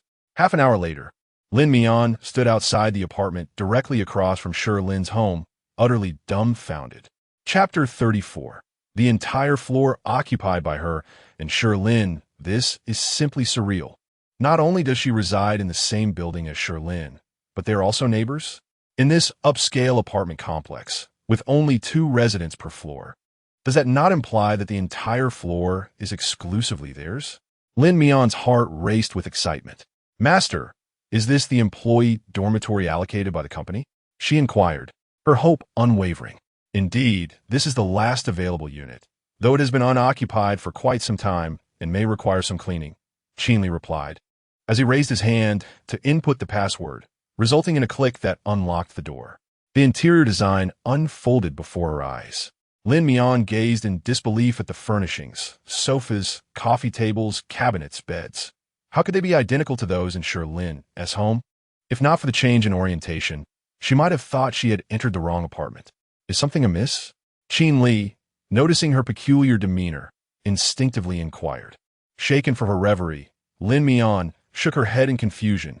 No, it's just hard to believe. Are all wealthy individuals' decorations mass-produced? Even the furniture brands are the same. You need not be so anxious. It's merely a place to stay. Settle in and focus on your work. Shi Lin teased lightly, assuming her unease stemmed from nervousness. Suppressing the tumult within, Lin Mian stubbornly asked, Am I the only one living here? Scratching his head, Shi Lin replied nonchalantly for now. Yes. However, this is only temporary. Once the other dormitories become available, you may relocate. So it is just a short-term arrangement. Lin Mian exhaled a sigh of relief, her tension easing. All right, thank you, master. Don't mention it, Shi Lin said as he helped her move her luggage into the room. After giving her a brief tour, he noticed Lin Mian was preparing to organize her clothes and tactfully decided to leave. You focus on tidying up. I'll grant you half a day off today. Just settle in comfortably. Lin Mian nodded gratefully, repeatedly expressing her appreciation. Once outside her apartment, Shi Lin sat in his car and pulled out his phone to call his secretary. Please check what properties are still available in Bafang City. I need to purchase several units as soon as possible. Mr. Qin, why are you buying so many apartments? The secretary asked, puzzled. For employee dormitories. The secretary responded with disbelief. Since when did the company offer such generous benefits, establishing dormitories in high-end apartments? Meanwhile, Lin Mian had finished unpacking and made her bed. Feeling exhausted and slightly sweaty, she collapsed onto the mattress and checked her phone. It was already 5 in the afternoon, and dusk was fast approaching. It felt no different than a regular workday. Buzz. Her phone vibrated twice, and a notification appeared in the company group chat. The message announced the opening of employee dormitories, providing housing benefits for interns, allowing all interns to apply for accommodation. It also urged everyone to prioritize safety when renting. This announcement stirred quite a commotion. Many individuals in the small group lamented, this cohort of interns is truly fortunate. The company never offered such abundant benefits before. Senior employees have lost a fortune. It was rumored that they were residing in a luxurious apartment owned by President Qin, and jealousy contorted my features. I even contemplated becoming an intern myself. Lin Mian observed the flurry of messages flooding the chat and quietly exited the interface. Fortunately, they remained unaware that she had already moved in. Otherwise, their envy would have intensified. However, she pondered why the apartment, which clearly had additional bedrooms, was allocated solely to her. After much contemplation, she decided to abandon the thought. She reclined on her bed for a brief respite before rising to continue her work. The trash bin was overflowing with debris from her cleaning efforts, and Lin Mian resolved to take it out. She cautiously leaned against the peephole to glance across the hall. The door opposite was tightly shut. Shi Lin had likely not yet returned. Seizing the opportunity of an empty space, she grabbed the garbage bag and stepped out. Just as she closed her door, the door across suddenly swung open. Chapter 35. Not considering oneself, a stranger Shi Lin leaned against the doorframe, seemingly unfazed by her presence. His demeanor remarkably calm. "Have you moved?" he inquired casually. Lin Mian nodded, forcing a smile. "Yes, what a coincidence, Dr. Shi. It appears we are neighbors." Fearing that Shi Lin might perceive her as intentionally approaching him, Lin Mian felt compelled to elaborate. "This is our company's staff dormitory. I just applied for it this afternoon. It was randomly assigned. Quite the coincidence, I assent it." Shi Lin scoffed lightly. "Your company certainly offers generous benefits." Lin Mian fell silent, feeling somewhat disgruntled. For reasons she could not quite fathom, his tone carried an undertone of sarcasm. She turned to dispose of the trash when he called after her. "Wait a moment." "What is it?" Lin Mian instinctively turned back. "There is something I need to return to you." Shi Lin turned and disappeared for a few seconds before re-emerging, extending his hand to reveal a pair of white, floral-patterned panties nestled between his distinctly knuckled fingers. At the sight of this, Lin Mian's mind exploded with embarrassment. Her face instantly flushed crimson. He had actually kept this. In her hurried morning routine, she had collected all her sleepwear, but had forgotten the panties left in the bathroom. To her dismay, he had picked them up and was now returning them so brazenly. Mortified, Lin Mian hastily snatched the panties from his hand, crumpling them into her palm and shoving them into her pocket. "Is there anything else?" "No, that's all." Shi Lin nonchalantly withdrew his hand, as if lingering on the moment, leaving an air of unfulfilled curiosity. Lin Mian, her cheeks aflame, hurriedly grabbed the trash and fled. The garbage disposal was conveniently located in the hallway. Upon her return, she found Shi Lin's door still ajar, and a tall figure was conversing with him across the corridor. "Master, what brings you here?" Lin Mian exclaimed. Li waved a large plastic bag, a smile playing on his lips. "I thought you might need some essentials since you just moved. I brought you some household supplies and vegetables to stock your fridge." Lin Mian felt a surge of gratitude, momentarily at a loss for words. "Master, I'm already very grateful for your assistance in securing the dormitory. You shouldn't have gone to such expense. This is too much. It's merely a trivial matter. I've already purchased everything. You would want to take it back, would you?" Li winked playfully, his expression mischievous. Lin Mian, of course, could not dismiss him, and she quickly opened her door, inviting him inside. "Please come in and sit for a while.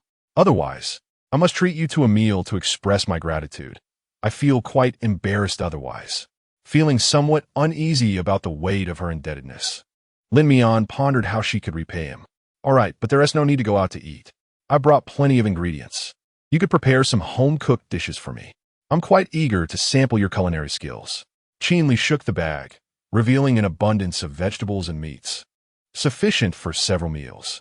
He was aware of the young lady's financial constraints and did not mind this meal at all. Lin Mian readily agreed. "Very well. I shall showcase my skills." Two individuals engaged in cheerful conversation at the door, completely oblivious to the watchful observer lurking nearby. A fleeting glance from Li revealed Shi Lin leaning against the door frame, arms crossed, his expression inscrutable as he scrutinized them, resembling a resentful guardian spirit. Aware that he was the landlord of the residence, Li absent-mindedly inquired, "Would you care to join us?" Lin Mian, taken aback, had yet to signal Shi Lin when the man nonchalantly replied, "Yes." Lin Mian, ging. Indeed, he did not seem to regard himself as an outsider. Li had procured a comprehensive array of ingredients, featuring not only vegetables and meats, but also a variety of seasonings meticulously prepared.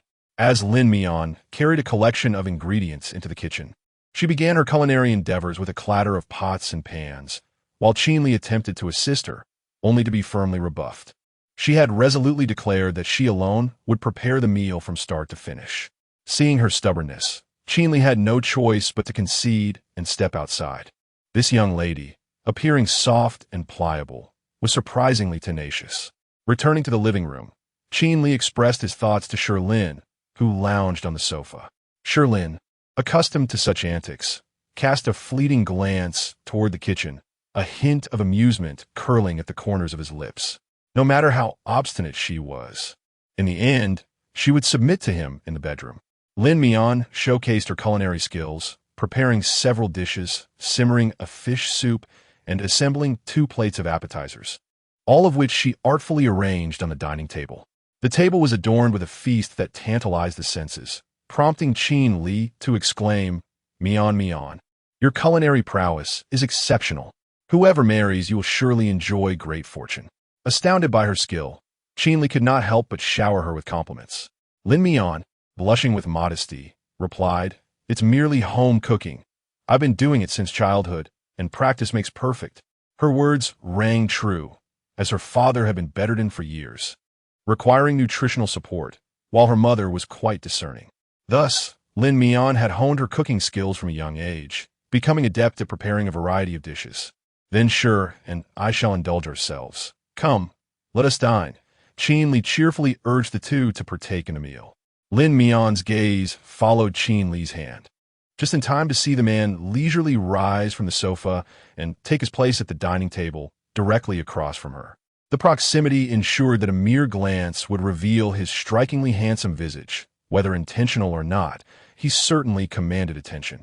Lin Mian, feeling the weight of his presence, buried her head in her food, calculating how soon she could finish to send him on his way.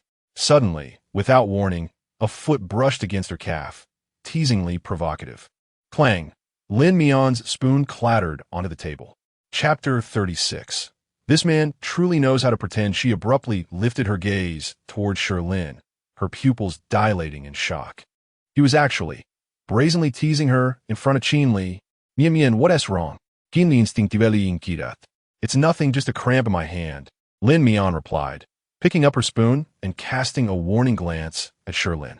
However, Shi Lin remained unfazed, leisurely sipping his fish soup with a blank expression, his eyes calm and composed, exuding the usual air of restraint. It was as if the restless foot beneath the table was not his at all. This man truly knows how to masquerade. Lin Mian tightened her grip on the spoon, silently retreating her calf. Yet in the next moment, he persistently inched closer, his foot creeping around her knee and probing between her legs. The more she recoiled, the more audacious he became. Unable to suppress herself, she dared to meet Shi Lin's provocatively challenging gaze. He was doing this intentionally, deliberately aiming to humiliate her. "Mian Mian, come, eat more meat. You're too thin." Li continued, oblivious to the tension, serving her more dishes. Lin Mian endured the overwhelming discomfort, forcing a smile. "Thank you, master. Be good, eat up." Once again, that foot pressed deeply against her thigh, and Lin Mian squeezed his foot tightly, desperately trying to prevent any further movement. Yet it was utterly futile. His strength was considerable. With just a gentle nudge, her resistance was rendered useless. Lin Mian bit her lip, striving to maintain her composure in front of Li. This man was becoming increasingly intolerable. Gradually, she realized that every time Li served her food and she took a bite, Shi Lin would prod her once, time and again. Lin Mian, by the end, her ears burned scarlet, and she dared not eat the dishes Li offered. Fortunately, as the meal approached its conclusion, Lin Mian felt somewhat satiated. Once they had finished eating, she hastily excused herself to wash the dishes. Li offered to help her, but Lin Mian politely declined. He had no choice but to wait outside the kitchen, engaging her in casual conversation. "Mian Mian, with such excellent culinary skills, diligence in studies, and a pleasant disposition, your father must be very proud of you, right?" Mentioning her father opened the floodgates for Lin Mian. "Yes, He is indeed very proud of me. He supports whatever I do. Oh, what does your father do for a living?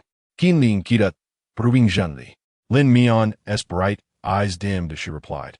He has a disability in both legs and cannot work on his feet. He spent his days in a wheelchair doing some minor carpentry. Kinli isa gaza darkanat. A flicker of unidentifiable emotion crossing his features. I'm sorry for bringing up something painful. It's all right. He became paralyzed due to a car accident. However, he recently completed rehabilitation surgery and will be able to walk like a normal person in a few months, Lin Mian said with a cheerful smile, her eyes sparkling with hope. Have these years been difficult for you? Li asked silently, observing her. It hasn't been too bad. I spent a lot of time searching for the driver who hit my father, but despite my efforts, I couldn't find him. So I eventually gave up. Lin Mian shrugged, as if accustomed to the circumstances. Li gazed at her gentle and serene profile, opened his mouth as if to speak, yet ultimately swallowed his words. As the night deepened, he found it inconvenient to linger. Once Lin Mian had tidied up the kitchen, he bid her farewell and departed with Shi Lin. Lin Mian accompanied him to the elevator, watching him ascend before returning to her apartment. Just as she intended to close the door, a hand unexpectedly slipped through the gap. Halting her motion, Lin Mian looked up to see Shi Lin's strikingly superior visage, his thick brows framing a pair of intense, dark eyes that burned with fervor. How dare he return? What? What does he want? Lin Mian blocked the entrance, her expression a mix of wariness and alertness. The memory of his audacious actions beneath the dining table lingered vividly in her mind, amplifying her inner grievances. Shi Lin stepped in sideways, casually shutting the door with one hand, his tall and imposing figure gradually encroaching upon her until she found herself cornered against the entrance cabinet. Lin Mian's heart raced. Just as she intended to push him away, she heard the man speak slowly. Lin Mian, have you considered following me? Chapter 37. Addiction what? Lin Mian was taken aback, her gaze lifting to meet his. The man loomed before her, shrouded in dim light, his eyes dark and brooding, revealing an unmistakable desire to possess. He was about to make his move. Lin Mian parted her lips, feeling her throat dry and parched. What do you mean by following me? Not understanding? Allow me to be more explicit. I wish to support you on a long-term basis. While I still harbor some interest in you, feel free to ask for whatever you desire. Shi Lin pinched her cheek, his voice chillingly clear. So name your price, Lin Mian. Whatever the amount, it shall serve as my allowance for you. A thunderclap resounded in Lin Mian's ears. She widened her eyes, staring at him, struggling to regain her composure, her fingertips trembling. So, all his actions were aimed at this? To sleep with her? To support her? She bit her lip and resolutely turned her face away. I refuse. What did you say? Shi Lin frowned. I said I do not want to be supported by you, nor do I wish to follow you. Lin Mian summoned her courage to shout, her eyes reflecting a fierce determination. Shi Lin seemed taken aback by her audacity, staring at her for several seconds before a mocking laugh escaped his lips. You refuse to be with me, yet do you wish to be with Li? Lin Mian fell silent, bewildered by his sudden mention of Li. Noticing her silence, Shi Lin's voice turned slow and deliberate, as if luring a small creature to the edge of a trap. Though Li is wealthy, he is not so easily swayed. With your current salary, a mere 6,000 a month, amounting to over 70,000 a year, after deductions for Social Security and living expenses, do you truly believe your hard work can fill the endless void at home? You. Lin Mian's eyes widened in disbelief as she gazed at him. How could he possibly know about her family situation? Shi Lin smiled faintly. After their first night together, her phone had vibrated with messages until the early hours. A mere glance at her screen revealed her financial struggles. A little more research in the morning confirmed that her family was indeed a bottomless pit. You investigated me? Lin Mian quickly processed the information, her disbelief evident as she questioned him. Shi Lin narrowed his eyes, neither confirming nor denying her accusation. Lin Mian, think it over. By being with me, at least in the short term, you will be free from financial worries and your family has pressure. Your father's leg will receive the best treatment. We can establish a clear agreement, mutually beneficial. Clear agreement, mutually beneficial. The weight of those words struck Lin Mian's heart like a heavy blow. She inhaled deeply. Her voice hoarse. Why me? Shi Lin replied, perhaps because you are relatively untainted, obedient, easy to please, and somewhat addictive. Each word fell upon her like a cruel mockery, leaving her feeling humiliated. Clenching her teeth, Lin Mian pushed him away with force. I'm sorry, but I cannot agree. Why not? Shi Lin gazed down at her. Lin Mian clenched her fists, standing silently with her head bowed. Even in silence, Shi Lin could discern her unspoken thoughts, which revolved around the absurd and ephemeral notions of integrity. He scoffed softly and addressed her with a light air. Lin Mian, whether you sell once or multiple times makes no difference. If you have chosen this path, do not erect a moral high ground for yourself. Sensible individuals should contemplate the practical benefits. No, there is a distinction, Lin Mian replied, her head bowed, her voice hoarse yet resolute. The difference between sinking into endless despair and struggling to escape the quagmire is vast. I may compromise a few times, but I cannot resign myself to perpetual degradation. Shi Lin gazed at her intently, his eyes gradually darkening. How foolish, he uttered succinctly. Lin Mian, unwilling to hear more, turned her head away coldly, rejecting him. Dr. Shi, I will not entertain your offer. I have a job and can earn my own living. My future still holds immense potential. I refuse to languish indefinitely. I intend to fight my way out of this mire. Shi Lin regarded her deeply for a moment. I hope you maintain this mindset, he said, inhaling deeply before turning away and departing. The air fell silent once more. Leaning against the door, Lin Mian exhaled a long breath. She was aware of her own pretentiousness and double standards. Having slept with someone else, she ought not to maintain such lofty ideals. Yet, she still yearned to strive, to carve out a respectable existence through her own efforts to earn the money she desired. In the past, she had felt powerless. Now, with a job secured, she was determined to work hard and earn her keep. Returning to her bedroom, she entered the bathroom for a shower, noting the lingering red and purple marks left by Shi Lin from the previous night. His words echoed her mind. Good at pleasing, obedient, addictive. Chapter 38, A Night of Indulgence. Lin Mian turned on the shower, allowing the warm water to cascade over her, washing away the chaos of her thoughts. In the following days, she did not encounter Shi Lin again. Even though he lived just across the hall, their paths did not cross. She immersed herself in her work, rising early and returning late, shadowing Shi Lin at the company, learning design, and diligently reviewing her notes in the evenings. Shi Lin praised her quick learning and innate talent, which motivated her to work even harder. Before she realized it, a week had passed. Lin Mian began accompanying Shi Lin to the hospital daily, and despite the busyness, she found a sense of fulfillment. As the workday drew to a close, Lin Mian gathered her tools and made her way to the garage. Now residing in the same community as Shi Lin, she often hitched a ride with him. Since he had not yet arrived, she waited for a moment. Suddenly, a Lamborghini pulled up beside her. Instinctively, she stepped back to make way, but the car door swung open and several men jumped out.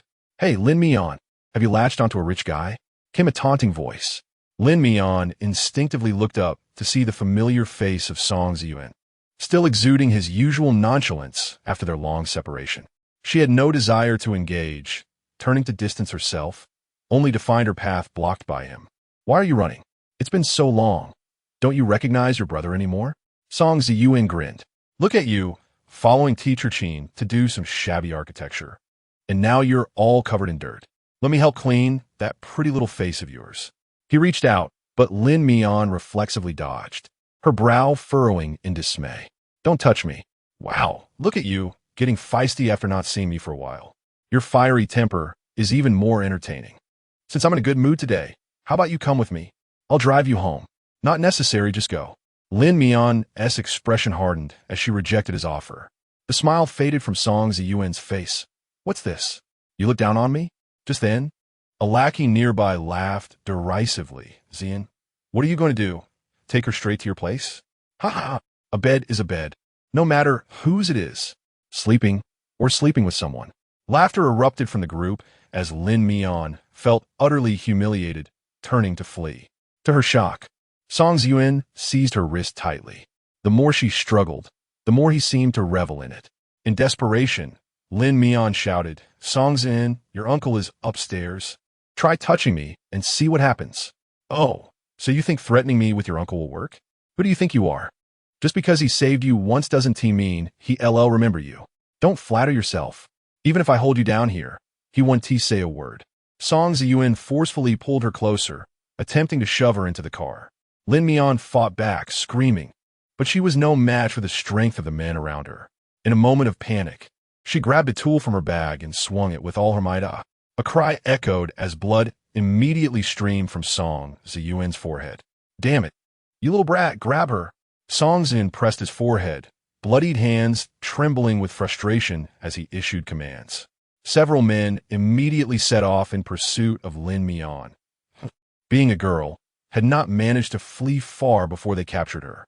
"Brothers, tonight we feast. We shall have her," Song Zin ordered with a menacing tone. This woman had eluded him thrice, and he was determined to possess her.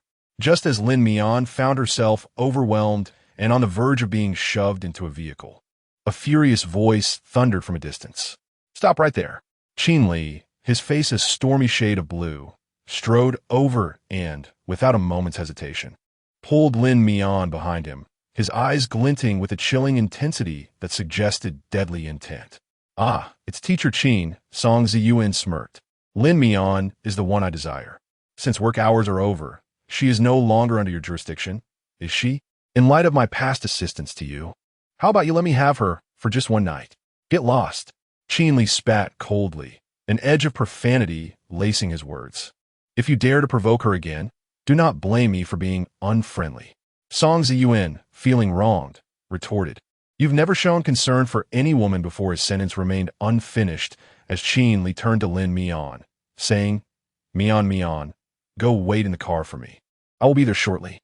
Startled by the confrontation, Lin Mian obediently nodded and hurriedly grabbed her toolbox, making her way to the vehicle. Once she had entered and closed the door, Qin Li turned back, his previously easygoing demeanor darkening considerably. "Song Ziyuan, do not lay a finger on her," he warned icily. "Otherwise, I will ensure you find yourself behind bars for all the disgraceful acts you have committed." Song Ziyuan, undeterred, replied, "We are all in the same boat. If I go down, you think you can escape?" Qin Li narrowed his eyes, a cold glimmer in them. "Then test it. Let us see who meets their demise first." Song Ziyuan was left speechless. Was it truly worth tearing apart their relations over a woman? How ruthless he was! Qin Li shot him a glare before turning and returning to the vehicle. Standing there, Song Ziyuan clutched his head, perplexed as he watched Qin Li's car disappear into the underground garage. What was happening lately that everyone seemed so protective of Lin Mian, his uncle, and now Qin Li? Was she truly just an ordinary, innocent girl? It was utterly perplexing. As he fumed, he caught sight of a cold, solitary figure nearby, causing a shiver to run down his spine. "Why, young uncle?" Shi Lin stood a short distance away, hands in his pockets, his expression as frosty as the winter air, having lingered silently for an unknown duration. Chapter 39. Do you have an affair with her?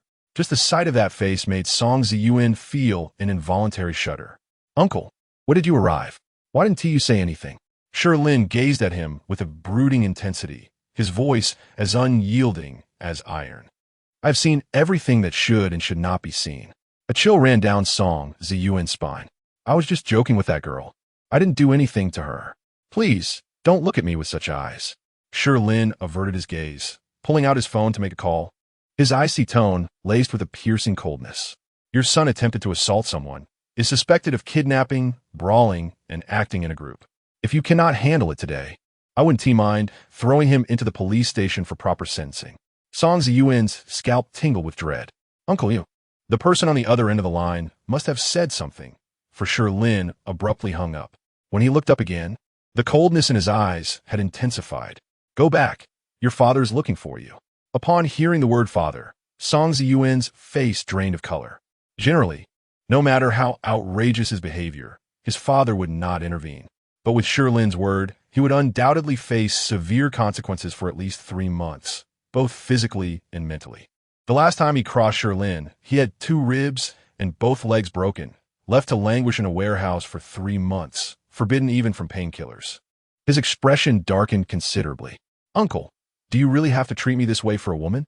Do you have an affair with her?" Shi Lin's piercing gaze shot back at him. "Ask me again, and the punishment will be doubled."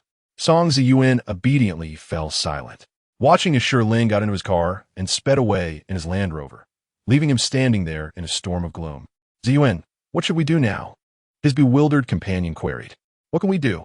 My head is a mess. I need to bandage up," Song Ziyuan bellowed, shaking his bloodied hand before hastily retreating to the elevator. "Damn it, that little wretch Lin Mian. I will settle this." In the car, Shi Lin was apologizing to Lin Mian while driving. "I'm so sorry, Mian, for arriving late and causing you to be harassed by them." Lin Mian, nursing her sore wrist, shook her head in response. "It's not your fault, master. They have been targeting me for a while. They would corner me wherever I went.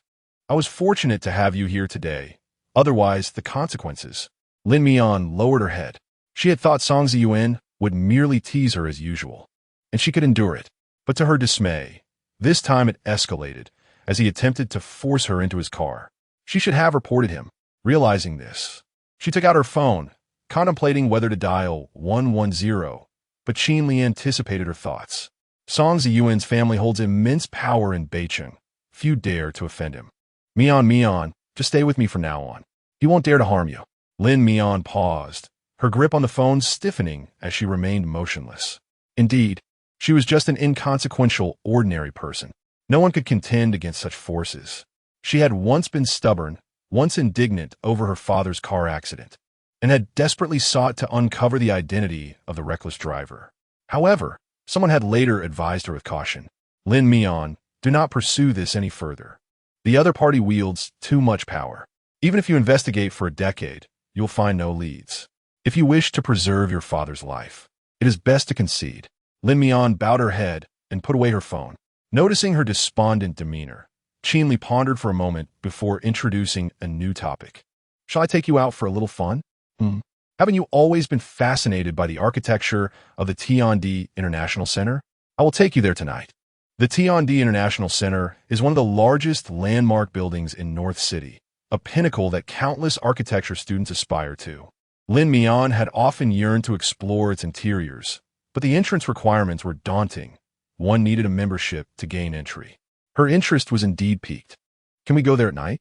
She recalled that the Tiandi International Center closed its doors in the evening, barring entry to all but members. Shi Lin smirked slightly. In places like that, the true vibrancy only emerges at night. Chapter 40. Do not fear. We are not good people as night descended. Lin Mian accompanied Shi Lin for a meal before arriving at the Tiandi International Center. Instead of entering through the main entrance, he led her through a side door, navigating a lengthy underground corridor before ascending to a high vantage point via an elevator. From this elevated platform, the entire internal structure of the building unfolded before her eyes. Shi Lin smiled warmly at her. Standing atop the platform, Lin Mian was captivated by the magnificent and intricate scene before her. After 4 long years, she finally beheld the complete interior of this architectural marvel. Although photographs of this place existed in books, those vague images paled in comparison to the stunning 3-dimensional effect before her. This was the dream of every architecture student in North City. Lin Mian gazed in rapt fascination, observing each beam and every load-bearing column with utmost seriousness.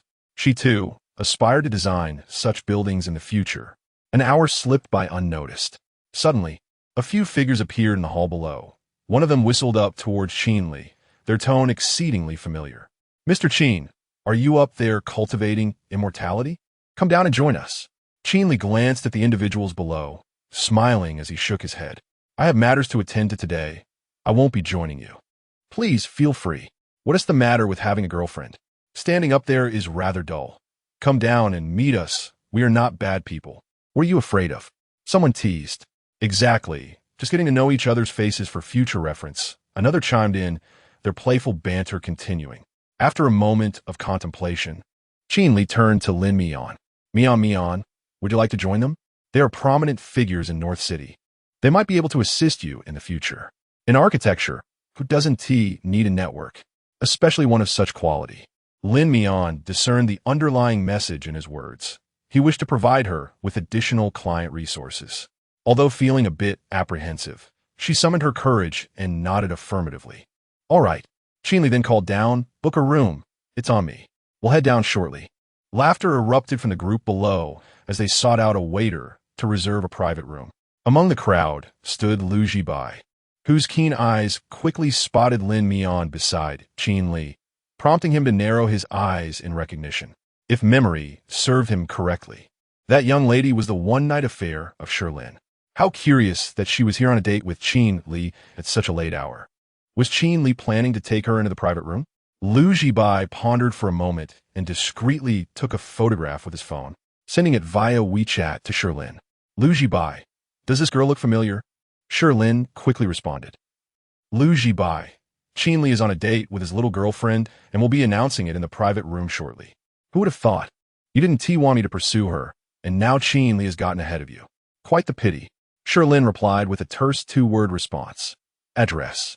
Lu Jibai raised an eyebrow, deftly tapping the keyboard to send the address along with the room number. As Lin Mian followed Qin Li into the private room, the curious gazes of onlookers converged upon her. Someone couldn't resist making a jest. Ah, still a naive little sister. Qin Li, when did your taste change? You've hidden it well. Qin Li, unruffled, explained, please do not tease me. This is Lin Mian, my young apprentice, a remarkably perceptive young lady. I trust you all will take good care of her. Ah, so she is a disciple. No wonder she appears so gentle and soft, clearly just out of university.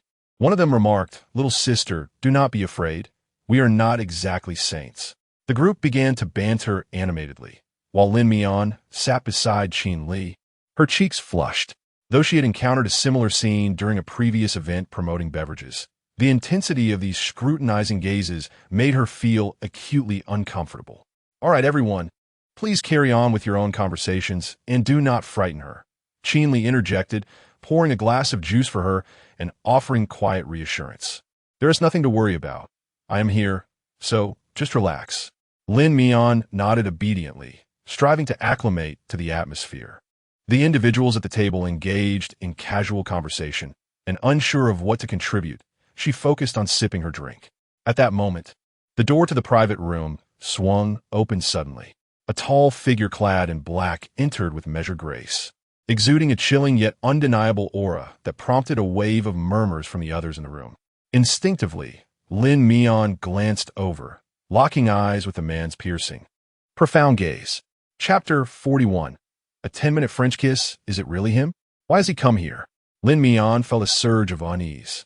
Ever since she had turned down his proposal, encountering Shi Lin had become exceedingly awkward for her. She had been deliberately avoiding him all week. To her surprise, here they were, facing each other. What a twist of fate. Ah, isn't this our busy Dr. Shi? It's quite a challenge to summon you. Yet today you've graced us with your presence. Someone teased Shi Lin. Shi Lin lifted his eyelids slightly, his voice low and enigmatic. What, am I not welcome? The jesting continued. How could we dare to be unwelcoming? Offending you might lead to a poison remedy next time we seek your care. They laughed half in jest, half in genuine fear of his formidable reputation. Lin Mian kept her head down, unable to meet the man's gaze. Just when she thought she was adapting, her social anxiety almost dissipating, Shi Lin's arrival thrust her back into her previous state of discomfort. For reasons she could not comprehend, she felt an overwhelming mix of fear and embarrassment in his presence. Even their past intimacy, the tangled moments they had shared, could not calm the turmoil within her. Why sit here idly? Let us gather some people and play a game, Lu Jibai suggested, reclining on a leather sofa, his mind churning with ideas. What shall we play? Someone inquired. Well, since we have some young ladies present, let us opt for something wholesome like truth or dare. Lu Jibai's intentions were clear. Old Shi, what do you think? Typically reticent about such gatherings, Shi Lin's gaze, however, lingered on a particular spot, a subtle smirk gracing his lips. Very well, let us give it a try. Before Lin Mian could fully comprehend the situation, Shi Lin had strode over and seated himself next to her, his long legs drawing close. The faint, distinctive scent of antiseptic wafted from him, intertwining with her senses and evoking memories long buried. It seemed that every late-night encounter had been tinged with that scent, an echo of their passionate entanglements. Over time, the mere whiff of that fragrance conjured images of beds, kisses, and the heavy breaths of the night, weaving a tapestry of intimacy and longing. She felt a dryness in her throat and hastily gulped down half her drink. Moments later, the door to the private room swung open, and a procession of beautiful women entered, seating themselves beside the man, instantly invigorating the atmosphere. Yet Lin Mian remained dazed, sandwiched between Shi Lin on her left and Shi Lin on her right, both men encasing her in a tight embrace. "Now that everyone is here, let us begin," Lu Zibai exclaimed, eager to set the rhythm. He had noticed the interest both men exhibited towards Lin Mian, curious to see who would ultimately break through her defenses. The rules of the game were straightforward: a deck of cards, and whoever drew the ace of hearts would either answer a question or face a consequence. To ensure authenticity, a lie detector was even brought into play. Truthfulness, too, must undergo trials. After the first round, some succumbed to the challenge, while the young gentleman's gaze flickered playfully as he opted for a daring adventure. The others exchanged knowing glances, fully aware of his intentions. Thus, he was tasked to find a partner of the opposite sex and engage in a passionate French kiss for 10 minutes. No sooner had the words left his lips than the young gentleman drew the lady on his left into his embrace, descending upon her lips with fervor.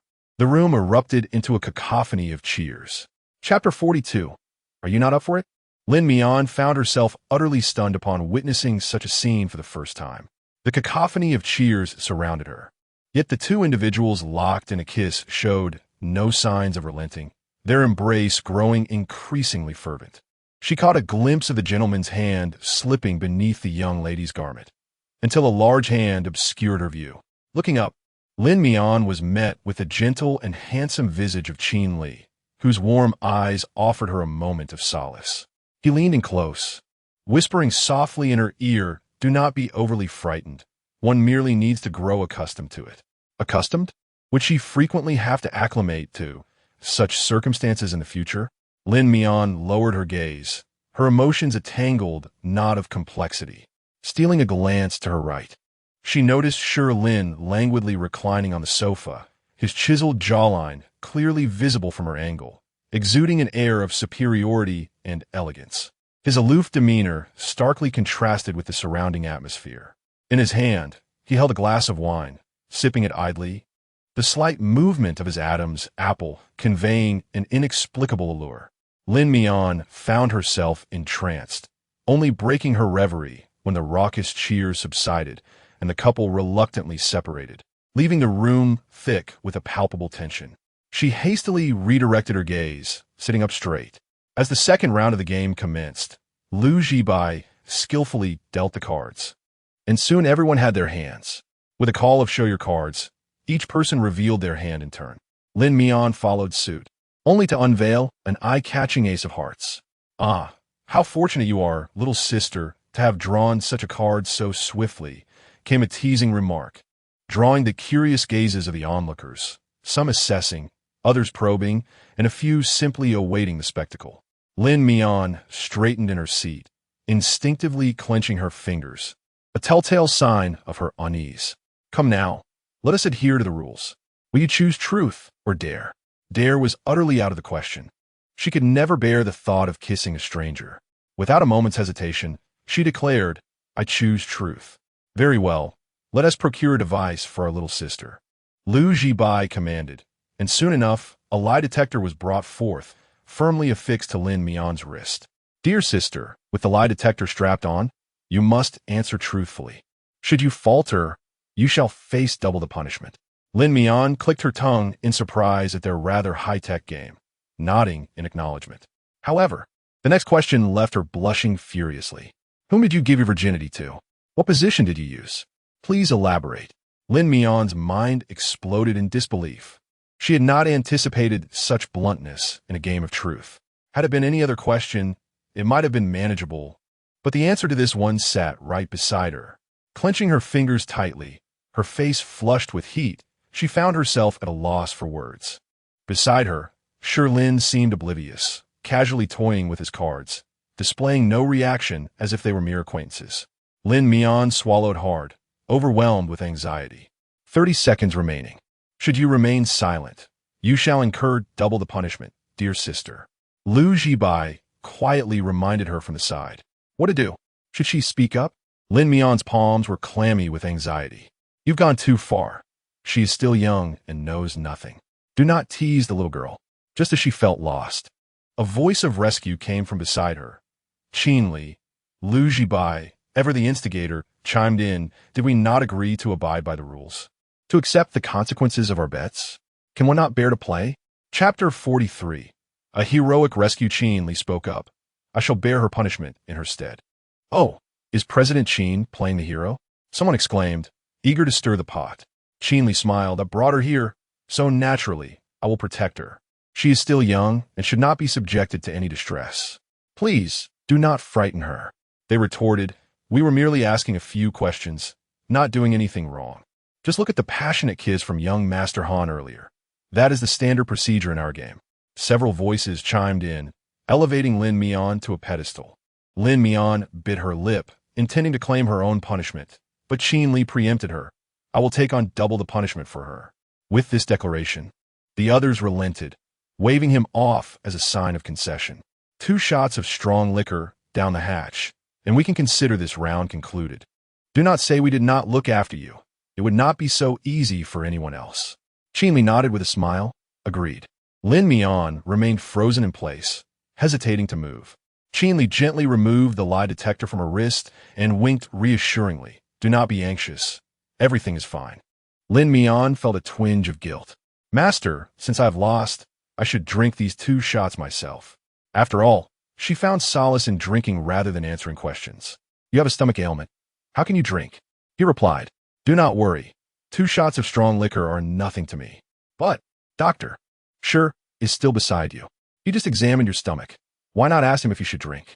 Qinli brought up Shi Lin, who stood nearby. Lin Mian instinctively glanced at the man beside her, and upon meeting his cool, expressionless face, the words caught in her throat. Never mind. She did not wish to inquire. Asking would only lead to stomach cancer concerns. Seizing the moment of her hesitation, Qinli opened a bottle of potent liquor, the strong aroma wafting toward Lin Mian from a distance. Little sister, since your master is drinking for you, shouldn't you show some appreciation and pour him a full glass? Someone, enjoying the spectacle, pulled Lin Mian into the fray. Feeling compelled to act, Lin Mian thought she ought to do something to alleviate Qinli's discomfort. Amid their teasing, she reached for the bottle and filled Qinli's glass. Quickly, serve your master. It's time for the disciple to repay her debt of gratitude. Others chimed in, adding fuel to the fire. Lin Mian's face flushed crimson.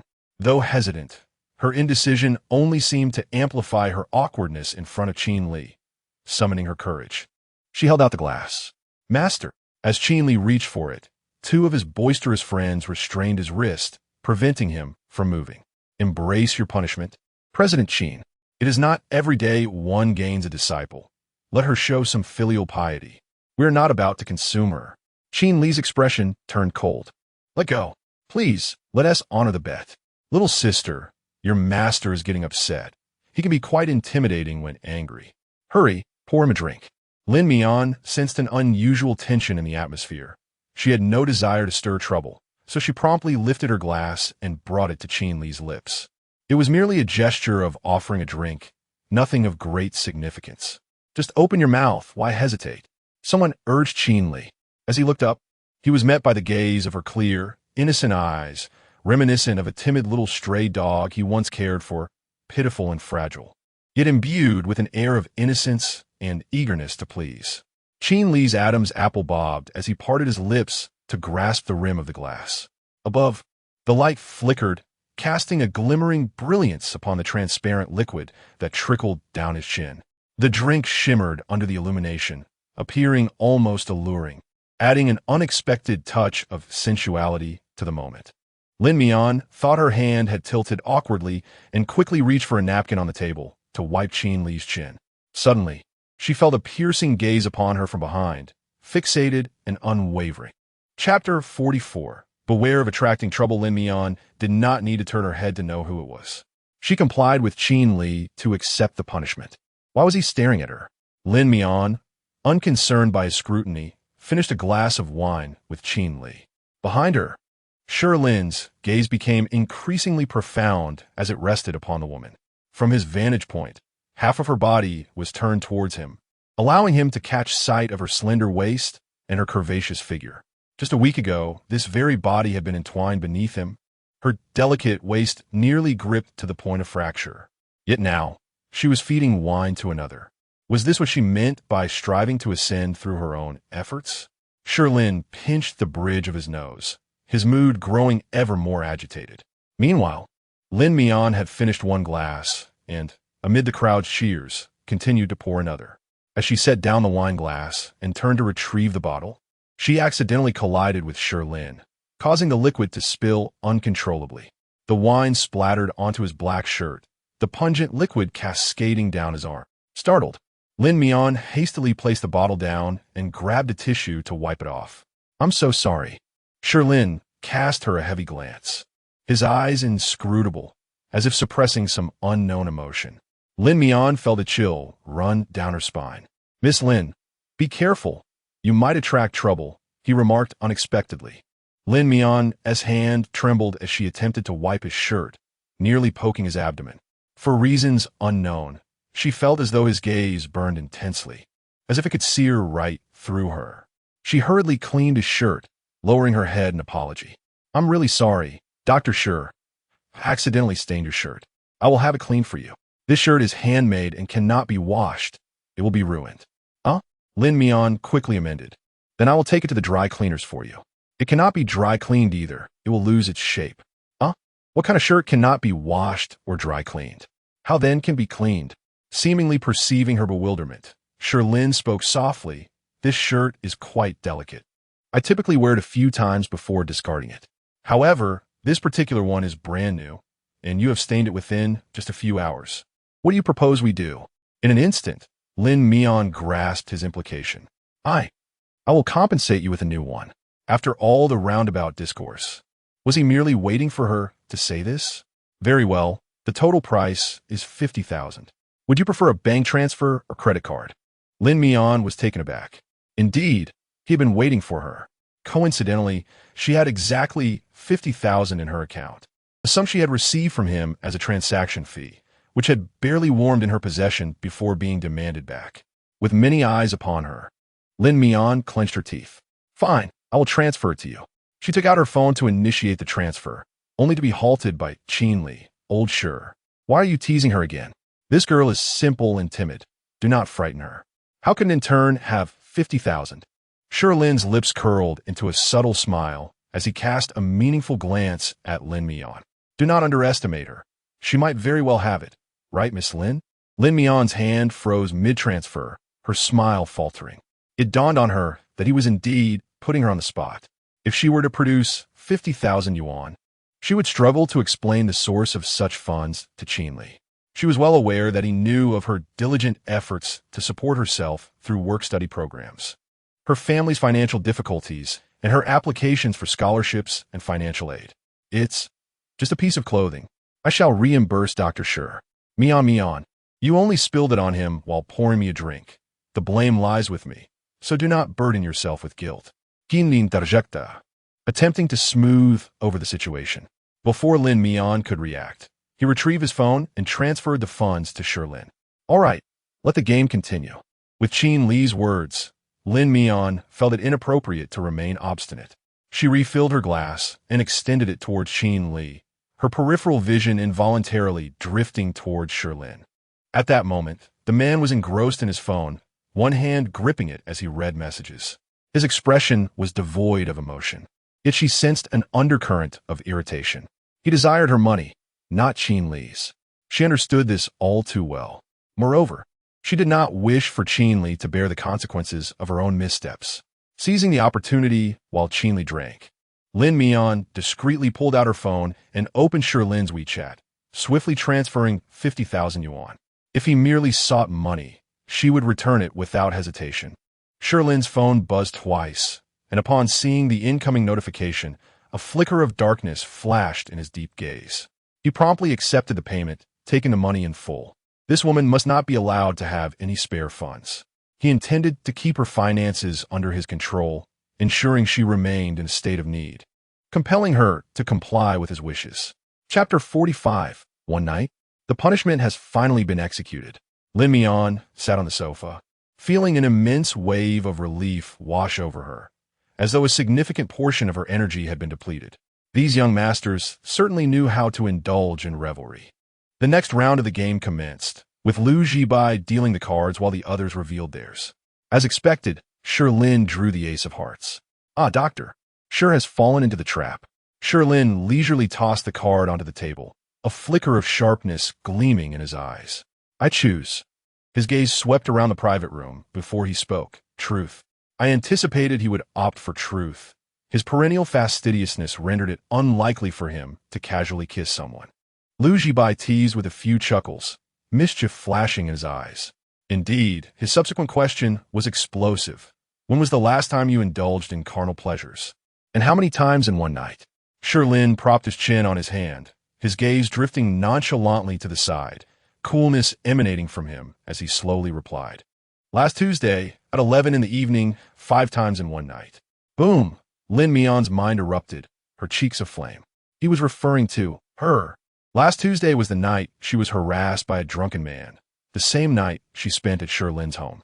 She only recalled him being insatiable, wanting her again and again, until she was utterly exhausted and fell asleep, oblivious to how many times he had taken her. To her surprise, he remembered it vividly. Lin Mian lowered her eyes, her eyelashes trembling as she diligently avoided his gaze, terrified of accidentally locking eyes with him. How vigorous Dr. Shi was. Surely he hadn't slept a wink that night.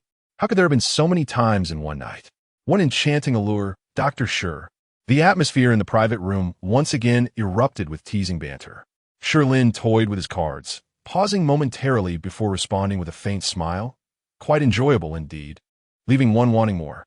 Unable to endure the conversation any longer, Lin Mian stood up, claiming she needed to visit the restroom, intending to escape for a while. Qin Li, somewhat intoxicated, felt the effects of the alcohol creeping up on him. However, upon noticing her flushed complexion, he staggered after her. Mian, allow me to guide you. He nearly stumbled to the ground, and Lin Mian quickly supported his arm, his weight leaning heavily against her shoulder. Master, you're drunk. I can manage on my own. It's nothing, let us go. Qin Li leaned precariously against her as they stumbled out of the private room. The moment the door shut behind them, Shi Lin's expression turned visibly cold and somber. He raised the strong liquor from the table and took a deep swig, the fiery liquid coursing down his throat. Yet it did little to quell the flames igniting within him. In the corridor, Qin Li released Lin Mian and straightened up, the drunken haze in his eyes receding slightly, revealing a semblance of clarity. Mian, I apologize for the discomfort tonight. That group is always like this. You'll get accustomed to it. Lin Mian lowered her head, pressing her lips together, puzzled as to why he had brought her to such a place, allowing her to witness him drinking and engaging in their games. Qin Li Siga, his tone tinged with a hint of helplessness. This is the first lesson I wish to impart to you as you embark on this profession. He turned to Lin Mian and said, in our line of work, to design landmark architecture, one inevitably must engage with individuals in this circle. Cultivating relationships and garnering resources are essential for your swift advancement. Therefore, Mian, you must learn to be a bit more thick-skinned. Do you understand? Lin Mian was momentarily taken aback, surprised that his meaning was thus. It appeared that no matter how high one ascends, complete autonomy is a privilege seldom afforded. Rather than merely designing, it is more about navigating the intricacies of human relationships. Lin Mian lowered her head, her heart swirling with complexity in that instant. She bit her lip and softly inquired, Master, are all adult rules like this, or only a select few? All rules are thus, Qin Li replied calmly, gently patting her shoulder and stating firmly, you are an ambitious and talented child, endowed with both capability and spirit, and you possess the resilience to endure hardships. Your future is undoubtedly boundless, so persevere Mian Mian. I shall pave the way for you in advance, helping you to adapt. Lin Mian remained silent for a long while before she nodded. She understood. Entering society was indeed this way. She must learn to acclimatize and grow. Now, go wash your hands. If you dislike such gatherings, you may linger in there for a while. I shall call a designated driver to take you away shortly. Shi Lin resumed his fade of drunkenness, winking at her before returning to the private room. Lin Mian took a deep breath and plunged into the restroom, splashing cold water on her face. She lingered there for quite some time before finally emerging. However, as soon as she stepped out, a shadow suddenly yanked her, causing the world to spin as she was pulled into a cubicle once more.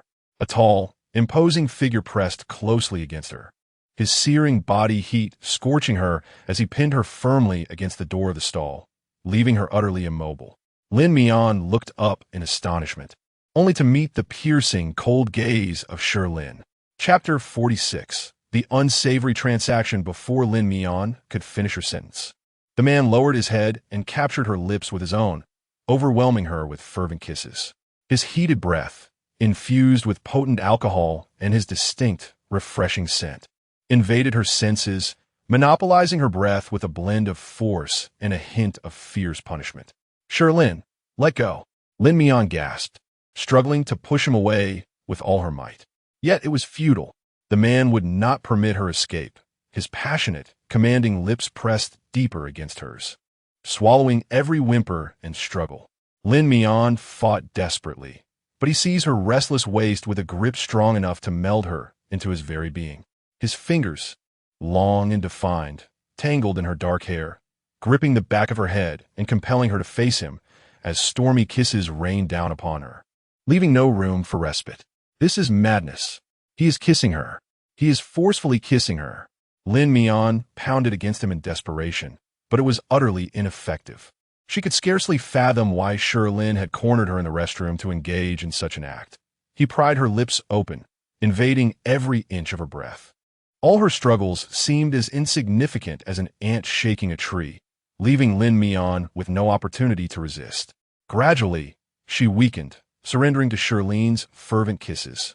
Time lost its meaning until her mouth was saturated with his intoxicating essence, making it impossible to separate. Only then did Shi Lin, panting, finally release her. Slap! Lin Mian raised her hand and struck him. Shi Lin's head turned sharply from the blow, and with a teasing smirk, he taunted her. Well, Lin Mian, you've got quite the temper now. Haven't you? You dare to hit me? Scoundrel! Lin Mian gasped for breath, her chest heaving with agitation, her eyes red and on the verge of tears. Scoundrel? Shi Lin chuckled wickedly. This isn't the first time I've kissed you. We've slept together and explored every position imaginable. Now, you call me a scoundrel? Don't you think that's a bit theatrical, Lin Mian? Lin Mian was taken aback by his biting sarcasm. We are done. What gives you the right to cling to me like this? Simply put, you are quite enjoyable, and I haven't had my fill yet. Shi Lin pressed against her once more, his heated breath enveloping her. Lin Mian raised her hand to slap him again, but he caught her wrist. What's this? Still want to hit me? Are you becoming addicted to it, Lin Mian? With red-rimmed eyes, Lin Mian struggled. Let go of me, or I will scream for help. I bet you one dare. Shi Lin calmly restrained her hands, dismissing her words entirely. Lin Mian could not comprehend why. After laying everything bare after their relationship had ostensibly ended, he persisted in tormenting her. Shi Lin's exquisitely handsome face loomed larger before her, his towering figure pressing closer. In a moment of frustration, she raised her foot, intending to kick the door to create a commotion. Kick away, go ahead and kick. Shi Lin continued unperturbed. You could easily bring Shi Lin over here to witness the sordid transaction between us. He picked up his phone and, with a few swift gestures of his fingers, a series of clear recordings emanated from the device. I'm selling myself. Do you want me? Can you turn off the lights? It hurts a little. Lin Mian's mind exploded with chaos, leaving her completely frozen in place. Chapter 47. Grasping her weakness, he had actually installed surveillance cameras in his home, and he had recorded it, replaying it in front of her over and over again. What a pervert! Lin Mian's heart raced as she leaped forward, attempting to snatch his phone, but Shi Lin was far too tall, rendering her efforts futile. Like an ant attempting to shake a tree. "What do you want from me?" Lin Mian demanded in a low voice. "After having slept with me 3 times. You are no longer in control," Shi Lin replied, turning off his phone and gripping her face as he continued to kiss her. In that moment, all restraint and indifference vanished, leaving only the deeper, more primal instincts of a man who simply wished to bully and toy with her. Buzz, buzz. The sound of her phone vibrating interrupted them, emanating from Lin Mian's pocket. She pushed him away and glanced at her phone. The screen displayed the name Shi Lin. Just as she was about to answer, Shi Lin tightened his hold on her head and continued to kiss her, his fervor increasing, his eyes tinged with a red hue. He was angry. Lin Mian could sense it. But what right did he have to be angry, and in what capacity? Lin Mian bit him hard, and Shi Lin, taken aback by the pain, released her, though his eyes remained red, as if he could consume her at any moment. "What do you want from me?" Lin Mian growled, clutching her phone tightly. "Stay with me." "I refuse." "Why?" Lin Mian glared at him in silence. Shi Lin took it upon himself to answer, pretending to be virtuous, pretending to be chaste, unwilling to sell yourself to me. "Are you?" Lin Mian bit her lip and turned her head away. "Fine, if you won't sell yourself. But having provoked me, Lin Mian, there is no escape for you, unless I grow weary of you." "What do you mean, MMM?" Her sentence was cut short as he kissed her again. Insanity. It was utter madness. How could this man possess an insatiable desire at any time and place? Until Lin Mian emerged from the restroom, her lips swollen and puffy. Fortunately, the dim lighting of the night concealed her abnormal complexion. She donned a mask, covering herself completely save for her eyes. Upon her return to the private room, Shi Lin had been waiting for her for quite some time. "Lin Mian, why were you gone for so long? You didn't answer my calls. I thought something had happened to you." Lin Mian shook her head. "I'm fine. Just feeling a bit unwell, so I stayed a little longer." "That's good to hear. It's getting late. The chauffeur has arrived. Let's head back." Shi Lin jingled the car keys and rose from the sofa, his body swaying unsteadily. The others in the room were already lost in indulgence, some having left with companions, while others lay sprawled on the large bed within the private room. Lin Mian silently followed Shi Lin as they exited. Where did old Shi go? I haven't seen him for a while. Did you see him in the restroom?" Shi Lin glanced around in confusion. Lin Mian shook her head repeatedly. "I didn't see him." "Never mind. Let's head back. We won't wait for him." Lin Mian stole a glance toward the restroom, quickly retracting her gaze, hastening her steps to keep pace with Shi Lin. He better never come out. Throughout the journey, the vehicle glided smoothly along the road. Lin Mian sat silently in the back seat, leaning against the window, her mind preoccupied with Shi Lin's words. "If you do not agree, I shall persist until you do." She realized that she had entangled herself with someone she ought not to have provoked. Yet what could she do? Call the police? Shi Lin possessed an abundance of incriminating evidence. Every video and recording showcased her own initiative, leaving her too terrified to report it. Should the situation escalate, not only would her reputation be tarnished, but she would also face dismissal from a Qin group. Shi Lin was indeed correct. She could not afford to take that gamble. He had astutely seized upon every one of her vulnerabilities with unwavering precision. Chapter 48. Madness at any moment upon returning home.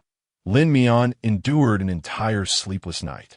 As dawn broke, she had yet to devise a viable solution. The following day at work, she hesitated to emerge, watching for a long while through the peephole until the man across the street had departed. Only then did she sluggishly make her way outside. Upon arriving at the office, she received a message from Shi Lin, informing her of his business trip. He would be away from Beijing for several days and could not accompany her, advising her to follow her colleagues in advancing the project. Lin Mian spent an entire day laboring at the hospital. Her colleague was an engineer named Linda, who possessed 5 years of architectural experience. Known as the most influential designer in the design department aside from Shi Lin, she was also notorious for her irascible temperament. Linda had always held a disdain for Lin Mian and seemed intent on exploiting this opportunity. "Lin Mian, carry this box of measuring instruments upstairs. I will need it shortly." The measuring instruments resided in a heavy metal box, filled with various models, typically carried by workers. "All right, Lin Mian acquiesced, watching as Linda briskly walked away. Struggling, she attempted to lift the box, but its weight compelled her to drag it instead. Upon reaching the elevator, she noticed Linda pressing the close button, mockingly waving at her through the closing doors. "Oh dear, almost forgot. President Qin instructed me to teach you well. So why don't you take the box and climb the stairs? It will be a splendid exercise for your abilities. Enduring hardship is the path to excellence. Don't you agree?" Before Lin Mian could respond, the elevator doors had already shut. She stood there momentarily dazed. Even someone as slow-witted as she could discern Linda's aversion, if not outright disdain for her. Yet, she reasoned, why live for others' approval? Such petty tactics paled in comparison to the torment she endured in her childhood. However, Lin Mian was far from foolish. She possessed her own strategies. Climbing to the 10th floor while hauling such a heavy box would surely incapacitate her. Instead, she dragged the metal box to the freight elevator, pressed the button for the 9th floor, and upon arrival, carried the box into the corridor, taking a moment to rest on the stairs. The freight elevator's corridor was a concealed passage, which Lin Mian had discovered on her first day of surveying the terrain, perfect for a shortcut. As time passed, she finally rose, laboriously maneuvering the instruments up one flight. The box was too cumbersome, necessitating that she divide the contents into 2 trips. When she finally ascended, breathless, she caught sight of Linda's triumphant expression. "Moving so slowly? It appears your stamina is lacking. You must train harder, or how will you ever qualify for this profession?" Lin Mian nodded in agreement, her demeanor exceedingly obedient. "You're absolutely right, Linda. Given your remarkable achievements, you must have endured considerable hardship and undergone rigorous training in the past." Linda's expression momentarily faltered before she turned away with an air of arrogance. "Of course, I have faced countless hardships. Your little trials are nothing in comparison." Lin Mian smiled in response, pressing her lips together in silence. The morning swiftly passed, despite Linda's deliberate attempts to challenge her with surveying, rope work, and the transportation of cement. However, Lin Mian exhibited no complaints, even managing to perform her tasks with remarkable ease. The workers nearby gazed in astonishment. One of them, speaking in a dialect, remarked, "Miss, your strength is extraordinary, and your efficiency is truly rare." Lin Mian smiled silently, discarding the rusted iron in the corner. What was this? Really? Having grown up in the countryside, she had endured days of wall building under the scorching summer sun and fetched water from icy rivers in winter. During her most arduous times, she had often gone without food, quenching her hunger with mere water. Compared to those days, this was nothing. As mealtime arrived, the workers set aside their tasks to eat. Linda finally left her alone, her meticulously applied makeup glistening as she departed. As she held a certain disdain for the cafeteria's large pots of food, Lin Mian, opting for solitude, entered the cafeteria and, taking advantage of the sparse crowd, packed a few buns before retreating back to the freight elevator corridor, where she settled on the steps to eat heartily.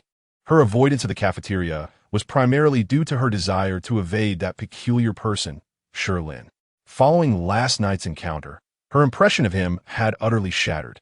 While he appeared composed and reserved, beneath that facade lay a madness that could erupt at any moment. She preferred to hide whenever possible, wishing to remain unseen by him.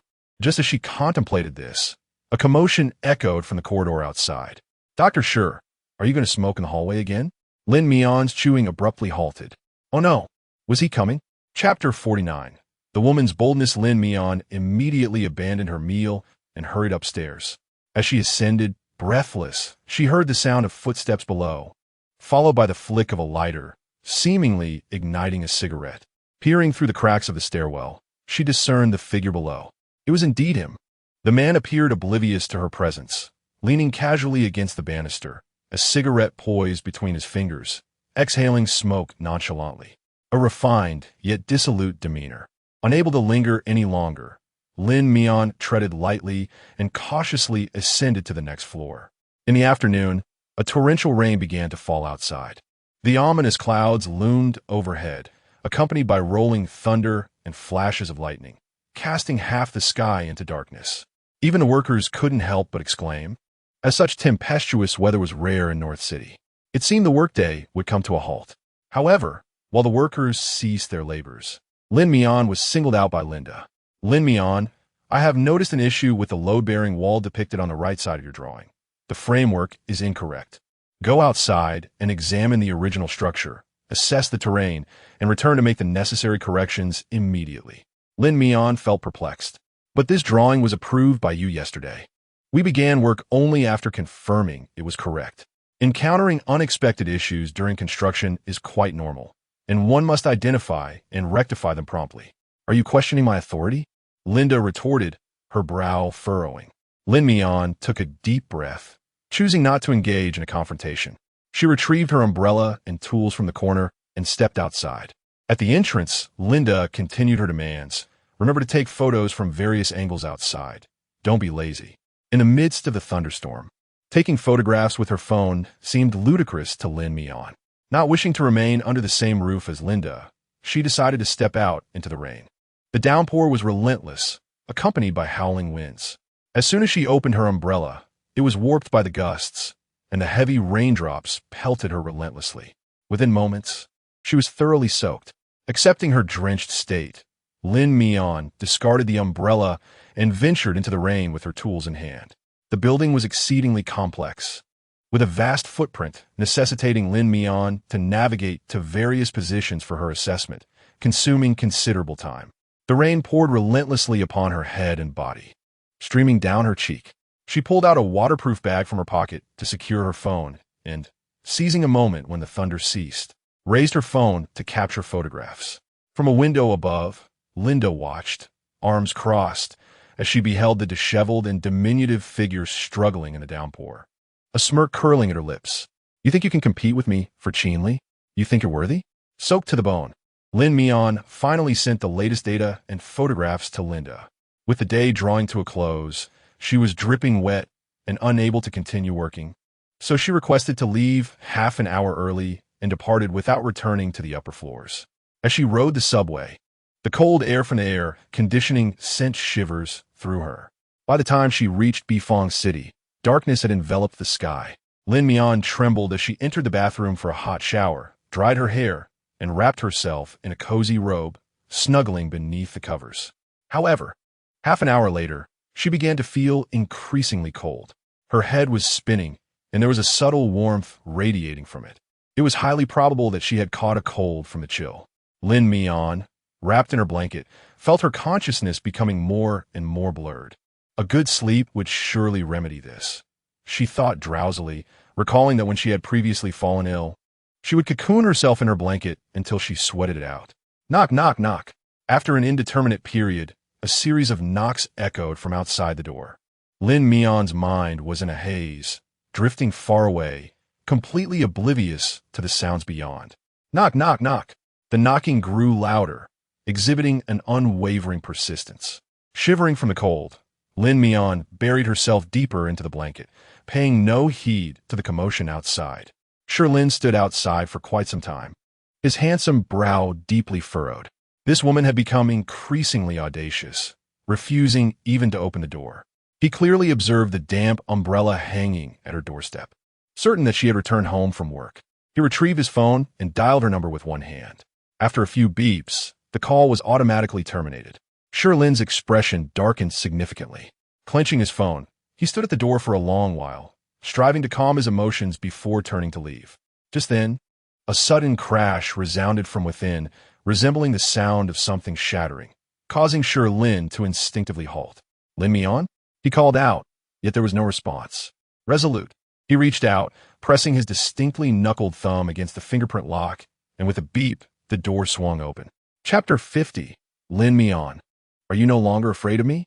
The living room lay shrouded in darkness, devoid of light. Following a familiar path, Shi Lin made his way to the bedroom, where he discovered a shattered glass lying on the floor beside the bedside table. On the large bed, a small figure was curled up so tightly that she was nearly invisible. Approaching her, Shi Lin gently lifted the covers, revealing a woman's flushed face. Her eyes tightly shut and bearing an expression of distress. At once, he sensed something was amiss. You have a fever? Shi Lin's finely arched brows furrowed as he raised his hand, the back of it resting against her forehead. The heat was so intense that it caused his fingertips to tremble. The temperature was alarmingly high. Casting a glance around, he found no thermometer. He quickly returned to fetch a medical kit, extracting a forehead thermometer to take her temperature. It read 39.9 degrees Celsius. She was burning up. With a dark expression, he stowed the thermometer away and proceeded into the bathroom. Finding no fever-reducing patches, he soaked a towel in water and placed it upon her forehead for physical cooling. He then returned with a glass of water, rummaging through the kit to produce a pill, which he held at her lips. The moment the bitter taste brushed against her mouth, Lin Mian scrunched her face and spat it out. "Swallow the medicine. It will bring down your fever," Shi Lin insisted. His tone firm. Lin Mian pressed her lips tightly together, refusing to comply. "My mother always said that taking medicine is being overly dramatic." Shi Lin was momentarily at a loss for words. "Are you going to heed your mother or the doctor?" Lin Mian remained silent.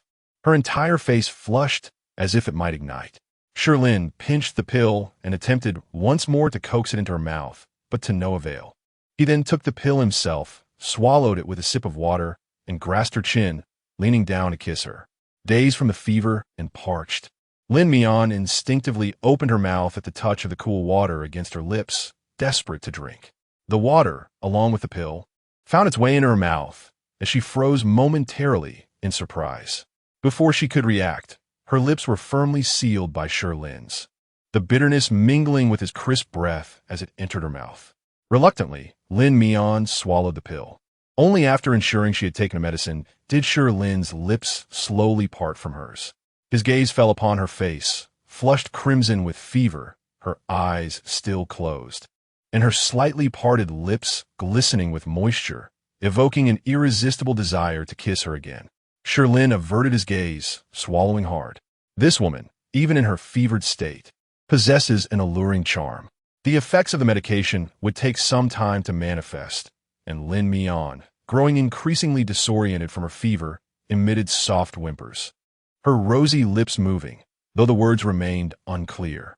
Her voice was hoarse and raspy, sounding quite uncomfortable. Shi Lin turned to fetch her a fresh towel, but suddenly, his shirt sleeve was tugged. "Don't go. My head feels so hot." Shi Lin paused, looking down at her. "You want me to stay?" "Yes." Lin Mian managed to utter weakly. Shi Lin smirked slightly, lowering his voice to inquire. "Do you know who I am, Lin Mian?" "I know," Lin Mian replied softly. "You are." Shi Lin.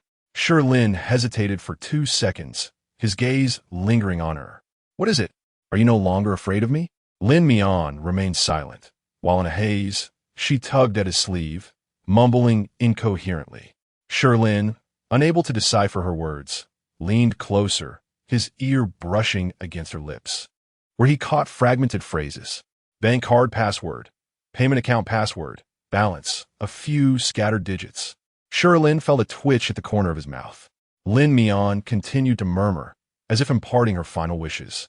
"If I were to die, please secretly save this money for my father. You are wealthy enough not to covet my savings." It appeared she clung to him not to prevent his departure, but to facilitate her own bequest of that meager sum. Shi Lin thought, "It's just a fever, she won't perish." Yet her words betrayed a sense of impending fate. "I feel as though I am ascending, about to see my great-grandmother." Shi Lin was rendered utterly speechless. He raised his hand to rest on her forehead, discovering her temperature had indeed escalated. No wonder she was rambling. He removed the towel from Lin Mian's brow, re-soaked it in cold water, and placed it back on her forehead. Cold, so cold. Lin Mian trembled uncontrollably, curling into herself, her long hair cascading around her. With a delicate flush adorning her fair face, her entire body quaking. How bothersome. Shi Lin opened his arms and drew her into his embrace on the bed. Lin Mian, in a stupor, felt herself enveloped in a profoundly warm hold, instinctively wishing to snuggle closer. Gradually, the chill dissipated, and she curled up, succumbing to a deep slumber. The room was enveloped in tranquility, the dim light of the bedside lamp casting a warm glow from above, gently enveloping the two individuals entwined on the bed. Shi Lin leaned against the headboard, his tall frame motionless, quietly gazing down at her. The light danced upon his lashes, forming a small patch of deep shadow. His gaze so profound, it resembled an unfathomable mist. Chapter 51.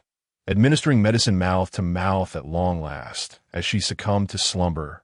The mobile phone perched on the bedside began to vibrate unexpectedly. It was Lin Mian's phone. Shi Lin glanced at the screen, noting an unrecognized number devoid of any identifier, and promptly terminated the call on her behalf. Mere seconds later, the same number rang again. He hung up several times, yet the relentless calls persisted without respite. The slumbering Lin Mian furrowed her brow slightly, evidently disturbed by the incessant ringing. Reluctantly, Shi Lin reached for the phone and swiped to answer. "How dare you? You rebellious girl. You seem to take delight in hanging up on your mother, don't you? You wretched creature. All you do is bring trouble. Have you forgotten who your mother is?"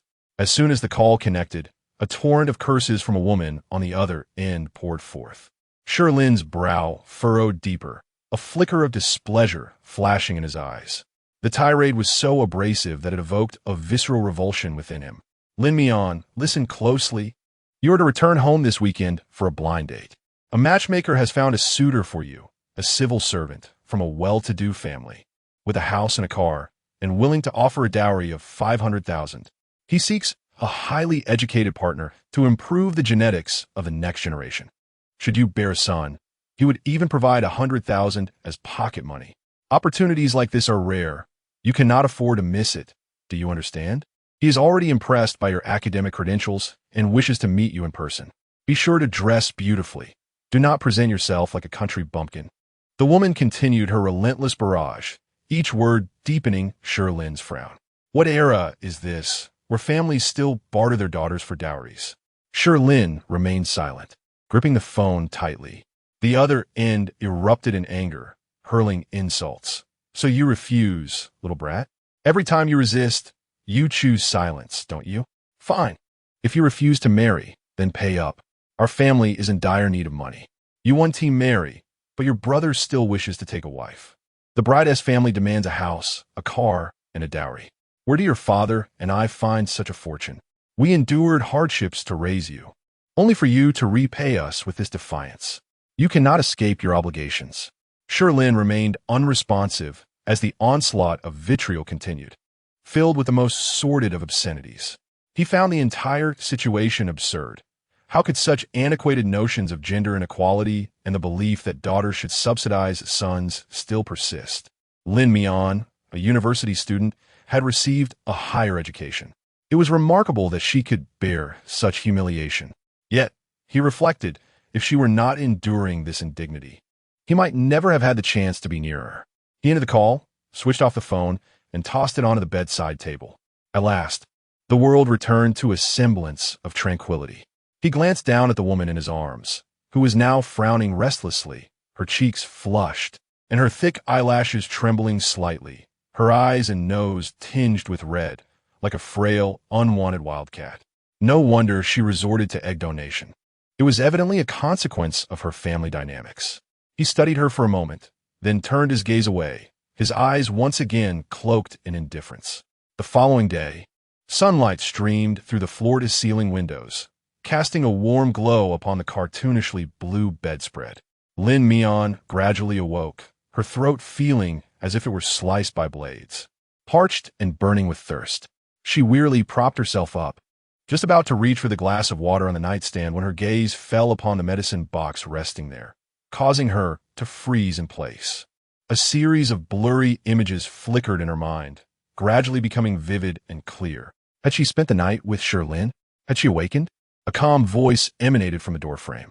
A tall, slender figure approached, his distinctly knobby fingers grasping the glass, which he placed on the nightstand. "Take your medicine in a moment." Lin Mian glanced at the row of tablets on the nightstand, noticing that 2 had been taken, leaving only a few scattered remnants. The memories of the previous night continued to assault her mind. Last night, Lin Mian's voice was hoarse, her pupils quaking. "When you fed me the medicine, you fed it to me mouth to mouth." Shi Lin, with an unperturbed expression, replied. Lin Mian felt her cheeks begin to flush again. "You also got into bed and held me close. You slept in my embrace all night, refusing to let me go, And you even revealed your bank password to me. Shi Lin regarded her with a teasing glance, a faint smile gracing his lips. What else is there that you cannot recall? Allow me to assist you with your memories. Chapter 52. Shi Lin has never been a good person. Lin Mian felt an overwhelming heat spread across her cheeks, and she wished for nothing more than to find a hole to bury herself in. Just the night before, she had resolutely rejected him, yet here she was, entangled with him. It felt as if her face had been slapped repeatedly. I have nothing left to think about, Lin Mian said awkwardly. Regardless, thank you for taking care of me last night. I must head to work now. Goodbye. She turned to retrieve her clothes from the wardrobe, intending to change and leave. Shi Lin leaned against the wardrobe, his tall figure exuding a relaxed demeanor as he spoke languidly. No need to go. I have taken the liberty of calling in sick for you. Li has already approved it. What? Lin Mian froze, her hand gripping the clothes as her eyes widened in disbelief. How could he unilaterally decide to take a day off for her without her consent? You have contracted a viral flu and still carry residual viruses within you. To prevent infecting others, you are advised to rest for a day, Shi Lin stated, his expression unwavering. Lin Mian looked at him with a peculiar expression. Then why were you so close to me yesterday? Shi Lin's brow raised slightly. That is precisely why I, too, require a day of rest. Lin Mian was rendered speechless. Observing her flustered state, Shi Lin couldn't help but smirk. He had already taken preventive medication against the virus, which allowed him to kiss her without hesitation. For him, kissing was just that, and he was not foolish enough to endanger himself with an infection. Yet, he noticed that Lin Mian seemed even more melancholic, her expression betraying her struggle to articulate her thoughts. Raising an eyebrow, he countered, "What's the matter? Are you displeased with having a day off?" Lin Mian sighed, conflicted. Taking sick leave means half a day's salary will be deducted. Shi Lin cast her a sidelong glance. I didn't notice you hesitating when you transferred 50,000 to me just the other day. Lin Mian lowered her head. That is different. With a resigned sigh, she decided it was futile to explain herself further. The refrigerator still held some ingredients, and after feeling empty and slightly pained from hunger throughout the night, Lin Mian made her way to the kitchen to prepare breakfast. As she brushed past him, her wrist was suddenly seized, and she was pulled into his embrace, his long, powerful arms wrapping around her waist. His finely chiseled features loomed closer, pressing against her nose. Lin Mian's eyes widened in panic. What are you doing? I cared for you all night, expending both mental and physical energy, so I must demand some compensation. Before she could respond, his kiss descended upon her unrelentingly. Lin Mian attempted to struggle, but he held her firmly in place, leaving her no option but to tilt her face up to accept his kiss. His kiss was assertive, offering her no respite, his crisp breath tinged with a hint of bitterness flooding into her mouth. Lin Mian hazily recognized the taste of medication. He had indeed taken the preventive drugs before daring to kiss her so freely. Shi Lin's kissing technique was unexpectedly exquisite, and with no prior experience to resist.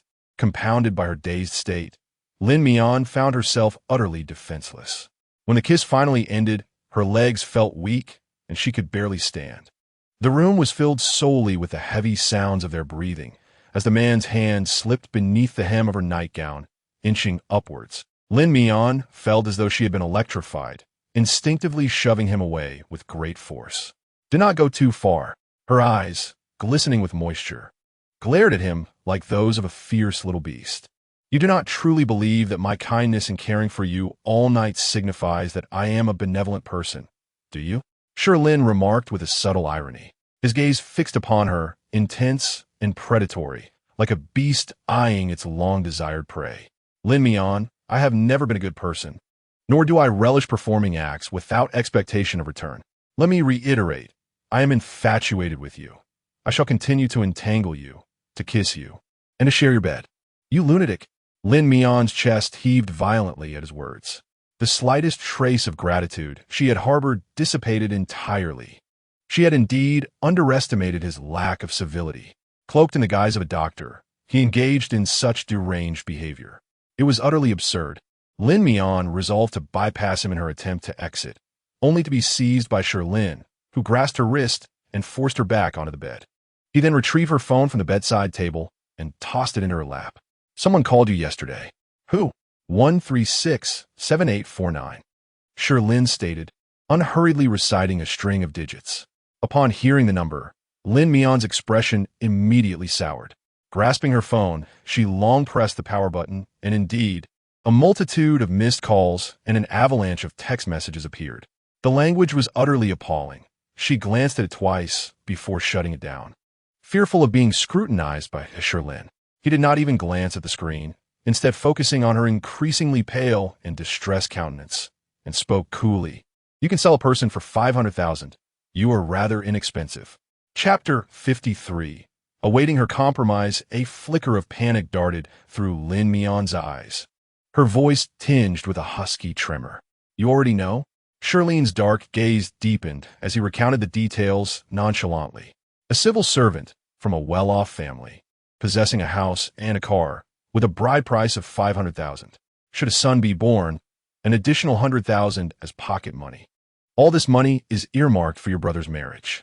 Lin Mian's complexion turned a ghastly white. Shi Lin fixed his penetrating gaze upon her, his dark eyes concealing an inscrutable depth, an abyss one could not fathom. The atmosphere was thick with silence. Neither spoke. He was waiting, anticipating her capitulation, yearning for her to voluntarily declare her allegiance to him. For Shi Lin, this was a foregone conclusion. Nothing is as easily manipulated as a lack of funds. If she possessed fortitude and conviction, he might not claim her. If she had boundaries and principles, he might not possess her. But if she were financially constrained, then everything would shift. Shi Lin's eyes darkened, a calm veneer masking the certainty of his eventual triumph. Lin Mian clutched her feverishly warm phone, her fingertips trembling uncontrollably, yet she feigned composure. It appeared Dr. Shi was quite well informed. She forced a smile, her tone resolute. But so what? I will not choose to be a civil servant, nor will I become someone else's mistress. Shi Lin replied with a faint smile. Do not speak in absolutes. Lin Mian clenched her jaw, her eyes brimming with unshed tears, desperately striving to maintain her composure. The turmoil within her constricted her breath. Her stomach twisted in pain, and she instinctively pressed her hand against her abdomen, her pallor deepening. Dr. Shi, I'm not feeling well, so I want to keep you for breakfast. Please leave.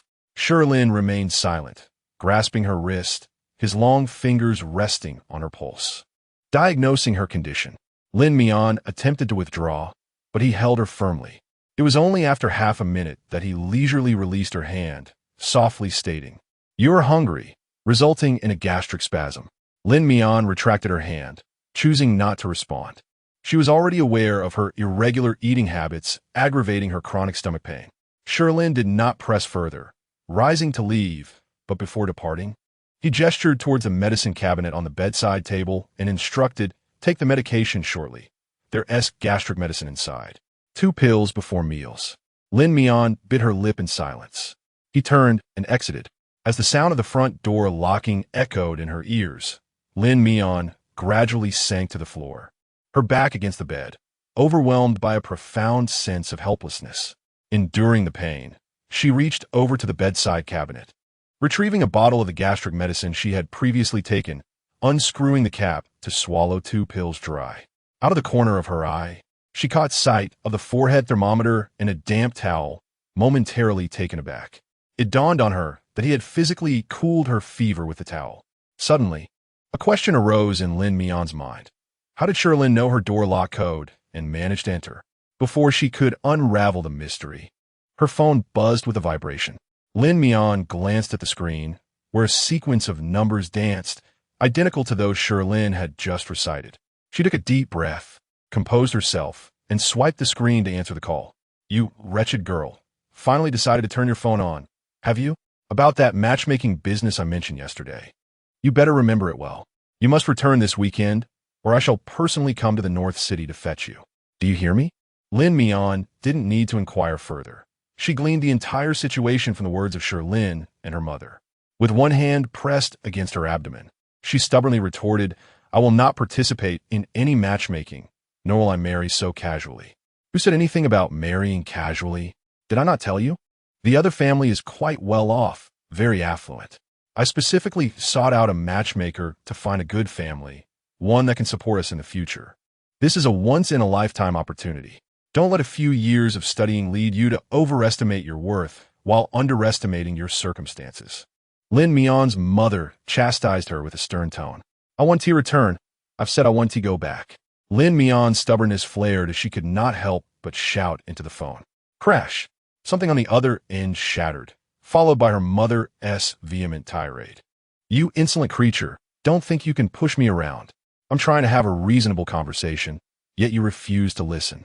You only seem to be pleased when I scold you, don't you? Let me warn you, if you do not return, I will send that page of your household registration book to them. Without your presence, they can still pull strings to obtain a marriage certificate. Lin Mian's breath caught, her body trembling uncontrollably. You are threatening me? Threatening? What threat? It is the duty of parents and matchmakers. You crawled out of my womb. I have every right to decide your fate, and I dare anyone to oppose me. Lin Mian bit her lip fiercely, struggling to suppress the fury swelling within her chest, and asked, Does my father know? Do not expect your father to intervene. He is in the hospital undergoing rehabilitation and cannot be agitated. If you wish to disturb him and risk him being crippled for the rest of his life, be my guest. Lin Mian's mother relished this moment to reprimand her obstinate daughter. Lin Mian wearily closed her eyes, her nails digging into her flesh without her even feeling it. I understand. Chapter 54. Is he interested in you? Not long after Lin Mian ended her call, her phone vibrated again. She glanced at the name on the screen and felt a slight sense of relief. It was Shi Lin calling this time. Lin Mian adjusted her emotions and answered the phone. Lin Mian, I heard you had a high fever. Shi Lin called me early this morning to request leave for you. How are you feeling now? Is your health all right? Shi Lin's voice was filled with concern. I'm much better now. I can return to work tomorrow. There's no need for you to worry about me, Lin Mian replied promptly. Shi Lin chuckled helplessly on the other end. I'm merely concerned about your well-being. If you're unwell, you should rest for a couple of days. There's no rush to return to work. I'm not an unreasonable taskmaster. Lin Mian understood his intention. He was genuinely a good person. She smiled softly, responding with a gentle hum. It's rather strange. Shi Lin isn't particularly close to you. So why do you think to knock on your door last night? If it weren't for him, the consequences could have been dire. Shi Lin's tone carried a hint of curiosity. Lin Mian clenched her fingers, instinctively replying, He probably wanted to borrow something from me. After all, we are neighbors, and it's normal for us to interact. Although it seemed atypical for someone like Shi Lin, she found it difficult to justify the lie. He never borrowed things from anyone. Shi Lin said, half-jokingly, Lin Mian, do you think he might have taken a liking to you? As soon as the words left his mouth, Lin Mian's pupils involuntarily contracted. She tightened her grip and tried hard to keep her tone steady. No, Dr. Shi and I, we're not familiar. He wouldn't be interested in me. Shi Lin laughed. I was just making a little joke. Why are you so flustered? Lin Mian held her breath. I'm not flustered. All right, I won't tease you anymore. Shi Lin changed the subject. I won't be back for another week. I'm quite busy with overseas business and need to stay here a bit longer. You should take good care of yourself back home. If you have any issues, just call me directly. For instance, if it weren't for Shi Lin today, I wouldn't have known about it. Lin Mian shyly replied, It's fine. You focus on your work. It's just a minor cold. There's no need to make a fuss about it. She began to suspect that Shi Lin was being intentional, subtly trying to gain attention in front of Shi Lin, perhaps to reveal something. Shi Lin's tone softened. All right, this time it's a bit inconvenient. But next time I have the opportunity, I'll take you abroad. You can take this time to get a passport, since many of our projects will be overseas. Lin Mian nodded, her eyes sparkling with hope. She had never traveled abroad in her life. Shi Lin truly was her benefactor. In the following week, Lin Mian's life proceeded relatively smoothly. Perhaps it was due to Shi Lin's phone call that Linda was assigned to assist abroad, allowing Lin Mian to follow up on the project with other colleagues without any hindrance. Shi Lin, occupied with recent surgeries, did not trouble her much either. Instead, when Liu Zibai saw her, he engaged in a light and casual conversation. Miss Lin, you have just graduated and are still quite young. There are certain matters. You ought to be more vigilant, lest you fall victim to deceit. Lin Mian found his words perplexing. Dr. Liu, could you express yourself with a bit more clarity? Liu Zibai responded with a mysterious smile. I shall be brief. Such enigmatic remarks left her feeling that it would have been better had he said nothing at all. Chapter 55. A normal reaction. Haven't you seen it? In the blink of an eye, Friday arrived, marking the end of yet another week. Upon returning home, Lin Mian received an urgent phone call from her mother, insisting that she return home promptly the next morning for a blind date. Otherwise, she would personally arrange for Lin Mian's household registration to be removed from the Lin family. This demand undoubtedly struck at Lin Mian's vulnerabilities, leaving her with no options. She had two Achilles heels, her father and her household registration. Once, during her senior year, when she needed identity verification for the college entrance examination, her mother had insisted that she drop out and marry instead. Lin Mian resisted, which led to a fierce argument, culminating in her mother erupting in a fit of rage and tearing her household registration page apart. What university do you think you can get into? Your brother didn't even pass. What makes you think you have the ability? Her mother had warned, if you don't obey, you might as well leave this house. We won't miss you, you little jinx. Eventually, it was her father who intervened, enlisting help from numerous acquaintances to restore her household registration. From that day forward, Lin Mian was effectively cast out of her home, receiving no further financial support. Even when she succeeded in gaining admission to university, the villagers came to congratulate her, while her mother merely leaned against the doorframe, snacking on sunflower seeds, deriding her achievement. Don't think getting into university is something to boast about. Perhaps it's just luck. Our family has no money to pay for your tuition. Lin Mian closed her eyes momentarily before reopening them. This time, she was determined to reclaim her household registration, keeping it close for her own security. She had no choice but to return home. The next morning, Lin Mian packed her belongings and purchased a ticket home. As she stepped outside, the door across from her swung open, revealing a tall, well-built figure. Lin Mian looked up just as the man emerged to take out the trash, clad in a simple white t-shirt and loose gray pants. His hair tousled and his demeanor exuding a casual languor. Their eyes met, and he unabashedly scrutinized her. Instinctively, Lin Mian averted her gaze, trying to escape the unguarded intensity of his stare, only to inadvertently catch sight of a prominent bulge between his legs, causing her breath to hitch. Her cheeks flushed crimson. "What are you staring at?" he asked, his tone slightly irritated. Morning erection, a normal physiological reaction. Haven't you seen it before? Lin Mian, what a refined pervert. Flushing, she hastily shifted her gaze, unwilling to meet his eyes any longer. Suddenly, he leaned in closer, his face inches from hers. An intoxicating scent of masculine pheromones overwhelmed her senses, causing her heart to race uncontrollably. "Is that all it takes for you to blush? I recall during our time in bed, you stole glances more than once. How can you be so shy with just a thin layer of fabric between us?" Lin Mian, what brazen words! Having not seen him for a few days, she was taken aback by his audacious demeanor. Unable to withstand such nonchalant yet refined teasing, Lin Mian pushed him away in a fluster and hastily dragged her suitcase away. Once inside the elevator, as the doors slowly closed, her heart continued to pound furiously, as if it were about to leap from her chest. The man in the hallway smirked slightly, a glimmer of triumph in his eyes, as he strolled to the end of the corridor, effortlessly tossing the trash bag into the bin with a flick of his wrist. He lowered his head, casting a glance at the slightly swollen area, muttering to himself, "Is this where the truth lies? How disappointing." Sitting on the bus, Lin Mian's mind was consumed by the earlier scene. In a daze, her thoughts were filled with the distinctly defined arms of the man and his sturdy waist, entwining around her, holding her close, as she clung to him like a delicate vine, surrendering to his every whim. Overwhelmed, Lin Mian covered her face, her ears burning with an intense heat. It was unbearable. She couldn't forget. Chapter 56. It matters not to whom it is sold 5 hours later. Lin Mian finally disembarked in the county town and took a bus back to her hometown, Qiushui Town, dragging her suitcase along a long path. She eventually arrived at the dilapidated old house that was once her home. At the entrance, a woman was leisurely cracking sunflower seeds, her long, curly hair tucked behind her ears, revealing a somewhat acerbic countenance. It was none other than her mother, Zhao Guilin. "Mother, Lin Mian called softly, then fell silent, carrying her suitcase inside without further ado. Neither mother nor daughter exhibited any particular joy.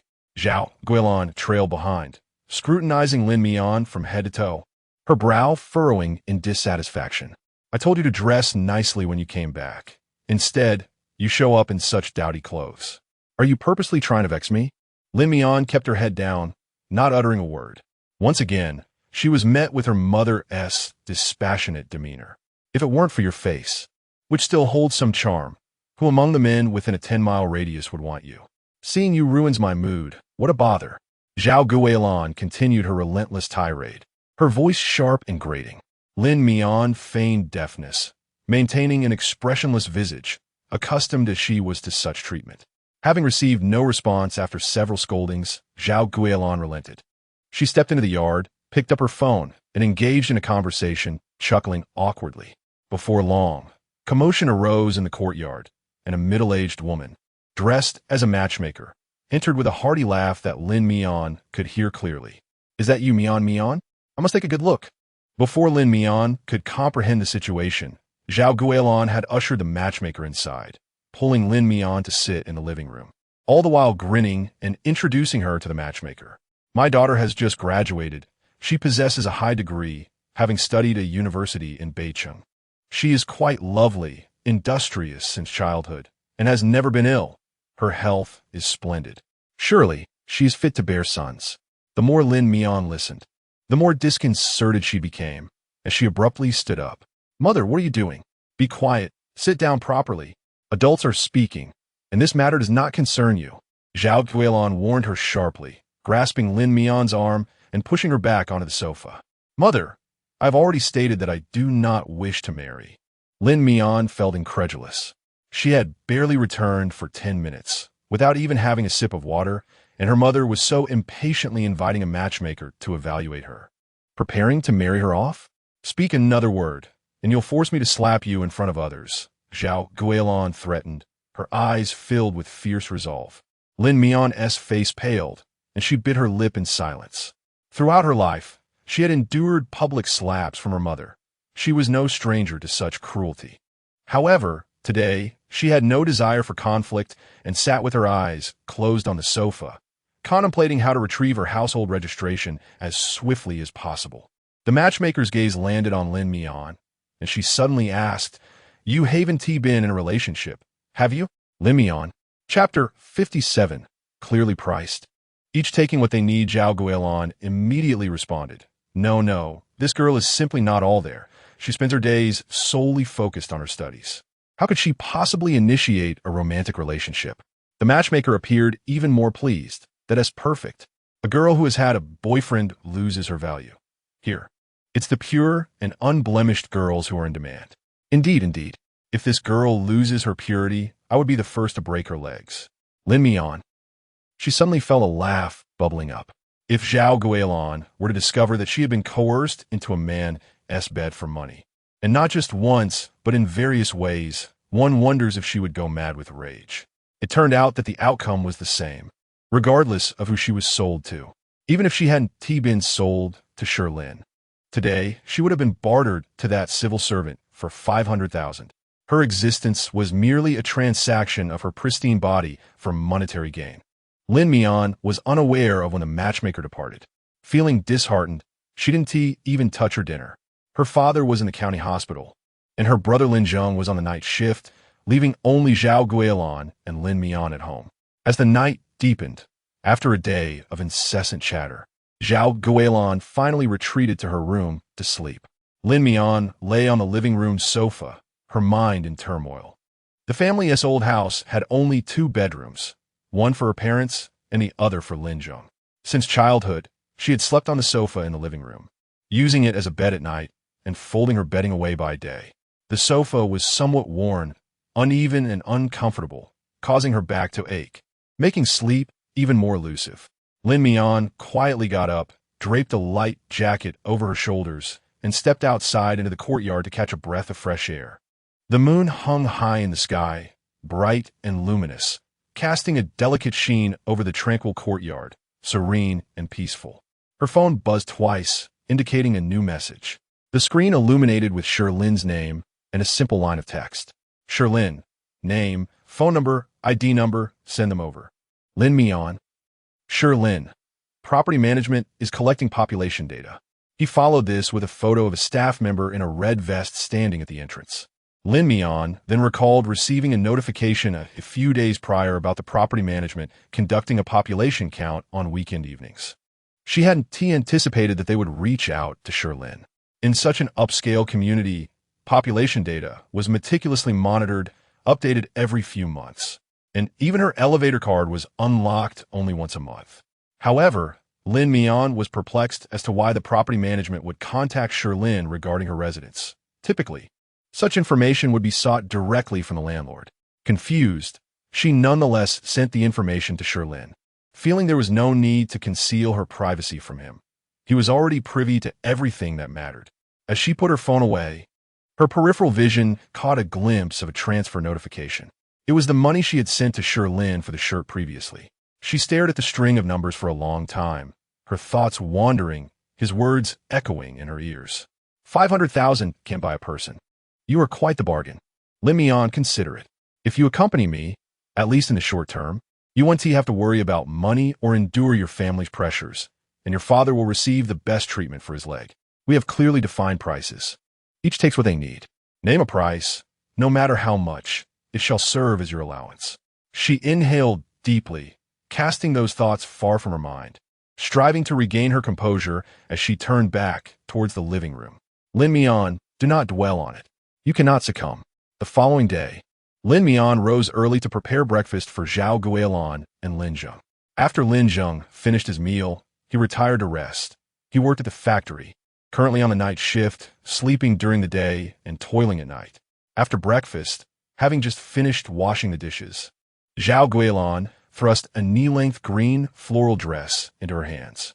Change into this, she commanded.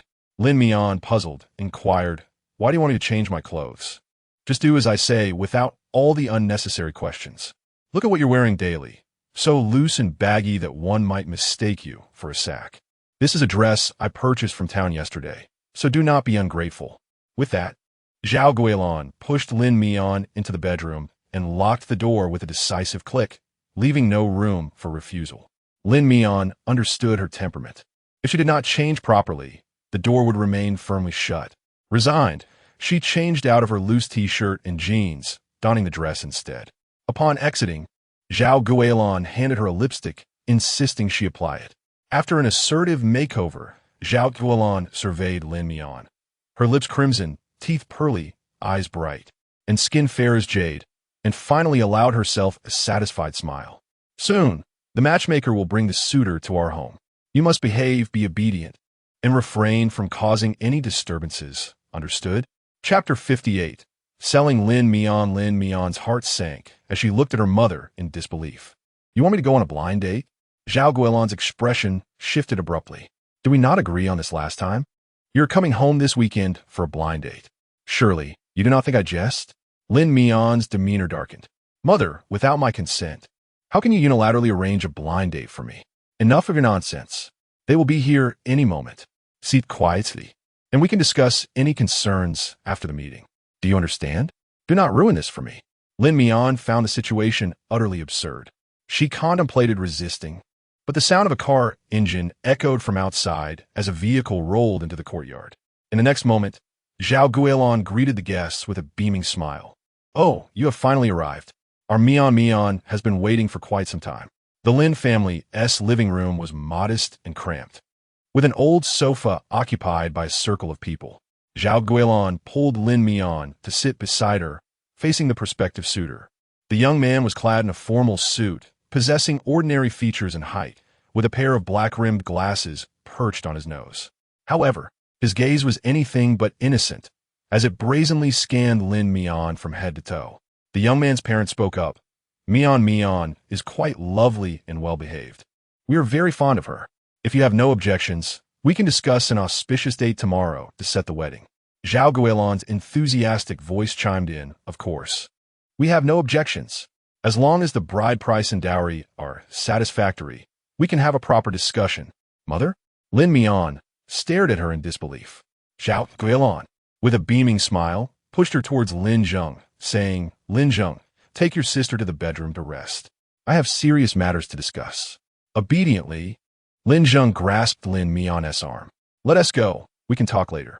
Brother, you do not interrupt our mother while she is discussing important matters," Lin Zheng insisted, pulling Lin Mian into the bedroom as if this blind date had nothing to do with her personal desires, merely a predetermined transaction.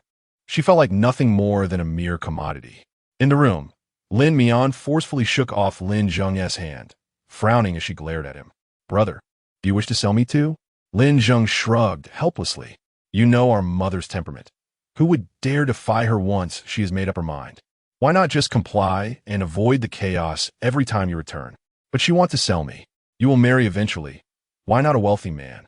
She has gone through all this trouble, and you're not being forced to marry a pauper. Consider it. Being a rich wife has its allure." Lin Mian gazed at him in silence, feeling a chill seep into her heart. Outside, in the living room, the matchmaker smiled obsequiously. Young ladies who have been out in the world for a few years are often like this, reluctant to return. Just keep her at home for a few days. Having a child will suffice. Look at her lovely face, fair, delicate, and youthful. She is also a high achiever. Her genes will surely yield fine offspring. The man harbored a moment of doubt. Is she a virgin? Chapter 59. Someone seeks to kill naturally. I introduced her to you right after graduation. She was an exemplary student in school, untouched by romance and remarkably pure. The young man appeared satisfied and exchanged glances with his parents. Thus it was settled. We would not look elsewhere but commit to your esteemed daughter. The young man's parents, displaying considerable generosity, placed 2 stacks of money on the coffee table. "This is a deposit. We have an agreement." Zhao Guilan's face blossomed with joy as she congratulated her future in-laws, praising their keen judgment.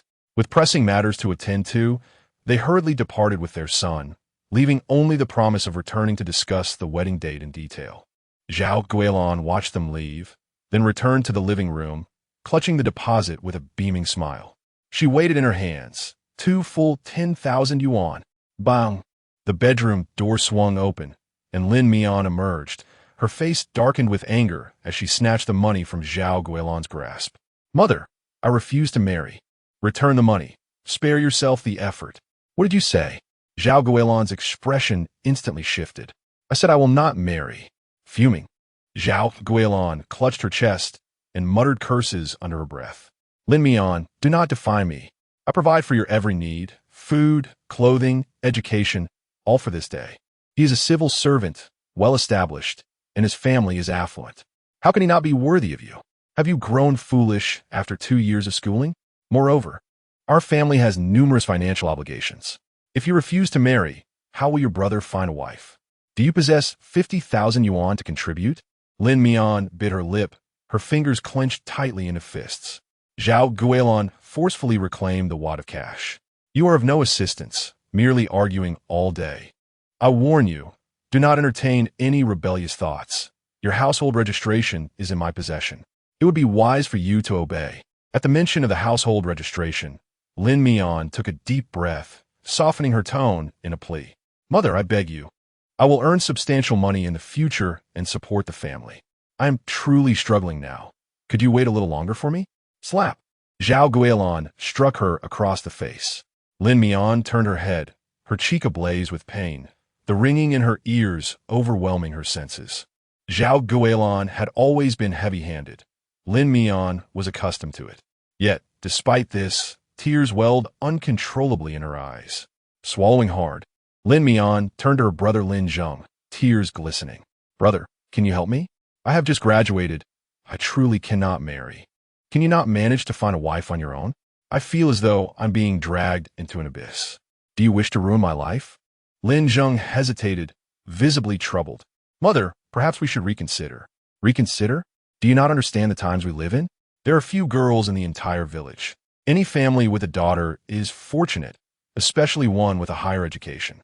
If you do not seize the opportunity to marry soon, do you intend to remain single for life?" Lin Zheng fell silent. He indeed could not afford to gamble with this situation. In her hometown, it is considered a source of shame for older men to remain unmarried, and the difficulty only escalates with time. He harbors deep resentment towards Lin Mian, a grudge that has festered for over a decade. His family is impoverished, and if it had not been for the incident where he bought Lin Mian an ice pop, Lin Ping'an would not have met with an accident, would not have been rendered paralyzed, and their family would not have to endure such hardship. Yet despite this, the entire family still supported her through university. These sacrifices were debts she ought to repay, obligations she should fulfill.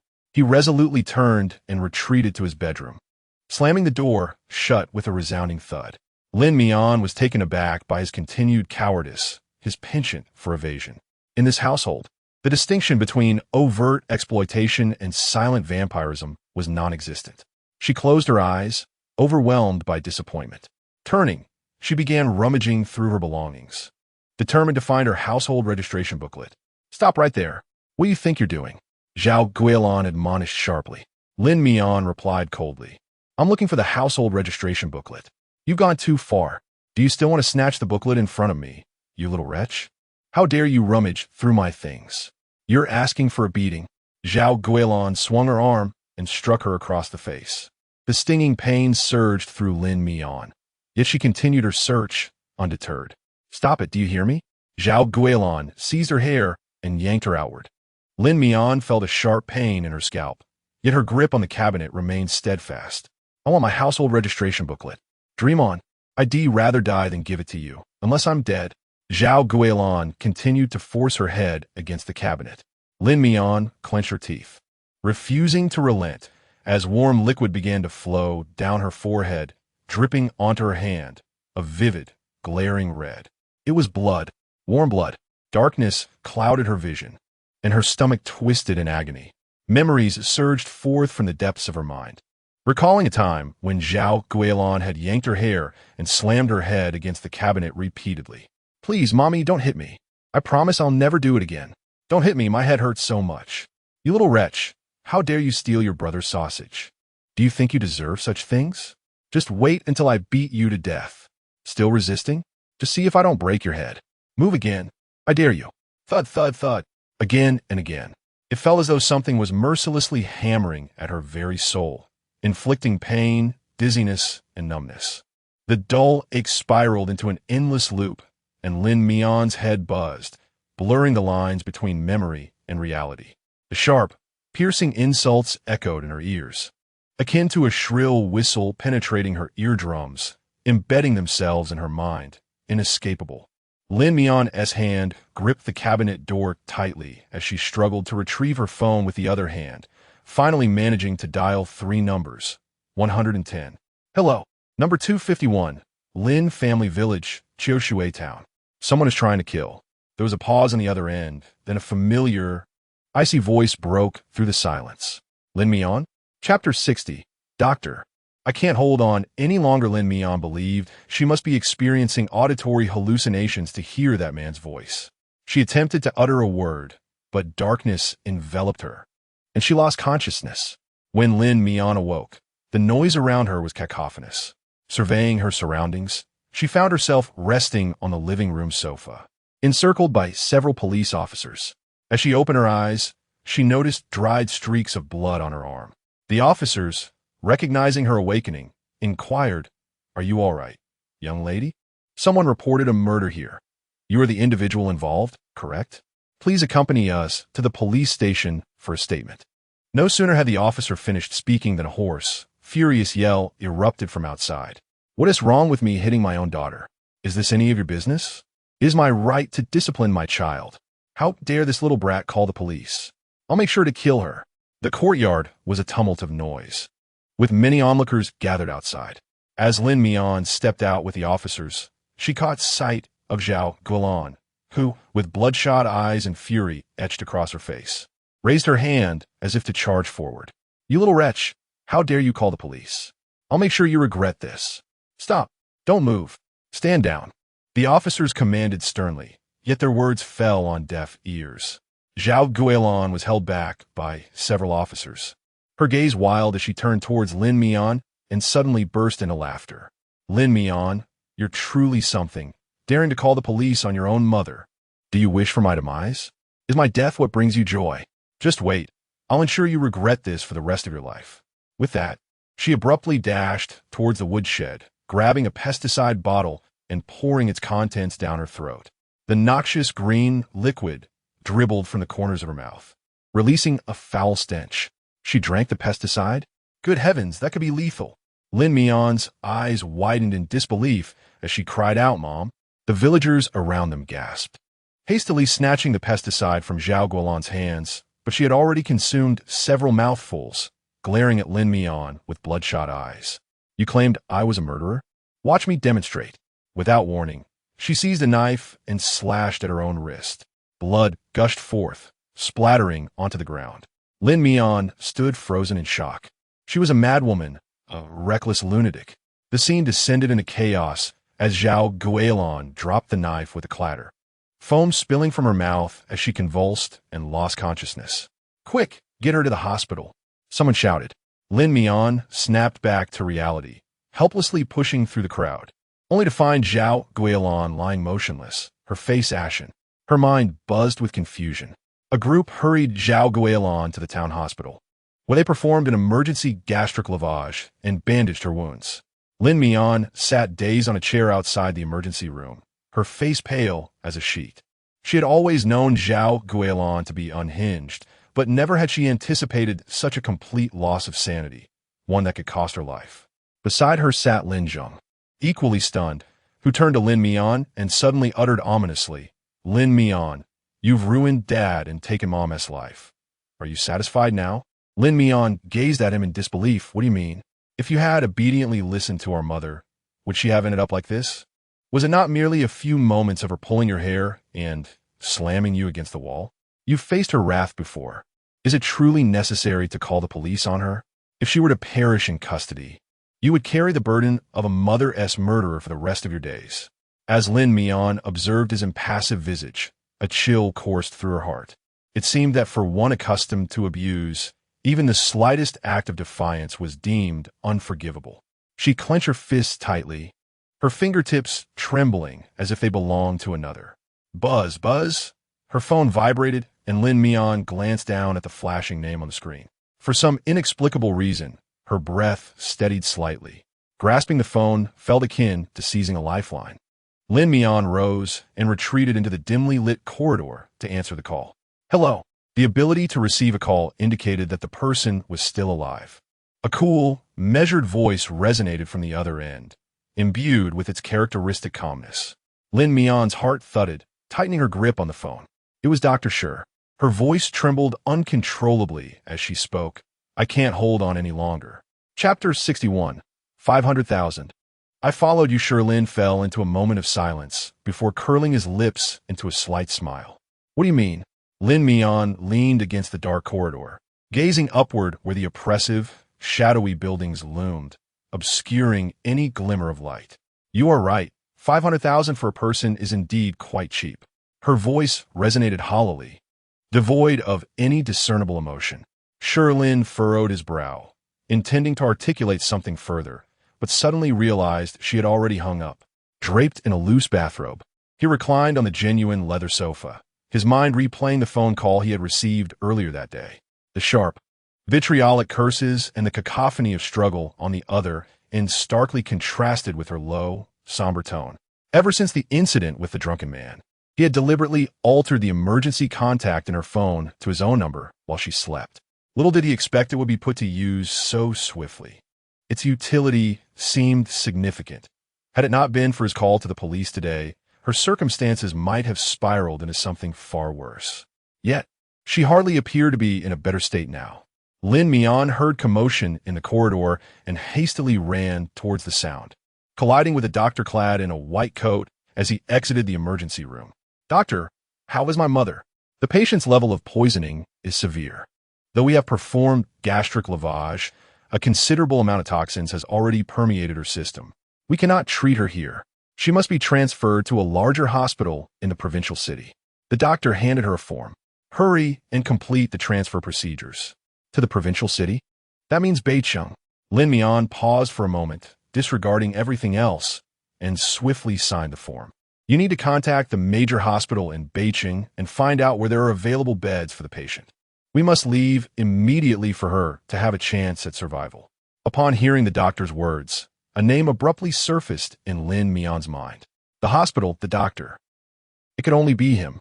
She clutched her phone and dialed Shi Lin's number, cutting straight to the chase. Dr. Shi, I implore you for assistance. My mother requires an urgent transfer to the major hospital in the provincial city for treatment. I am utterly at a loss. I beg of you to help. A brief silence lingered on the line before the man's cool voice responded. Understood. I will make the arrangements. Thank you. Thank you. Lin Mian was taken aback by his prompt agreement, overwhelmed with gratitude and at a loss for words. Just as she was about to end the call, she heard a few low utterances from the other end. Lin Mian, you owe me a favor. Lin Mian froze for a moment before tightening her grip on the phone. I understand. I will remember. The ambulance arrived in Beicheng under the cover of night. Thanks to Shi Lin's arrangements, Zhao Guilan was swiftly admitted to the ICU. Having exhausted her funds due to the need for upfront medical fees, Lin Mian could only pay a few thousand temporarily, promising to cover the remainder the following day. As she frequently visited the hospital for tests, the director recognized her and granted her some leniency. Lin Mian sat on the bench outside, waiting through one night and into the next day. During this time, Lin Zheng went out for a meal. Despite his disdain for her, he still brought her 2 buns. By noon the following day, Zhao Guilan finally regained consciousness. As her wrist wound was not severe, it sufficed for her body to expel the excess toxins. Zhao Guilan was swiftly transferred to a regular ward, and her consciousness soon returned. However, upon opening her eyes and seeing Lin Mian, her expression turned grotesque with fury. You little wretch, it's all your fault. This marriage was nearly thwarted. You must return immediately and apologize to the other family. You are to marry into them. Mother, what are you saying at a time like this? If my 50,000 in dowry falls through, I might as well perish in this hospital. Lin Mian, aware that her mother was still in a frenzy, inhaled deeply, her gaze coldly fixing on Zhao Guilan as she asked with a hint of sarcasm. Is it true that if I present 50,000, I can redeem myself, and you will leave me be? Zhao Guilan scoffed. Go ahead and get it. Very well. Lin Mian replied decisively, a smirk gracing her lips. Just wait. With that, she turned and exited the room without a backward glance. Mom, can she really come up with 50,000? Lin Zheng questioned dubiously from the side. Nonsense. How could she possibly have that kind of money? I've already drained her dry. Even if she took out a loan, she couldn't gather that amount. Don't worry. She'll return obediently. Mother, how could you recklessly drink pesticide? You scared me to death. Lin Zheng complained. What's there to fear? I diluted it with water. It merely looks terrifying, but one tea kill anyone. Your mother is quite resilient. Zhao Guilan lay on the hospital bed, her expression dismissive. How else could she compel Lin Mian to comply? This girl only yielded to soft tactics after years of education. She had become a bookworm, most susceptible to moral coercion. Zhao Guilan intended to bind her tightly with this invisible and intangible nonsense of morality. What was a daughter worth? Merely a harbinger of misfortune. It was her son who held her heart. As dusk deepened, the entire northern city was cloaked in night.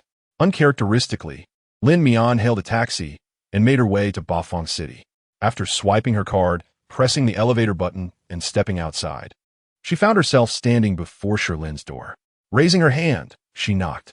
Shi Lin had just emerged from a shower, his hair damp and clad in a white bathrobe, lazily pulling open the door to find Lin Mian waiting outside.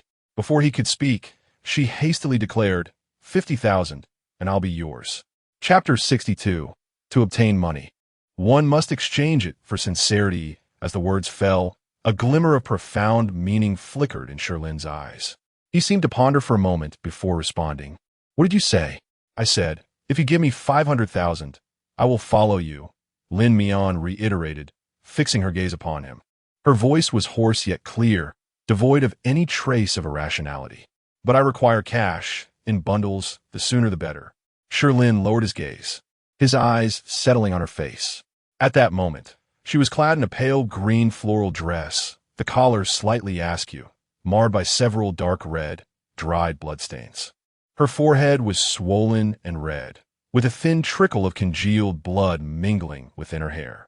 Her lips were pale, and her complexion was unnaturally white, revealing her obvious disarray. Had she not reached a point of desperation, she would not have approached him today. Shi Lin studied her for a while, and then a mocking smile curved his lips. So, after a brief return, you decided to sell yourself for 500,000? Do you not find that rather cheap? Leaning against the doorframe with his arms crossed, his tone was laced with a combination of disdain and ridicule, belittling her misfortune and the once resolute spirit she had exhibited. Indeed, how laughable she was. Lin Mian felt her throat tighten, lowering her head as she forced a few words from her lips. So, do you agree? Shi Lin remained silent for a few seconds, then chuckled, raising an eyebrow with apparent intrigue. Lin Mian, you have slept with me 3 times. You should know I am not stingy. 500,000 is but a trifling sum for me. I allow you to set your own price. And yet you offer such a paltry amount. Do you not feel at a loss? I need 500,000, and I will only accept 500,000. Lin Mian bit her lip, her eyes calm and unwavering. She held her back straight, her posture imbued with an underlying stubbornness, appearing obstinate. Shi Lin scoffed. Even at this juncture, you still cling to your meager sense of pride. Since you have decided to sell yourself, what difference does it make whether it's for 500,000 or 1 million? Do you understand? I understand, but I still want 500,000. Shi Lin. I have additional conditions, Lin Mian added. Once I earn the 500,000, I will return it to you, and you must grant me my freedom, never to pursue me again. She was acutely aware of Shi Lin's immense power and insatiable desires. He would not release her until his interest waned. Thus, the notion of following him for a specified duration was virtually negligible. Once ensnared, the depths of the trap are unfathomable. Yet, once she had accumulated her wealth, she yearned to secure her own emancipation. This was the sole condition upon which she could negotiate with him. Shi Lin appeared taken aback by her response, his interest intensifying but laced with an undercurrent of irritation. Lin Mian, have you already prepared your escape before we have even begun?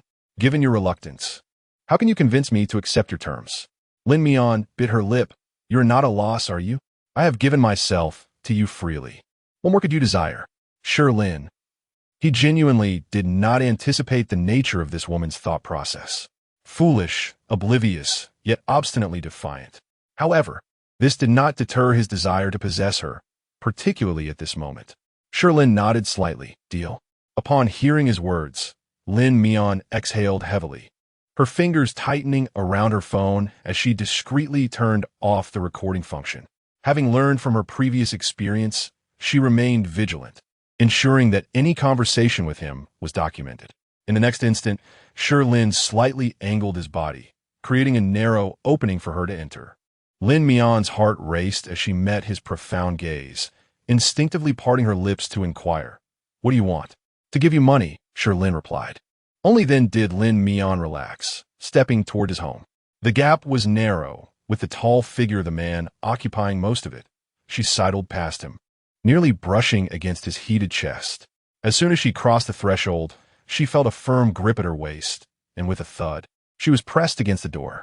Startled, Lin Mian looked up, locking eyes with his gaze laden with unspoken intent.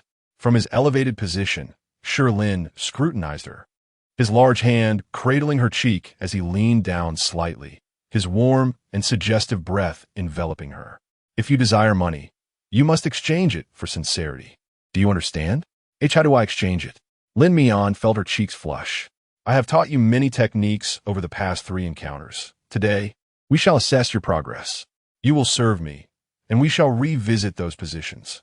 Before Shi Lin could finish his sentence, Lin Mian abruptly rose onto her toes, her soft lips meeting his with an unreserved fervor, devoid of hesitation.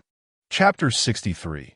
Be a little more obedient. The woman's lips were soft and cool, exuding a daring boldness intertwined with a tremor. Her essence gradually enveloped his senses, and before he could respond, Lin Mian's cool lips parted his, boldly invading the confines of his mouth, twisting and turning, deepening the kiss with fervor. Though inexperienced, every technique she employed was learned from him. Yet, she possessed enough intellect to master each maneuver, each passionate kiss executed with remarkable finesse. For the first time, Shi Lin felt a sense of losing control, as if every cell in his body was clamoring for release. The pristine bathrobe was torn open by Lin Mian. Instinctively, Shi Lin grasped her wrist, gasping in shock, unable to suppress an expletive. "What are you doing?" He glared at her, his chest heaving violently, his voice hoarse and uneven. "I'm learning from you," Lin Mian replied, gazing up at him in confusion. "You've done it this way 3 times.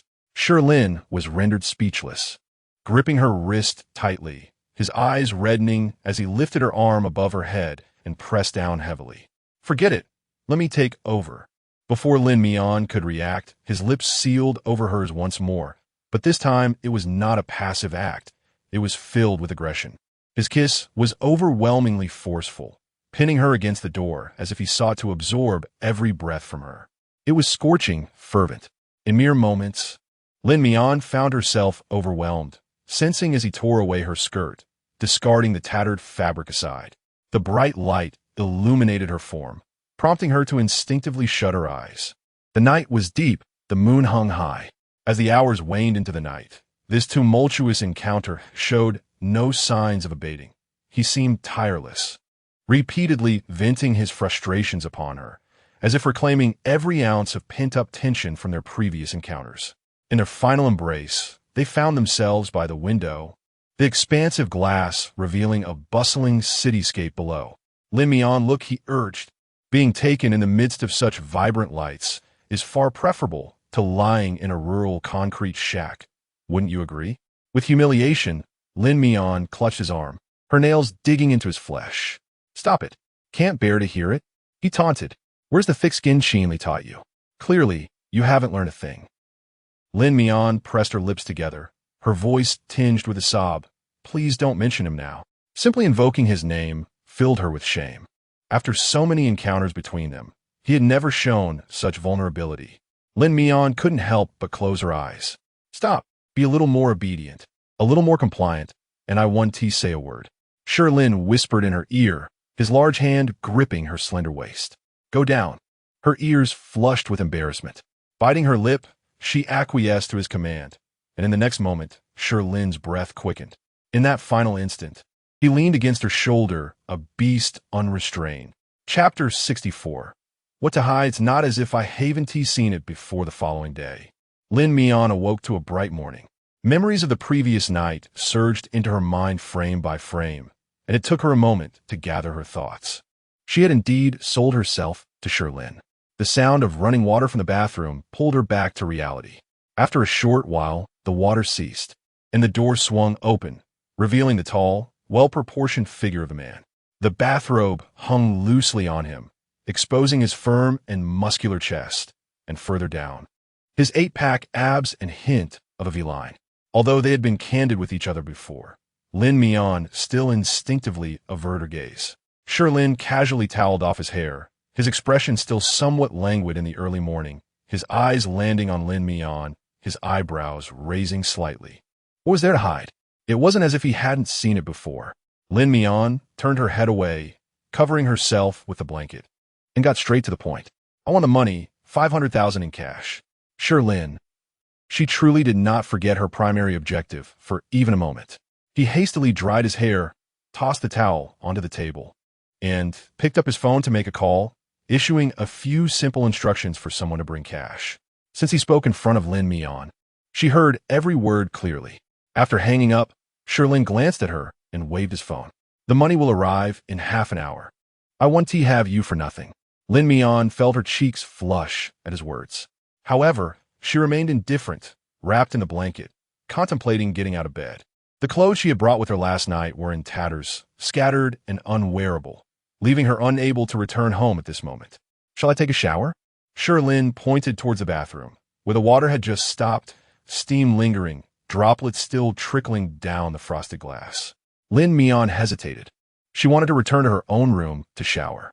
After all, it was just across the hall, a few steps away.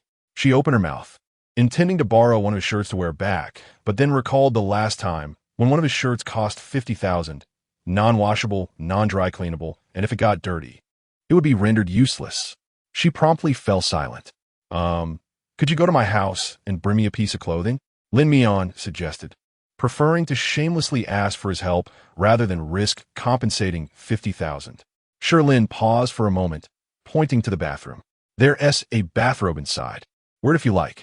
Lin Mian instinctively inquired. How much is your bathrobe? Shi Lin. I can't afford anything too expensive. Lin Mian pouted, harboring grievances over the inexplicable 50,000 compensation from before. Shi Lin immediately grasped her meaning, a smirk tugging at his lips. This little stubborn one certainly held grudges. He strode into the bathroom, retrieved a brand new bathrobe, and tossed it over her head. You performed well last night. Consider it a gift, no charge.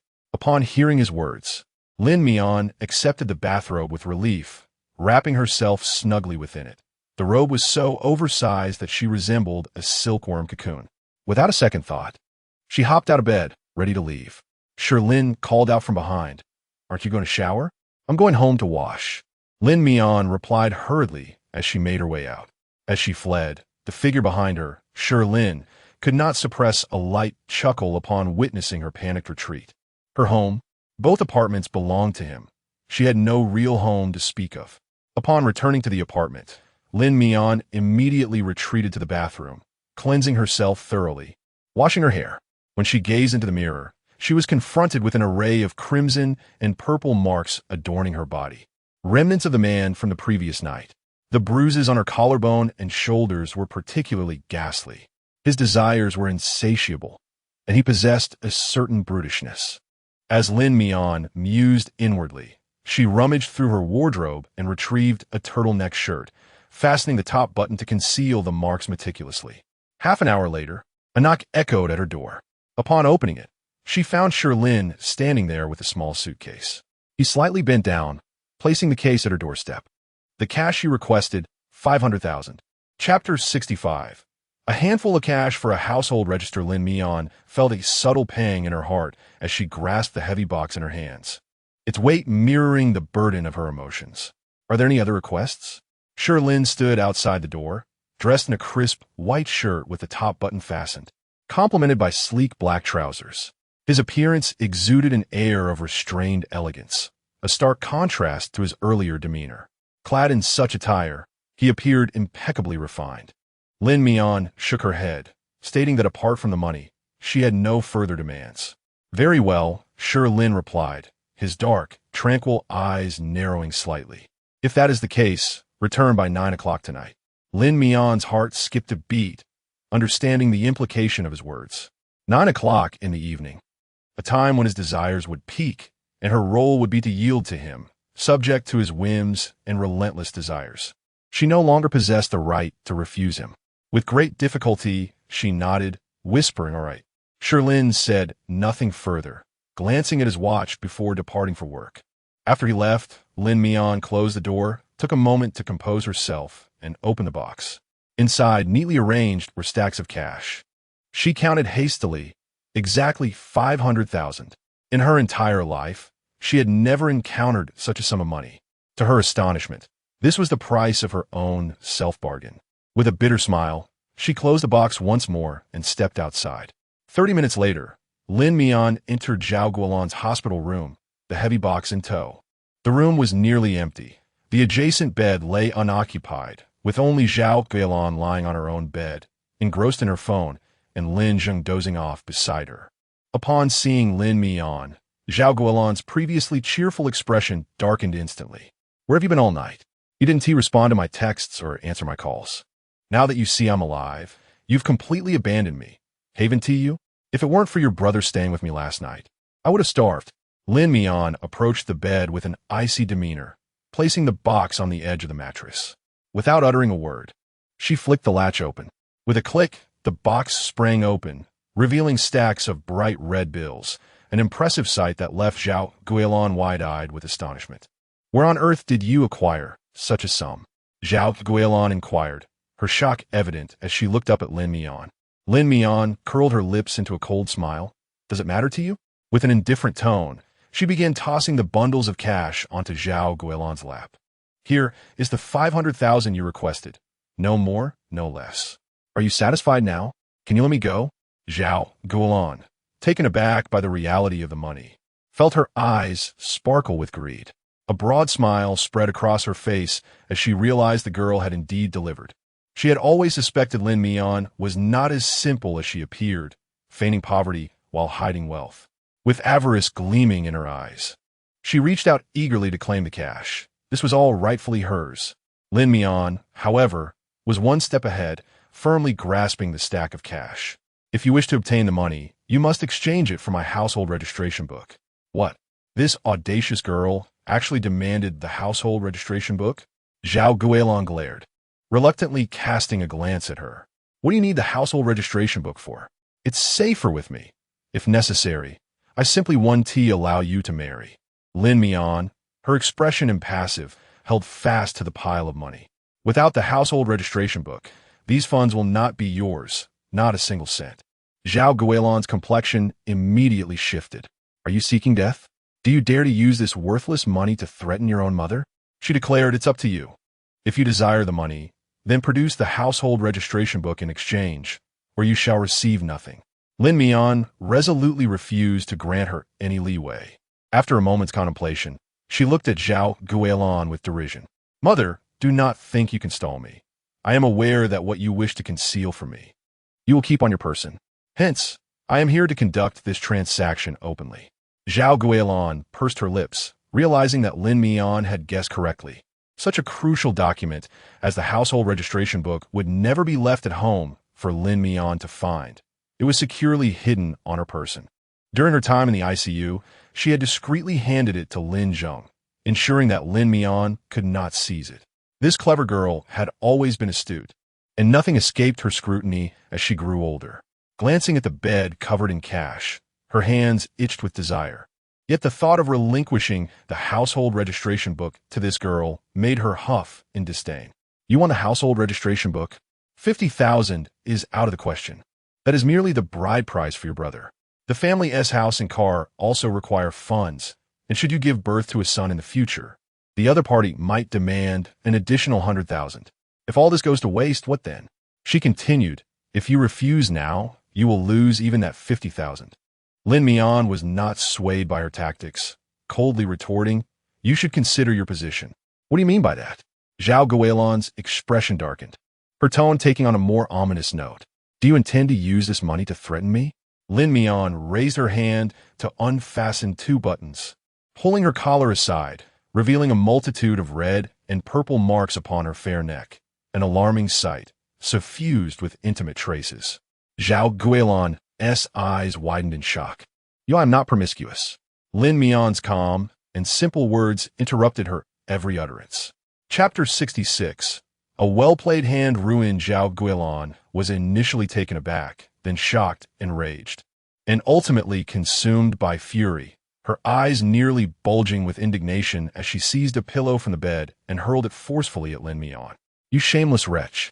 You worthless scum! You filthy creature! What have you been doing behind my back? Huh? How could you so disgrace yourself? With your sordid history? How will you ever find a husband? Lin Mian responded with a cold smile, her eyes brimming with scorn and vengeance. You are correct. No one would wish to marry a tainted soul. Do you understand? As for me, I am hardly worth 50,000 now. You should consider your options wisely. Zhao Guilin sat on the hospital bed, her eyes shut tightly as she took a moment to compose herself, yet her anger simmered uncontrollably. She had not anticipated that Lin Mian would dare to abandon all pretense. In rural society, women who had experienced love were deemed worthless, and she, with her sullied past, was even worse off. In the future, should there be any suitors, they would surely be the most undesirable or those seeking second chances. What a splendid hand she had squandered. Zhao Guilin felt her entire being boiling with rage, and she began to seize anything within reach to hurl at Lin Mian, unleashing a torrent of vulgar insults. Lin Mian stood there like a wooden puppet, motionless, as Zhao Guilin vented her fury upon her. A flurry of chaotic objects struck her body, causing pain, swelling, and a persistent ringing in her ears. Yet, Lin Mian's spine remained unyieldingly straight, her resolve unbroken. Eventually, Zhao Guilin grew weary, and with Lin Zheng's intervention, she ceased her assault. Leaning close to her ear, Lin Zheng whispered, Mother, do not let your anger consume you. She has already fallen so low. Her prospects for marriage are hopeless. Those marks on her body are disgraceful. She will undoubtedly face difficulties in finding a match. It would be wiser to take our money and relinquish her household registration. Zhao Guolan's chest heaved with indignation as she shot a venomous glare at Lin Mian. Her teeth clenched as she spat. Give her the household registration and tell her to leave at once. Upon receiving the command, Lin Zheng retrieved a small red booklet from his inner pocket, extracting Lin Mian's page and tossing it aside. The paper fluttered to the ground, mingling with a disarray of currency. Take your belongings and depart quickly, he said, his tone tinged with disappointment. Lin Mian paid little heed to the exchange. She bent down to collect the pristine page, carefully stowing it in her bag before turning her back and exiting the ward without a glance back. Behind her, Zhao Guolan continued to vent her frustrations. Lin Mian, look at yourself in this disgraceful state. How can your father continue to dote on you? You are nothing but a source of shame for him.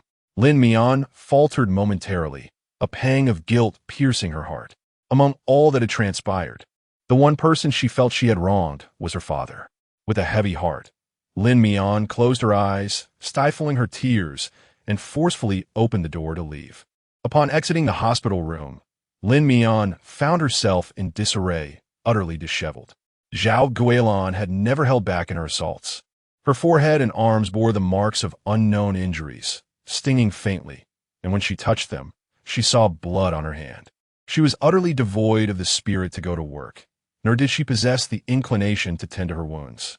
Just as she was preparing to turn back, a tall and commanding figure collided with her.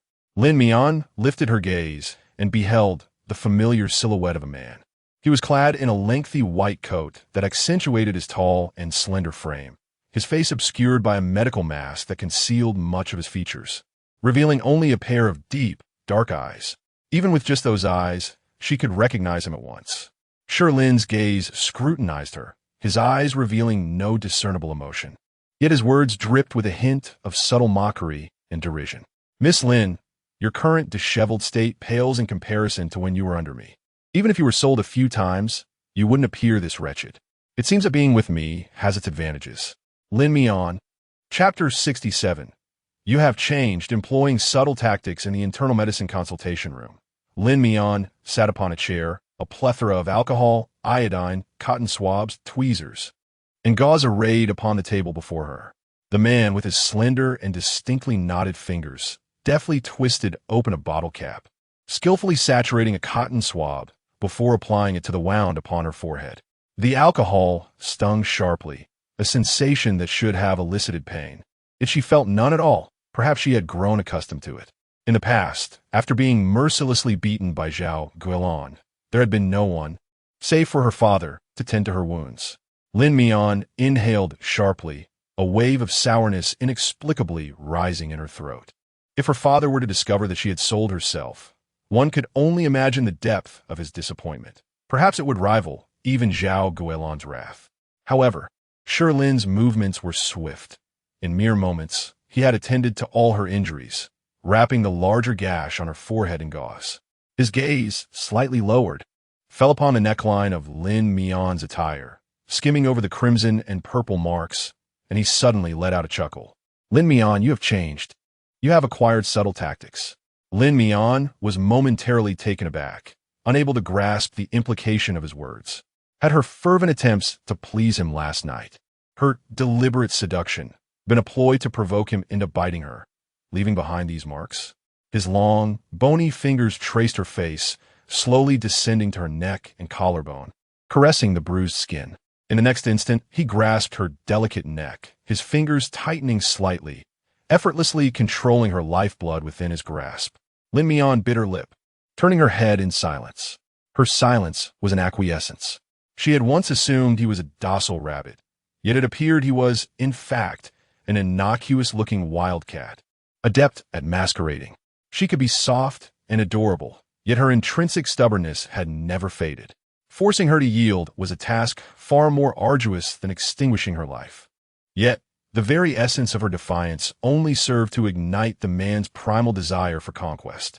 Lin Mian was compelled to tilt her head back to meet his gaze. Her eyes rimmed in red, disheveled hair framing her face, a piece of gauze askew upon her forehead, and her lips, caught between her teeth, glimmering faintly pale. She appeared utterly pitiable, a seemingly fragile little rabbit with an unexpectedly resilient spirit. Shi Lin regarded her intently for an extended moment before gradually releasing his grip, smoothing her collar, and fastening her buttons to conceal the evidence of her wounds. "You should return," he instructed, aware that he had a surgical procedure to attend to that afternoon and could not afford to linger. In truth, her injuries were minor enough that she need not have troubled him. A simple visit to the surgical department for a quick dressing would have sufficed. Yet, who could fathom his thoughts, as he had inexplicably led her into his office and personally tended to her? Feeling liberated, Lin Mian quickly rose from her seat, expressed her gratitude, and hastily departed from the office. Surrounded by familiar faces, she was eager to leave. Upon exiting the hospital, Lin Mian requested a leave of absence from work, and once granted, she took the subway home. She needed to recalibrate her mindset and prepare to tackle her duties anew the following day. On the road, Lin Mian received a phone call from her father. Lin Pingyan had been residing in the hospital and only learned of the events that transpired at home this morning. His tone was filled with profound guilt. Mian, your father is nearly recovered. In truth, I could manage without medication. I can walk, albeit with a limp. I do not intend to continue treatment and will transfer this sum to you for your own use. You needn't send any more money to your mother. Absolutely not. Your leg must be treated, Lin Mian insisted resolutely. But you, father, please do not worry about me. I am truly fine. Your leg is the hope I have cherished for over a decade. I dream of seeing you stand and walk like everyone else. You must not give up. Lin Mian's nose tinged with emotion, her voice slightly choked. Lin Pingyan sighed and asked, "Are you still feeling guilty, believing that my accident was your fault?" Lin Mian pressed her lips together, remaining silent. Everyone had labeled her a jinx, a harbinger of misfortune. Because of her, the pillar of their family had crumbled, leading to its complete disintegration, a crushing blow in that era. With time, she too had begun to believe it. Mian, I have said many times that you cannot blame yourself for my accident. I have always felt that the car that day was deliberately aimed at us. Perhaps I was targeted. Lin Pingyan explained helplessly. Father, please stop. I have investigated this at the police station. It was merely an unfortunate accident, and the driver fled the scene. There is no hidden truth. Focus on your recovery. Lin Mian sniffed, attempting to sound at ease. Do not worry. I will take good care of myself. Lin Pingyan understood her stubbornness and her strong sense of pride, letting out a sorrowful sigh. Mian, I'm sorry for you. Lin Mian paused, sensing an underlying concern in his voice. Father, are you hiding something from me? No, I just feel that you have had a difficult time. You must take care of yourself out there, understand? Lin Mian did not dwell on it and nodded. I understand. Lin Pingyan wished to say more, but ultimately fell silent. Ending the call, he gazed at the series of messages that appeared on his phone screen, all from Zhao Guilin, filled with frantic expressions and words like wretched, worthless, and cheap. He closed his eyes in anguish, his aged face etched with guilt. Mian, I am sorry. The truth of that year was one he could not reveal. Chapter 68. Caught red-handed Zhao Guilin, having received the money, insisted on being discharged from the hospital that very day. After examining her various health indicators, the doctor consented to her transfer to a local hospital for further observation for 3 days. Lin Zheng accompanied her in completing the transfer procedures. Throughout this ordeal, Lin Mian remained conspicuously absent. Even the subsequent medical expenses were left unpaid, accruing thousands in debt that prevented their departure from the hospital. Zhao Guilin, in a fit of anger, begrudgingly paid the amount, finally managing to leave the hospital. That wretched girl truly is an ungrateful wretch. Enough. Mother, do not be agitated. That girl has always been obstinate and petty. It's already commendable that she provided such a large sum, Lin Zheng said as he assisted her into the car. But next time, refrain from resorting to pesticides. The doctor warned that it could harm your stomach and pose a risk of cancer. Do not worry. I am quite resilient, Zhao Guilin replied. Yet Lin Zheng remained uneasy. You should also temper your temper. The doctor informed me today that your emotional fluctuations are alarming. It nearly frightened me to death. All right. Am I not well now? I even managed to bring back a substantial amount for your future wife. Zhao Guilin pouted in dissatisfaction, for she detested any insinuation regarding her mental state. Even if there were issues, they were certainly instigated by the pressures of this household. Sensing her impending ire, Lin Zheng wisely chose silence. Upon returning to her apartment, Lin Mian collapsed onto her bed for a much-needed slumber. Having endured a sleepless night and a taxing morning with Zhao Guilin, her body ached, and her wounds throbbed faintly.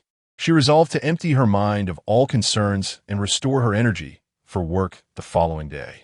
Perhaps overwhelmed by fatigue, she soon fell into a deep sleep.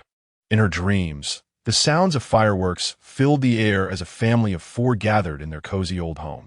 The living room television displayed a lively spring festival gala, and Lin Pingyan peeled a segment of tangerine and placed it in little Lin Mian's mouth.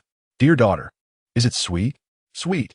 Lin Mian's cherubic face, stuffed with fruit, glowed with delight as her eyes squinted into slits. "Daddy eats, mommy eats, brother eats." At that time, young Lin Mian was still quite small, her pudgy hands offering tangerines to the others in a sweet, childish voice. "Only one left. Let it be for my little sister. She loves tangerines the most." Zhao Guilin, cradling her, adjusted the bright little dress Lin Mian wore, her face radiating warmth and affection. "Our Mian is so well-behaved. Truly a little cotton-padded jacket. Mian will always protect her parents and brother. Indeed, it is our daughter who is the most considerate." The scene shifted abruptly. Snow fell in torrents, the biting wind howled. A chilling New Year's Eve. Lin Mian, clad in a thin coat, knelt outside the door. Inside the living room, Zhao Guilin hurled a steamed bun at her with great force.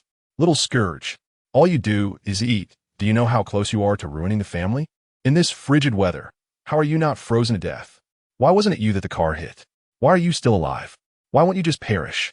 A dull ache throbbed on her forehead, and darkness swirled before her eyes, while the relentless barrage of insults echoed in her ears. Lin Mian ultimately succumbed to the onslaught, slipping into unconsciousness amidst the encroaching darkness. Awakening abruptly from her slumber, Lin Mian found the world shrouded in night. Her room was enveloped in an oppressive gloom, as if abandoned by the entire universe. With a hint of panic, she scrambled out of bed and illuminated the lamp beside her. Instantly, the room was awash with light, dispelling the shadows that had clung to her. Leaning against the headboard, she released a gentle sigh of relief, the remnants of her dream still lingering in her mind as she sat there for a time. Suddenly, a series of knocks resounded from outside. Lin Mian's thoughts snapped back to the present. Rising, she made her way through the living room to answer the door. As she pulled it open, Qin Li's gentle, smiling face appeared, his brows slightly raised in a cheerful greeting. Surprised and taken aback, Lin Mian exclaimed, "Master, you're back from abroad?" "Indeed. I booked a ticket in advance and flew back overnight," Qin Li replied, his eyes surveying her face and form before he inquired, "What happened to your face?" Shaking her head, Lin Mian assured him, "It's nothing, just a minor scrape, really." Upon hearing this, Qin Li let out a soft sigh. Mian, I heard about your situation and couldn't rest easy, which is why I returned early. I understand your mother was admitted to the ICU last night. The medical expenses must be considerable. Here, take this for emergencies." He produced a thick, red envelope, ready to press it into her hands. Lin Mian promptly declined, "Master, it's unnecessary. My mother has been transferred to another hospital, and we have managed to gather enough funds. Truly, it's not needed. I know you are short on money. Take it as my fee for accepting you as a disciple." Qin Li insisted, refusing to accept her rejection. As they engaged in this gentle tug-of-war, a sudden beep from a door across the hall interrupted their exchange. Lin Mian instinctively glanced up, her gaze meeting the cold, piercing face of Shi Lin. Oh no, she had been caught. Chapter 69, Why the Panic? He stood at the doorway, clad in white and black, his tall figure exuding an air of cool detachment. His facial features were sharply defined, with thin lips pressed into a straight line. In his hand, he held a small black plastic bag, the contents of which remained a mystery. His gaze, dark and penetrating, seemed to harbor some hidden spark that caused Lin Mian to avert her eyes instinctively. "Dr. Shi, are you off duty?" Qin Li, noticing his presence, paused momentarily before breaking into a smile and greeting him. Shi Lin unlocked the door with a fingerprint scanner and responded, "Back from abroad?" "Indeed." Qin Li nodded, then glanced at Lin Mian with a smile, adding, "I couldn't rest easy about Mian, so I returned a few days early. I must thank you, Dr. Shi, for taking care of her high fever and arranging for her mother's hospitalization. You've truly been a tremendous help. I'll treat you to a meal to show my gratitude." Shi Lin curled the corner of his lips, his gaze sweeping over Lin Mian. "The one you should be thanking is not me, but her." Feeling the weight of his unwavering stare, Lin Mian straightened her back. "Dr. Shi is right. I should treat you to a meal to express my gratitude. There's no rush. We have plenty of time ahead." With a gaze filled with unspoken meaning, Shi Lin looked at her, an unclear emotion flickering in his eyes that sent a chill down Lin Mian's spine. Before she could respond, he pushed the door open and stepped inside. The door closed with a soft thud, leaving Lin Mian to exhale a sigh of relief, her anxious heart finally easing. She was genuinely concerned that the man would say something inappropriate in front of Qin Li, especially after his peculiar references to Qin Li the night before. Mian, are you a bit frightened of him? Or has something else transpired between you two?" Qin Li, sensing the atmosphere, inquired softly as he raised his gaze to her. "No, nothing has happened." Lin Mian instinctively distanced herself from any implication. "It might just be that Dr. Shi's aura is too strong, and his demeanor is rather cold, making me feel somewhat uneasy when talking to him." "That's good to hear. He can be quite aloof and introspective, making him difficult to interact with. If you find it uncomfortable living next to him, I can arrange for you to move to another dormitory in a while." Lin Mian nodded in agreement. "All right." Just as Qin Li was about to say something further, his phone rang with a rather unfamiliar tone. His expression shifted, and he had no choice but to bid farewell to Lin Mian. "I have work to attend to. I must leave now. Take this money. I'll come to see you tomorrow." Lin Mian refused to accept the money. "I don't want it." She had her own stubbornness, and when she set her mind to something, no one could persuade her otherwise.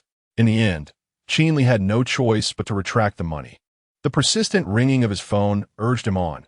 After giving Lin Mian a few instructions, he hurriedly answered the call and departed. Only after watching him enter the elevator did Lin Mian finally relax.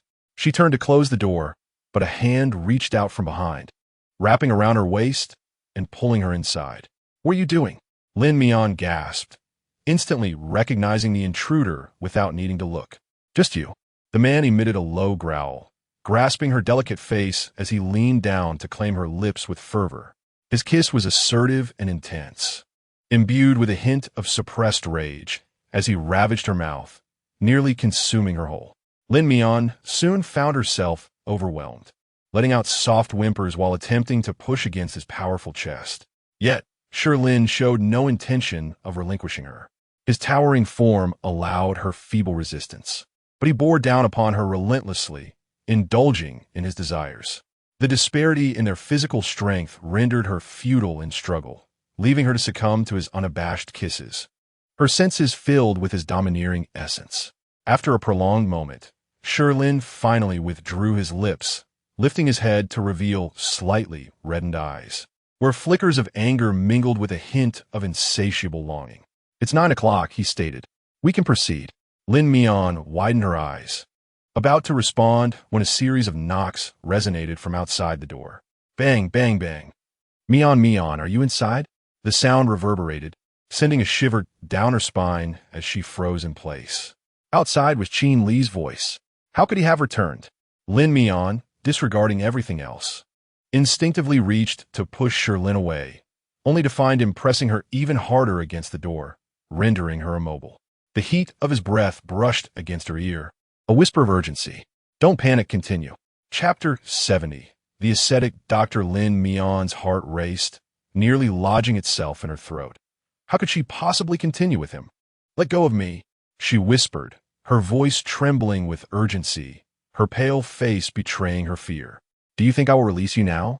Shi Lin glared at her, his dark eyes infused with a feral intensity. He longed to pin her down and ravage her completely. When Lin Mian met his dangerously captivating gaze, a shiver ran down her spine, causing the hairs at the back of her neck to stand on end. Knock, knock, knock. Mian, Mian, are you there? Open the door. The persistent knocking from outside showed no signs of abating. Lin Mian attempted to push him away forcefully, but he seized her hands effortlessly.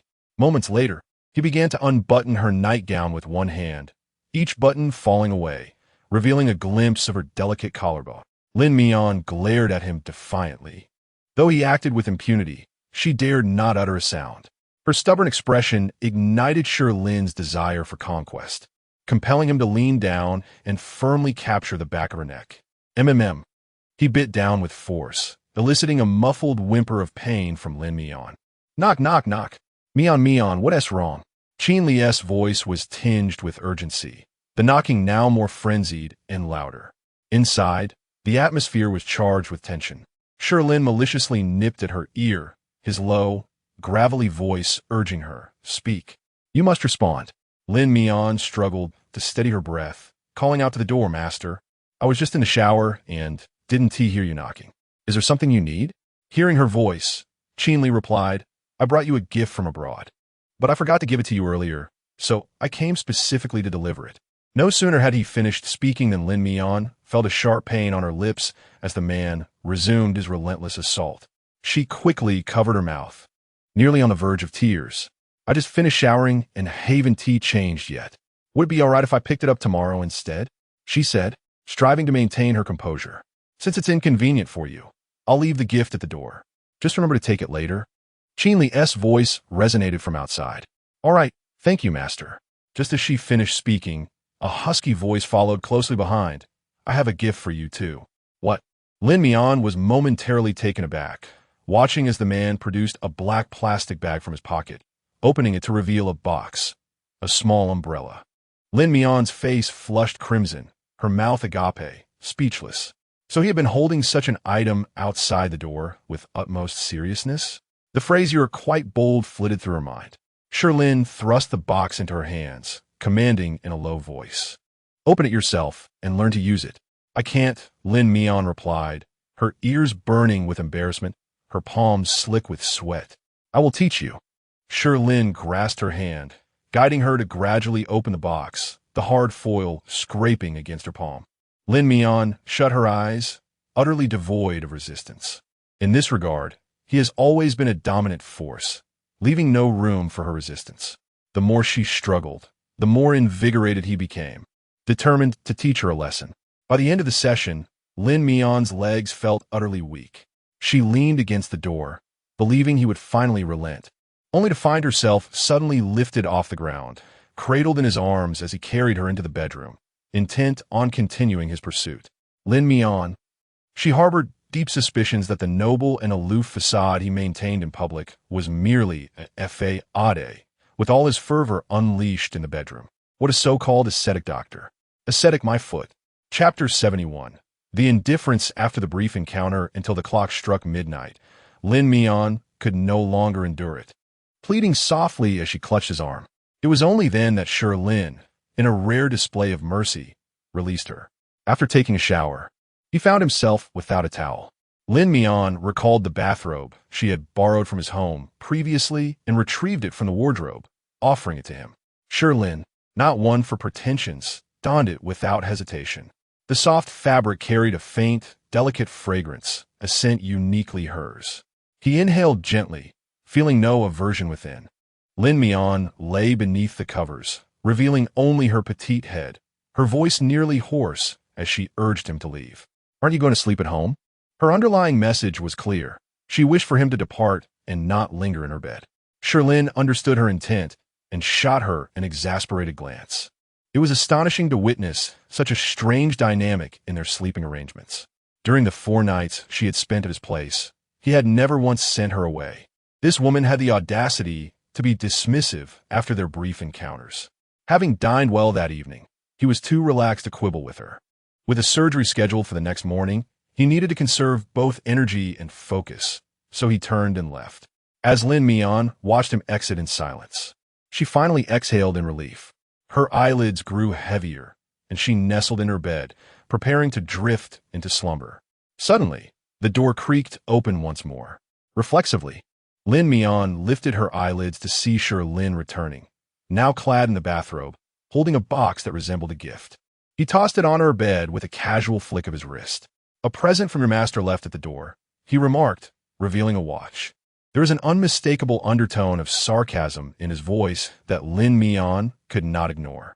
Propping herself up, she glanced at the packaging, noting it was a watch from a well-known brand, neither too extravagant nor too humble, perfectly suited for someone of her age as an intern.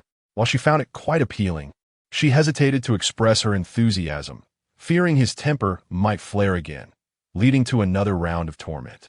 Instead, she placed the box on her bedside table and cocooned herself back in the blankets, her face reflecting sheer fatigue. "I'm going to sleep now. I have work tomorrow." If Dr. Shi cannot sleep, he might as well count the stars. As for me, I cannot sleep. Shi Lin felt a surge of irritation rising within him. But upon observing Lin Mian's weary, reddened eyes, her disheveled hair, and the bruises adorning her fair collarbone from the previous night's escapades, he found her to be rather pitiable. A moment of compassion washed over him.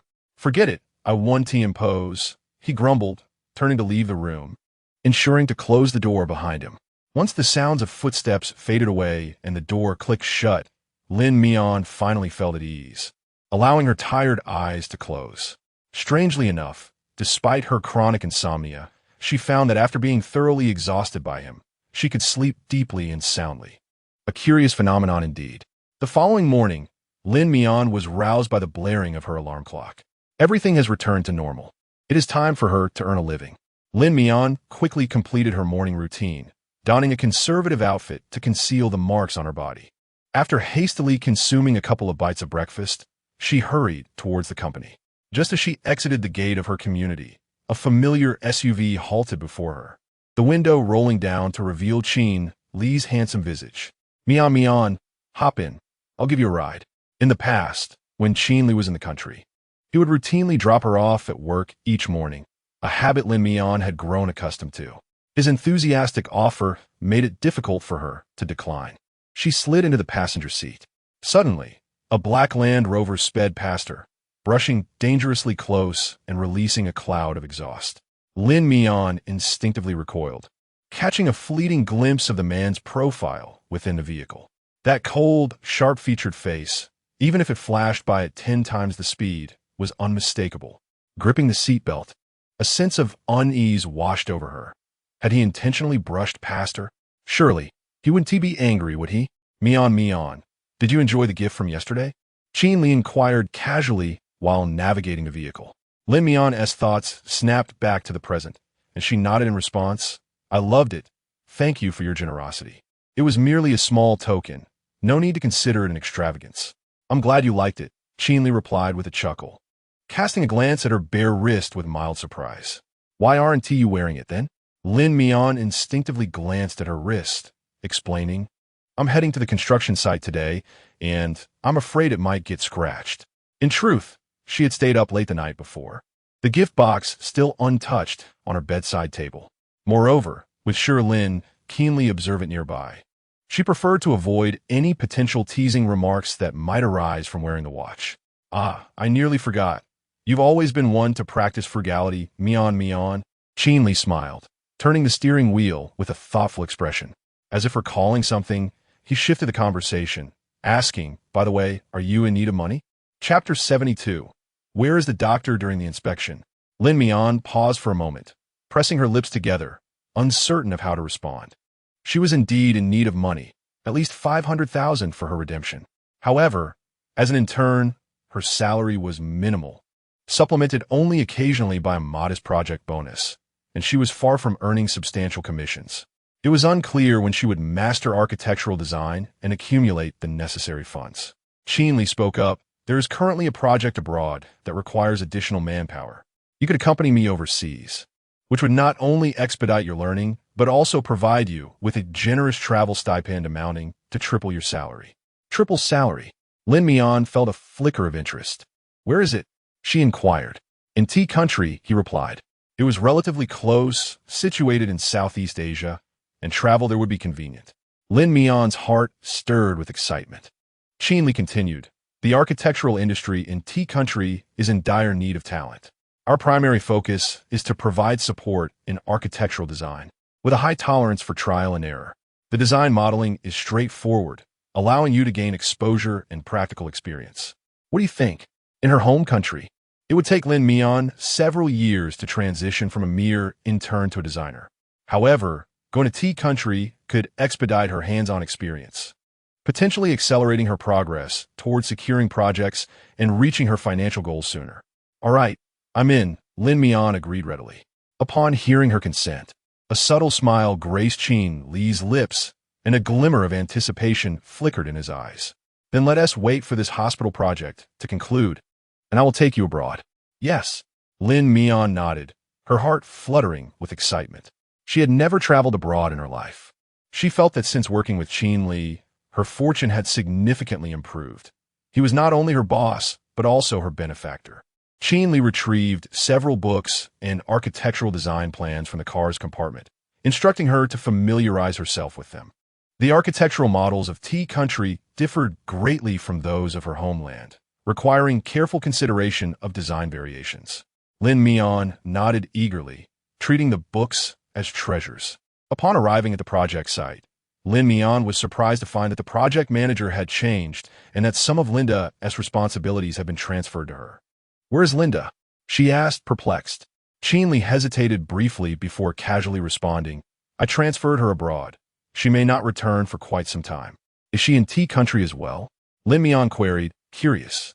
Something like that, he replied, sensing her desire for further elaboration, yet he chose not to divulge more.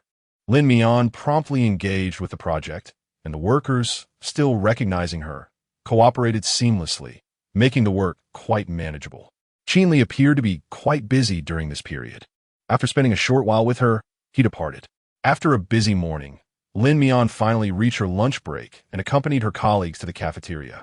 At this hour, the hospital was bustling with employees finishing their shifts, and the cafeteria was gradually filling with patrons. Lin Mian collected her meal and found a vacant table. Immersing herself in her food, entirely oblivious to the two well-built men observing her from a corner. Lu Jibai sat boldly at the dining table, teasing the person across from him, Shi Lin. Are you on a surveillance mission, Dr. Shi? Shi Lin cast a sidelong glance at him, retorting defiantly, I am not. You have no fondness for the cafeteria food, nor do you enjoy such a bustling environment. Yet today, you deliberately chose this spot and remained seated, your gaze seemingly fixed on that young girl. If that is not a surveillance mission, then what is it? Chapter 73. The desire to eliminate her. Shi Lin pressed his thin lips together, remaining silent, his gaze fixed intently on Lin Mian, who was not far away. The pent-up frustration from the morning had dissipated somewhat. Good. She displayed enough awareness not to dine with Li. Otherwise, he might truly wish for her demise. He had found their interaction displeasing since the morning. Listen, Lu Jibai remarked, observing the situation with clarity, you should know your place. Li and she are in the same industry, same school, same major. He possesses an inherent advantage. You can't begrudge them their normal professional exchanges. Shi Lin. Close? Could it be any closer than being neighbors? The more he pondered, the more constricted his heart felt. With a sharp motion, he dropped his chopsticks, his face cold as he stood up to leave. I'm full, let us go. You haven't eaten a single bite. How can you be full? Lu Jibai stood up in exasperation and wrapped an arm around his shoulder. Come on, accompany me for a meal. I want to go. If you refuse, I'll immediately tell Lin Mian that you've been secretly stalking her like a lovesick fool when she's not paying attention. Shi Lin fell silent for a moment. Which restaurant? Lu Jibai smiled with satisfaction. Just a nearby Cantonese restaurant, light and refreshing to cool your temper. During her meal, Lin Mian chatted casually with her colleagues about Linda, which led to a discussion about overseas projects. She wished to inquire further, seeking guidance. The person in charge opposite her had been with the company for several years and was more familiar with its circumstances. Traveling abroad was commonplace. The company recruited individuals for international development each year, but required rigorous background checks and identity verification with high standards. Moreover, once abroad, Communication would be severed for an extended period. Severed communication? Lin Mian asked. It's likely due to confidentiality protocols. Overseas projects are quite secretive. And I don't know much more than that. The person in charge replied, shrugging. However, typically, it's new talent to go abroad. Linda is a long-standing employee. Her sudden departure is rather unusual. Lin Mian bit her chopsticks, lost in thought. Could it be because of her? However, Lin Mian, you are quite fortunate. The person in charge said, admiration evident on their face.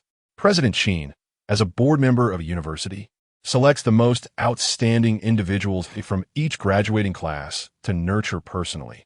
Being noticed by him signifies immense potential. Work hard.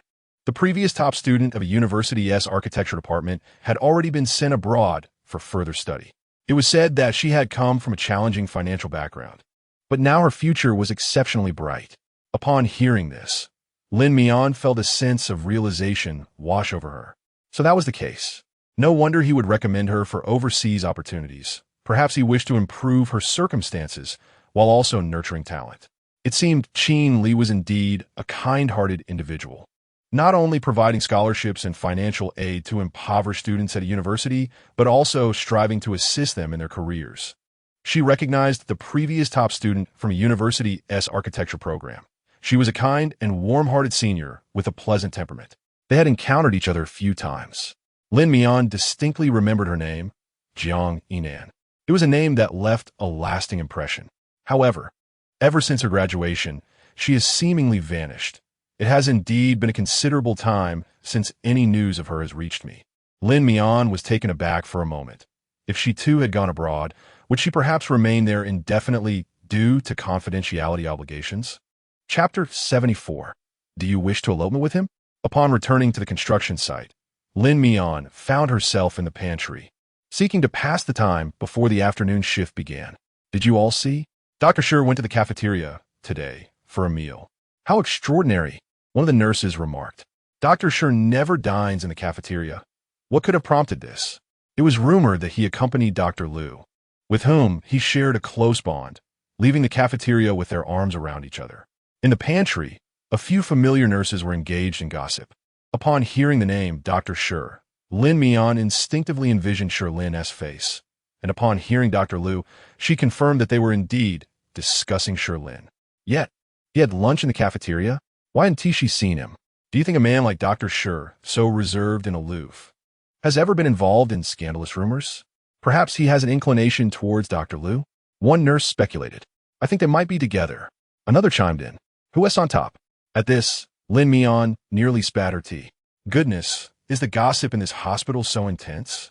The thought of the two men, Shi Lin and Liu Jibai, engaging in such activities sent a shiver down her spine. The image was too vivid. She dared not contemplate it further. Cotton, haven't you met Dr. Shi? You're an outsider in our hospital. What do you think? Do they share any chemistry? The nurses eagerly pulled Lin Mian into their gossip circle. Lin Mian swallowed hard, recalling the intimacy of the previous night and his teasing words. They absolutely do not share any chemistry, she declared emphatically. Dr. Shi has been single for so many years, and doesn't he even have a female friend? He is undoubtedly a paragon of restraint. He absolutely is not, Lin Mian blurted without a second thought. At her words, everyone turned to her in surprise. How do you know?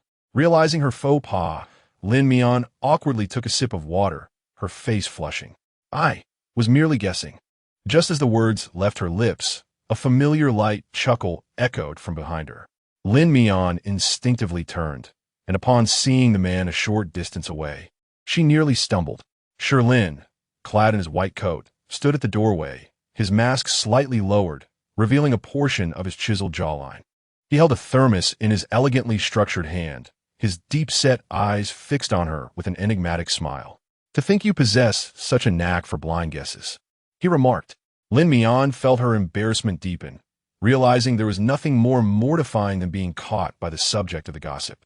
Grabbing her thermos, she turned on her heel and hurried past him, leaving behind a room full of flustered nurses. Upon returning to the construction site, Lin Mian received a message on her phone. Opening it, she saw a notification from Shi Lin. Wait for me in the garage after work.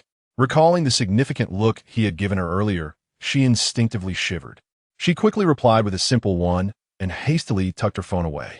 The entire afternoon was consumed by work, during which she collaborated seamlessly with her colleagues, and the project progressed smoothly.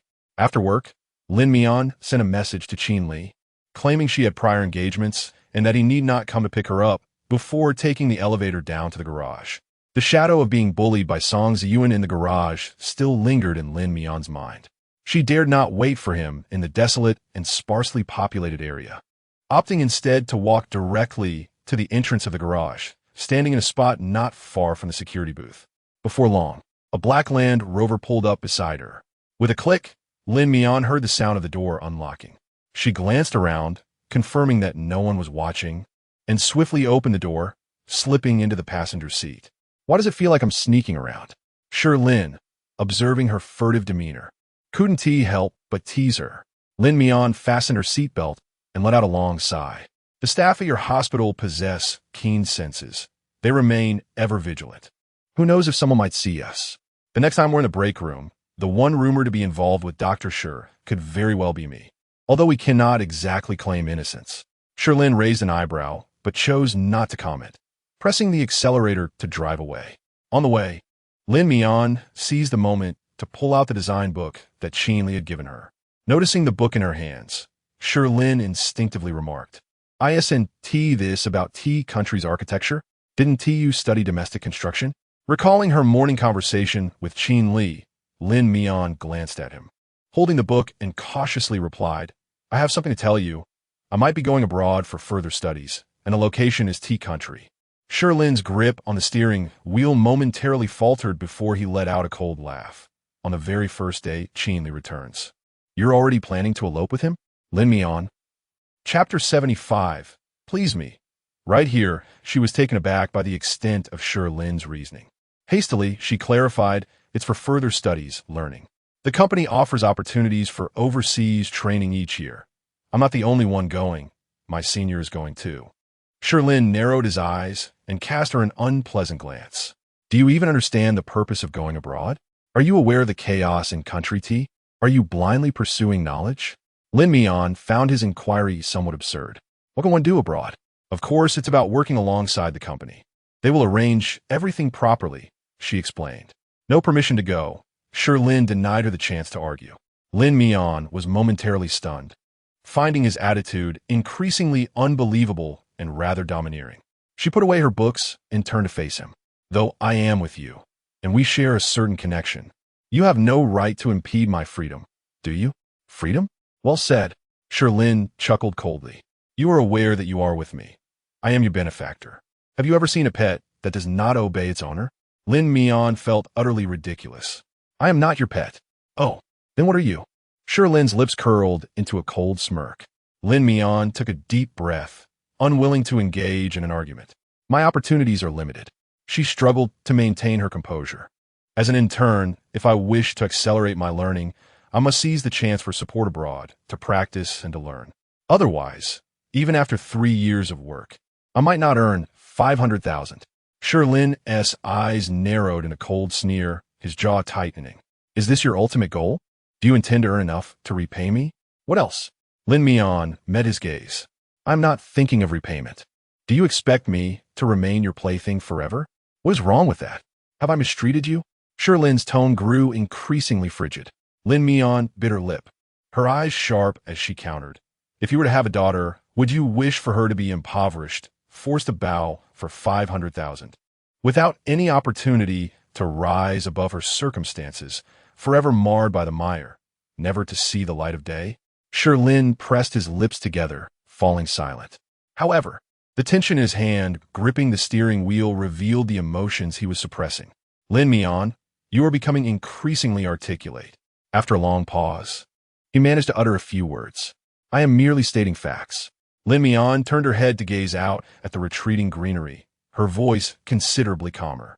"Dr. Shi, I understand that until I have repaid you, I will always belong to you. However, regarding my career and work, I implore you to grant me some opportunities." Shi Lin's jawline tightened, his face betraying no emotion. "Very well. Not only do you play cunning games now, but you also resort to moral coercion. Lin Mian, given time, when you achieve great success, you will undoubtedly leave me in admiration. Lin Mian could not miss the sarcasm in his words. Yet, she could not afford to dwell on it. She was not a passive individual. She was destined to race forward with fervor. Run a little faster, even faster. The car halted in the garage of Bafang City, and Lin Mian grasped Shi Lin's hand tightly. Shi Lin, feeling irritable, turned back, only to be frozen in place.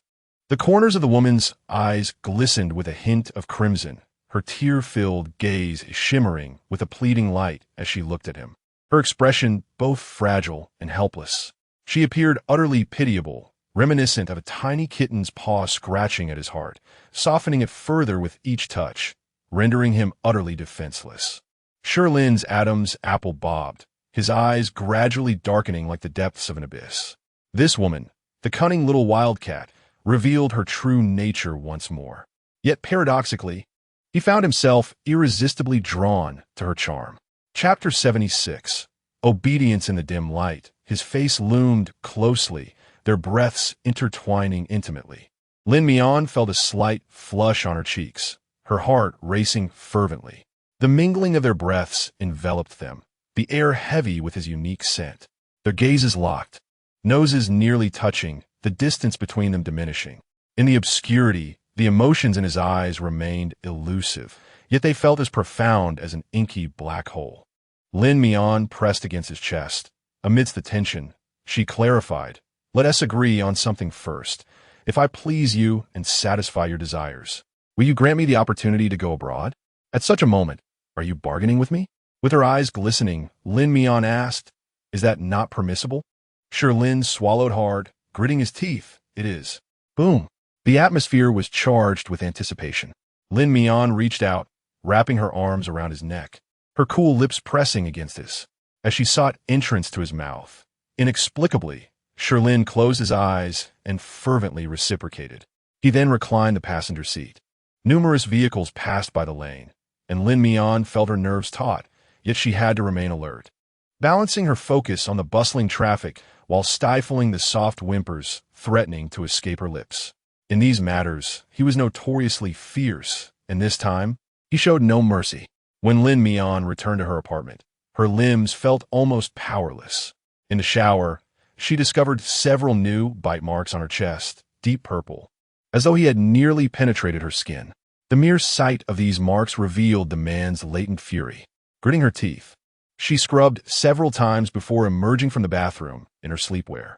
Upon exiting, she found Shi Lin seated on her living room sofa, his shirt still in disarray. "Why haven't you left yet?"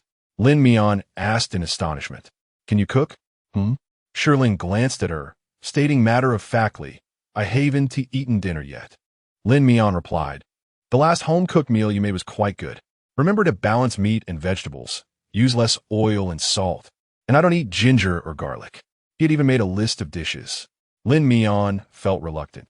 It wasn't that she didn't want to cook, but she didn't wish to entangle their lives any further. Sleeping was merely sleeping.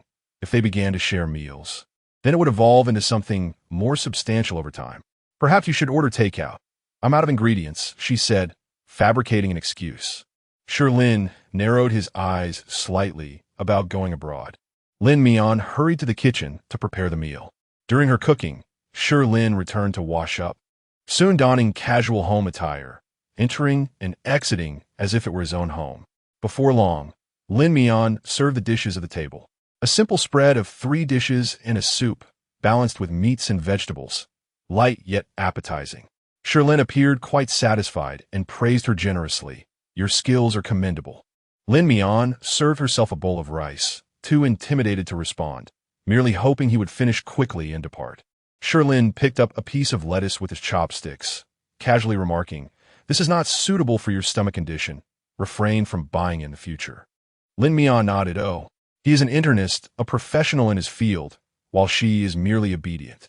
Halfway through their meal, Lin Mian, lost in thought, hesitantly remarked, "About going abroad." Shi Lin, maintaining a calm demeanor, inquired, "When do you leave?" After completing the hospital project, in about 2 months, Lin Mian replied honestly. Shi Lin picked up a piece of food with his chopsticks, but did not eat it. Instead, he spoke softly, "You must return home promptly every evening. Prepare dinner on schedule, and when I require your presence, you must be at my beck and call, fully compliant and obedient in bed."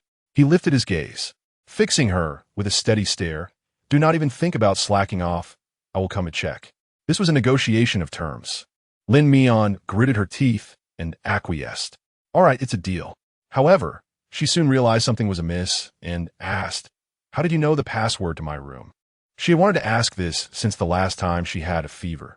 She had locked the door securely, yet he had somehow gained entry. But with so many things happening, she had completely forgotten. Shi Lin, unperturbed, responded, "Because this is my house." "What?" Lin Mian exclaimed.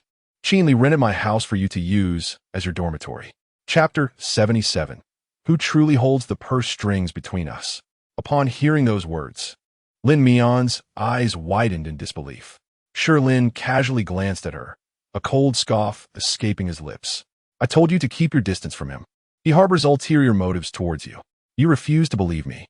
Do you think any company can simply establish dormitories in Baifeng City?" Lin Mian's mind buzzed, her emotions swirling in a tumultuous mix. It was no wonder she felt an odd stroke of luck when moving. She had presumed it was mere fortune, but in truth, it was all orchestrated by Shi Lin. Yet, recalling the news she had heard in the cafeteria today about how Shi Lin had similarly aided a senior with financial difficulties from the previous year, she pondered. He was inherently a kind-hearted individual. His intentions were not sinister. He merely possessed a benevolent nature. Silently, Lin Mian found herself defending him, pondering who could possibly harbor more nefarious intentions than the man before her. "I too am well-meaning. Why not move directly to my home? It would save me the hassle of back and forth," Shi Lin mocked. Lin Mian. After their meal, Lin Mian took it upon herself to wash the dishes. When she emerged from the kitchen, the man had already vacated the living room. The fervor of their earlier activities in the cramped confines of the car had left her limbs sore and uncomfortable. She assumed he felt similarly, and thus, he chose to grant her a reprieve this evening. Returning to her bedroom, she leaned against the headboard to continue her studies. Having received an opportunity to study abroad, she resolved to apply herself diligently. Ding! Her phone emitted a soft chime, signaling the arrival of a message. Lin Mian set her book aside and picked up her phone to find a WeChat message from Shi Lin, accompanied by several architectural documents that appeared to be internal design plans. Shi Lin had written, "These are projects the company has previously undertaken abroad. They may serve as useful references." Lin Mian typed back, "Thank you, master. I will study diligently." Shi Lin responded with an encouraging emoji, igniting a surge of confidence within her. Filled with renewed vigor, she resumed her reading but was suddenly struck by a thought. She picked up her phone and sent Shi Lin several inquiries.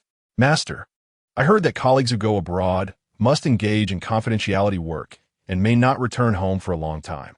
Is that true?" Shi Lin replied promptly, "Not necessarily. For interns like you, the initial exposure abroad lasts only a month. If it becomes too overwhelming, returning home is perfectly acceptable." So that was the case. Lin Mian felt a wave of relief wash over her. She had refrained from mentioning the duration of her stay abroad to Shi Lin, fearing he would react explosively. If it were merely a month, that was much more manageable. At the very least, she could placate that man. Initially, she had intended to inquire about the apartment situation, but hesitated, concerned that Shi Lin might suspect the depth of her relationship with Shi Lin. After some contemplation, she decided against it.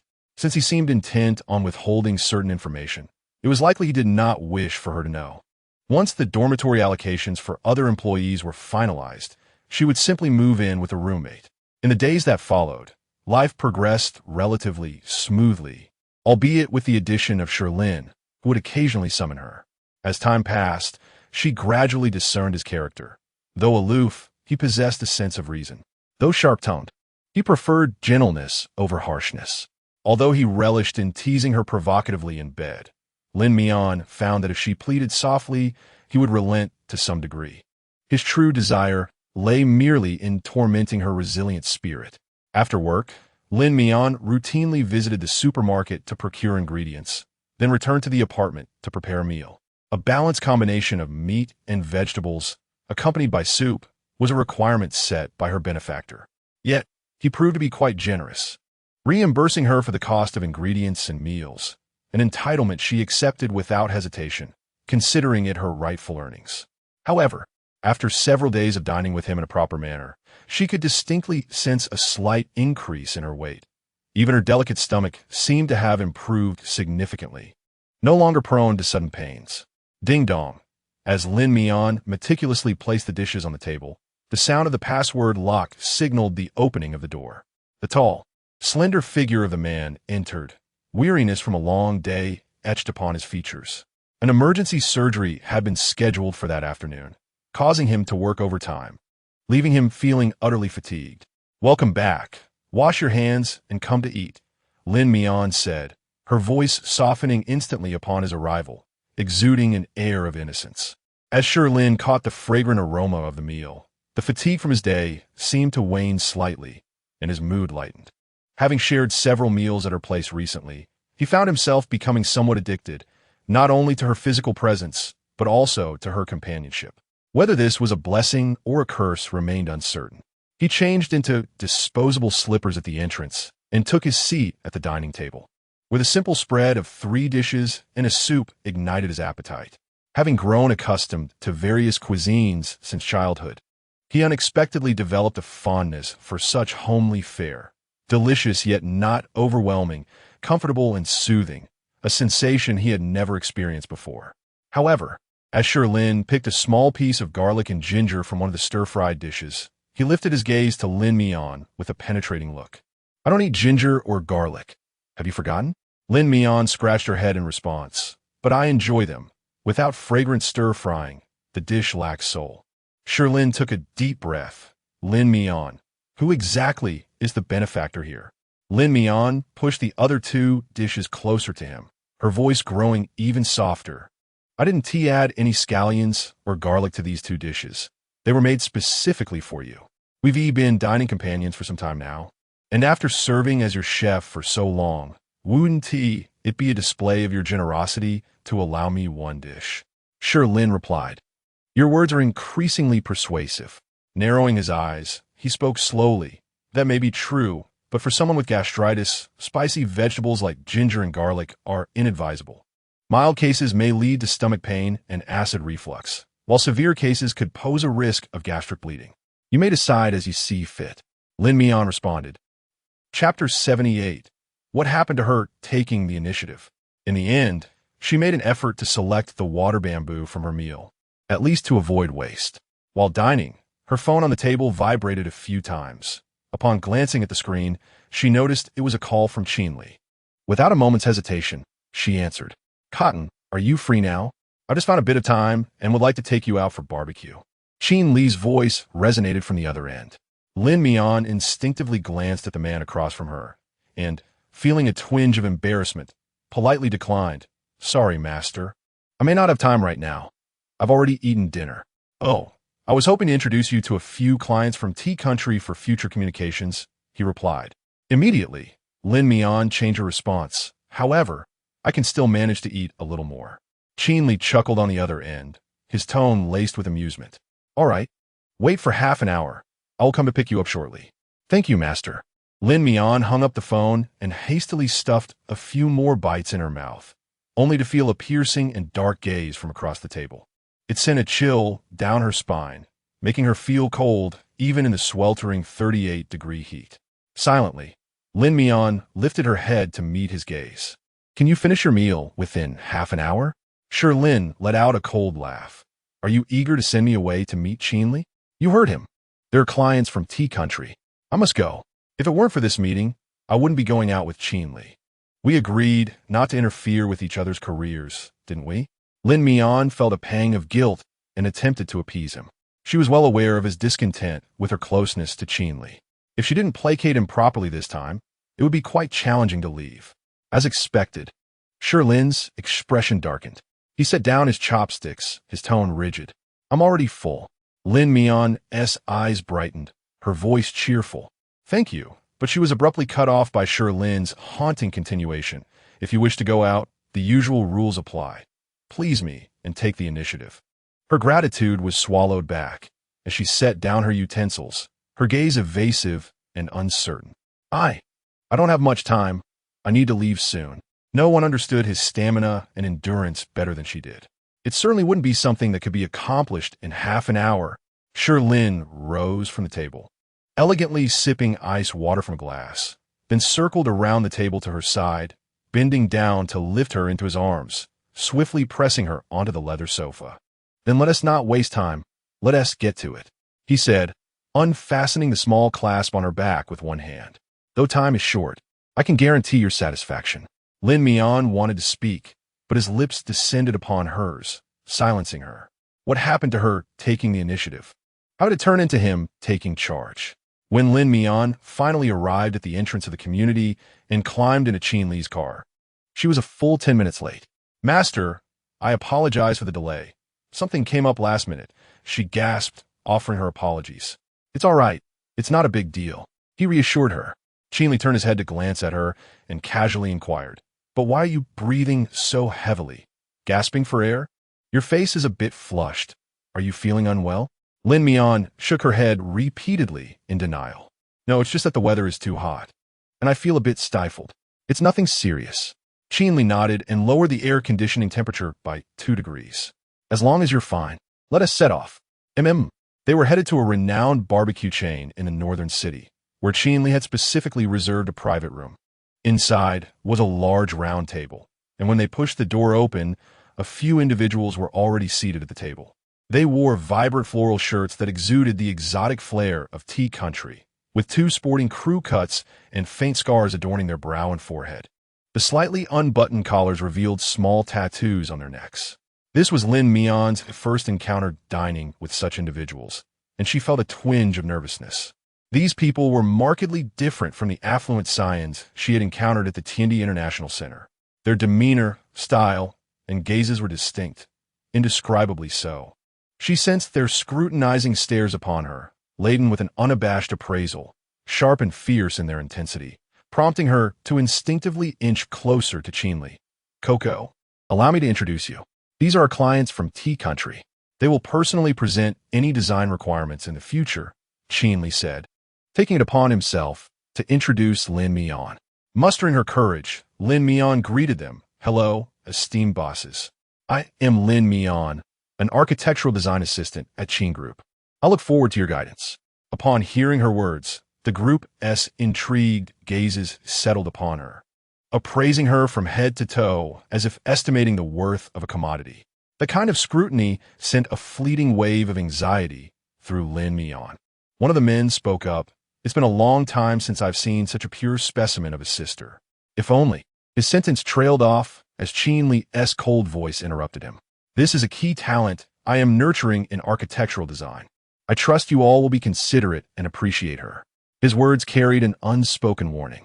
Upon hearing this, the man burst into laughter, diverting his gaze from Lin Mian. What Mr. Qin meant was that I was merely jesting. Since the young lady is one of us, we will naturally take good care of her. Come, let us eat. The chill in Qin Li's eyes dissipated somewhat, and when he turned back to Lin Mian, his tone softened considerably. Do not be afraid. I am here. Lin Mian made an effort to compose herself and nodded in response. Qin Li had mentioned that in their line of work, one would inevitably encounter a myriad of individuals, and she needed to adapt. With Qin Li by her side, she firmly believed she would encounter no peril. Chapter 79. Pretending to sleep during the meal. Lin Mian scarcely touched her food, continually pouring drinks for others. Regardless of the nature of her companions, she felt it necessary to exhibit a certain warmth towards her clients. For this opportunity had been personally secured for her by Qin Li, and she ought to cherish it. Young lady, it is customary for you to drink with us on our first meeting. Drinking to conduct business is the rule in our circle, remarked a tattooed man as he engaged Lin Mian in conversation. Lin Mian's motion to pour the wine faltered momentarily, and instinctively, she glanced at Qin Li. She has a weak stomach and cannot drink. I shall drink in her stead, Qin Li declared, lifting a glass of wine, only to be interrupted by the tattooed man, whose tone turned sharp. Mr. Qin, if you wish to protect her, you must also adhere to the rules, do you not? You are familiar with our customs. Allowing your associate to drink today is already a courtesy, In the past, she would have been required to. I said, I will drink for her, whether it be double or triple. Li coldly interrupted the tattooed man, annoyance brewing in his eyes. This is the rule.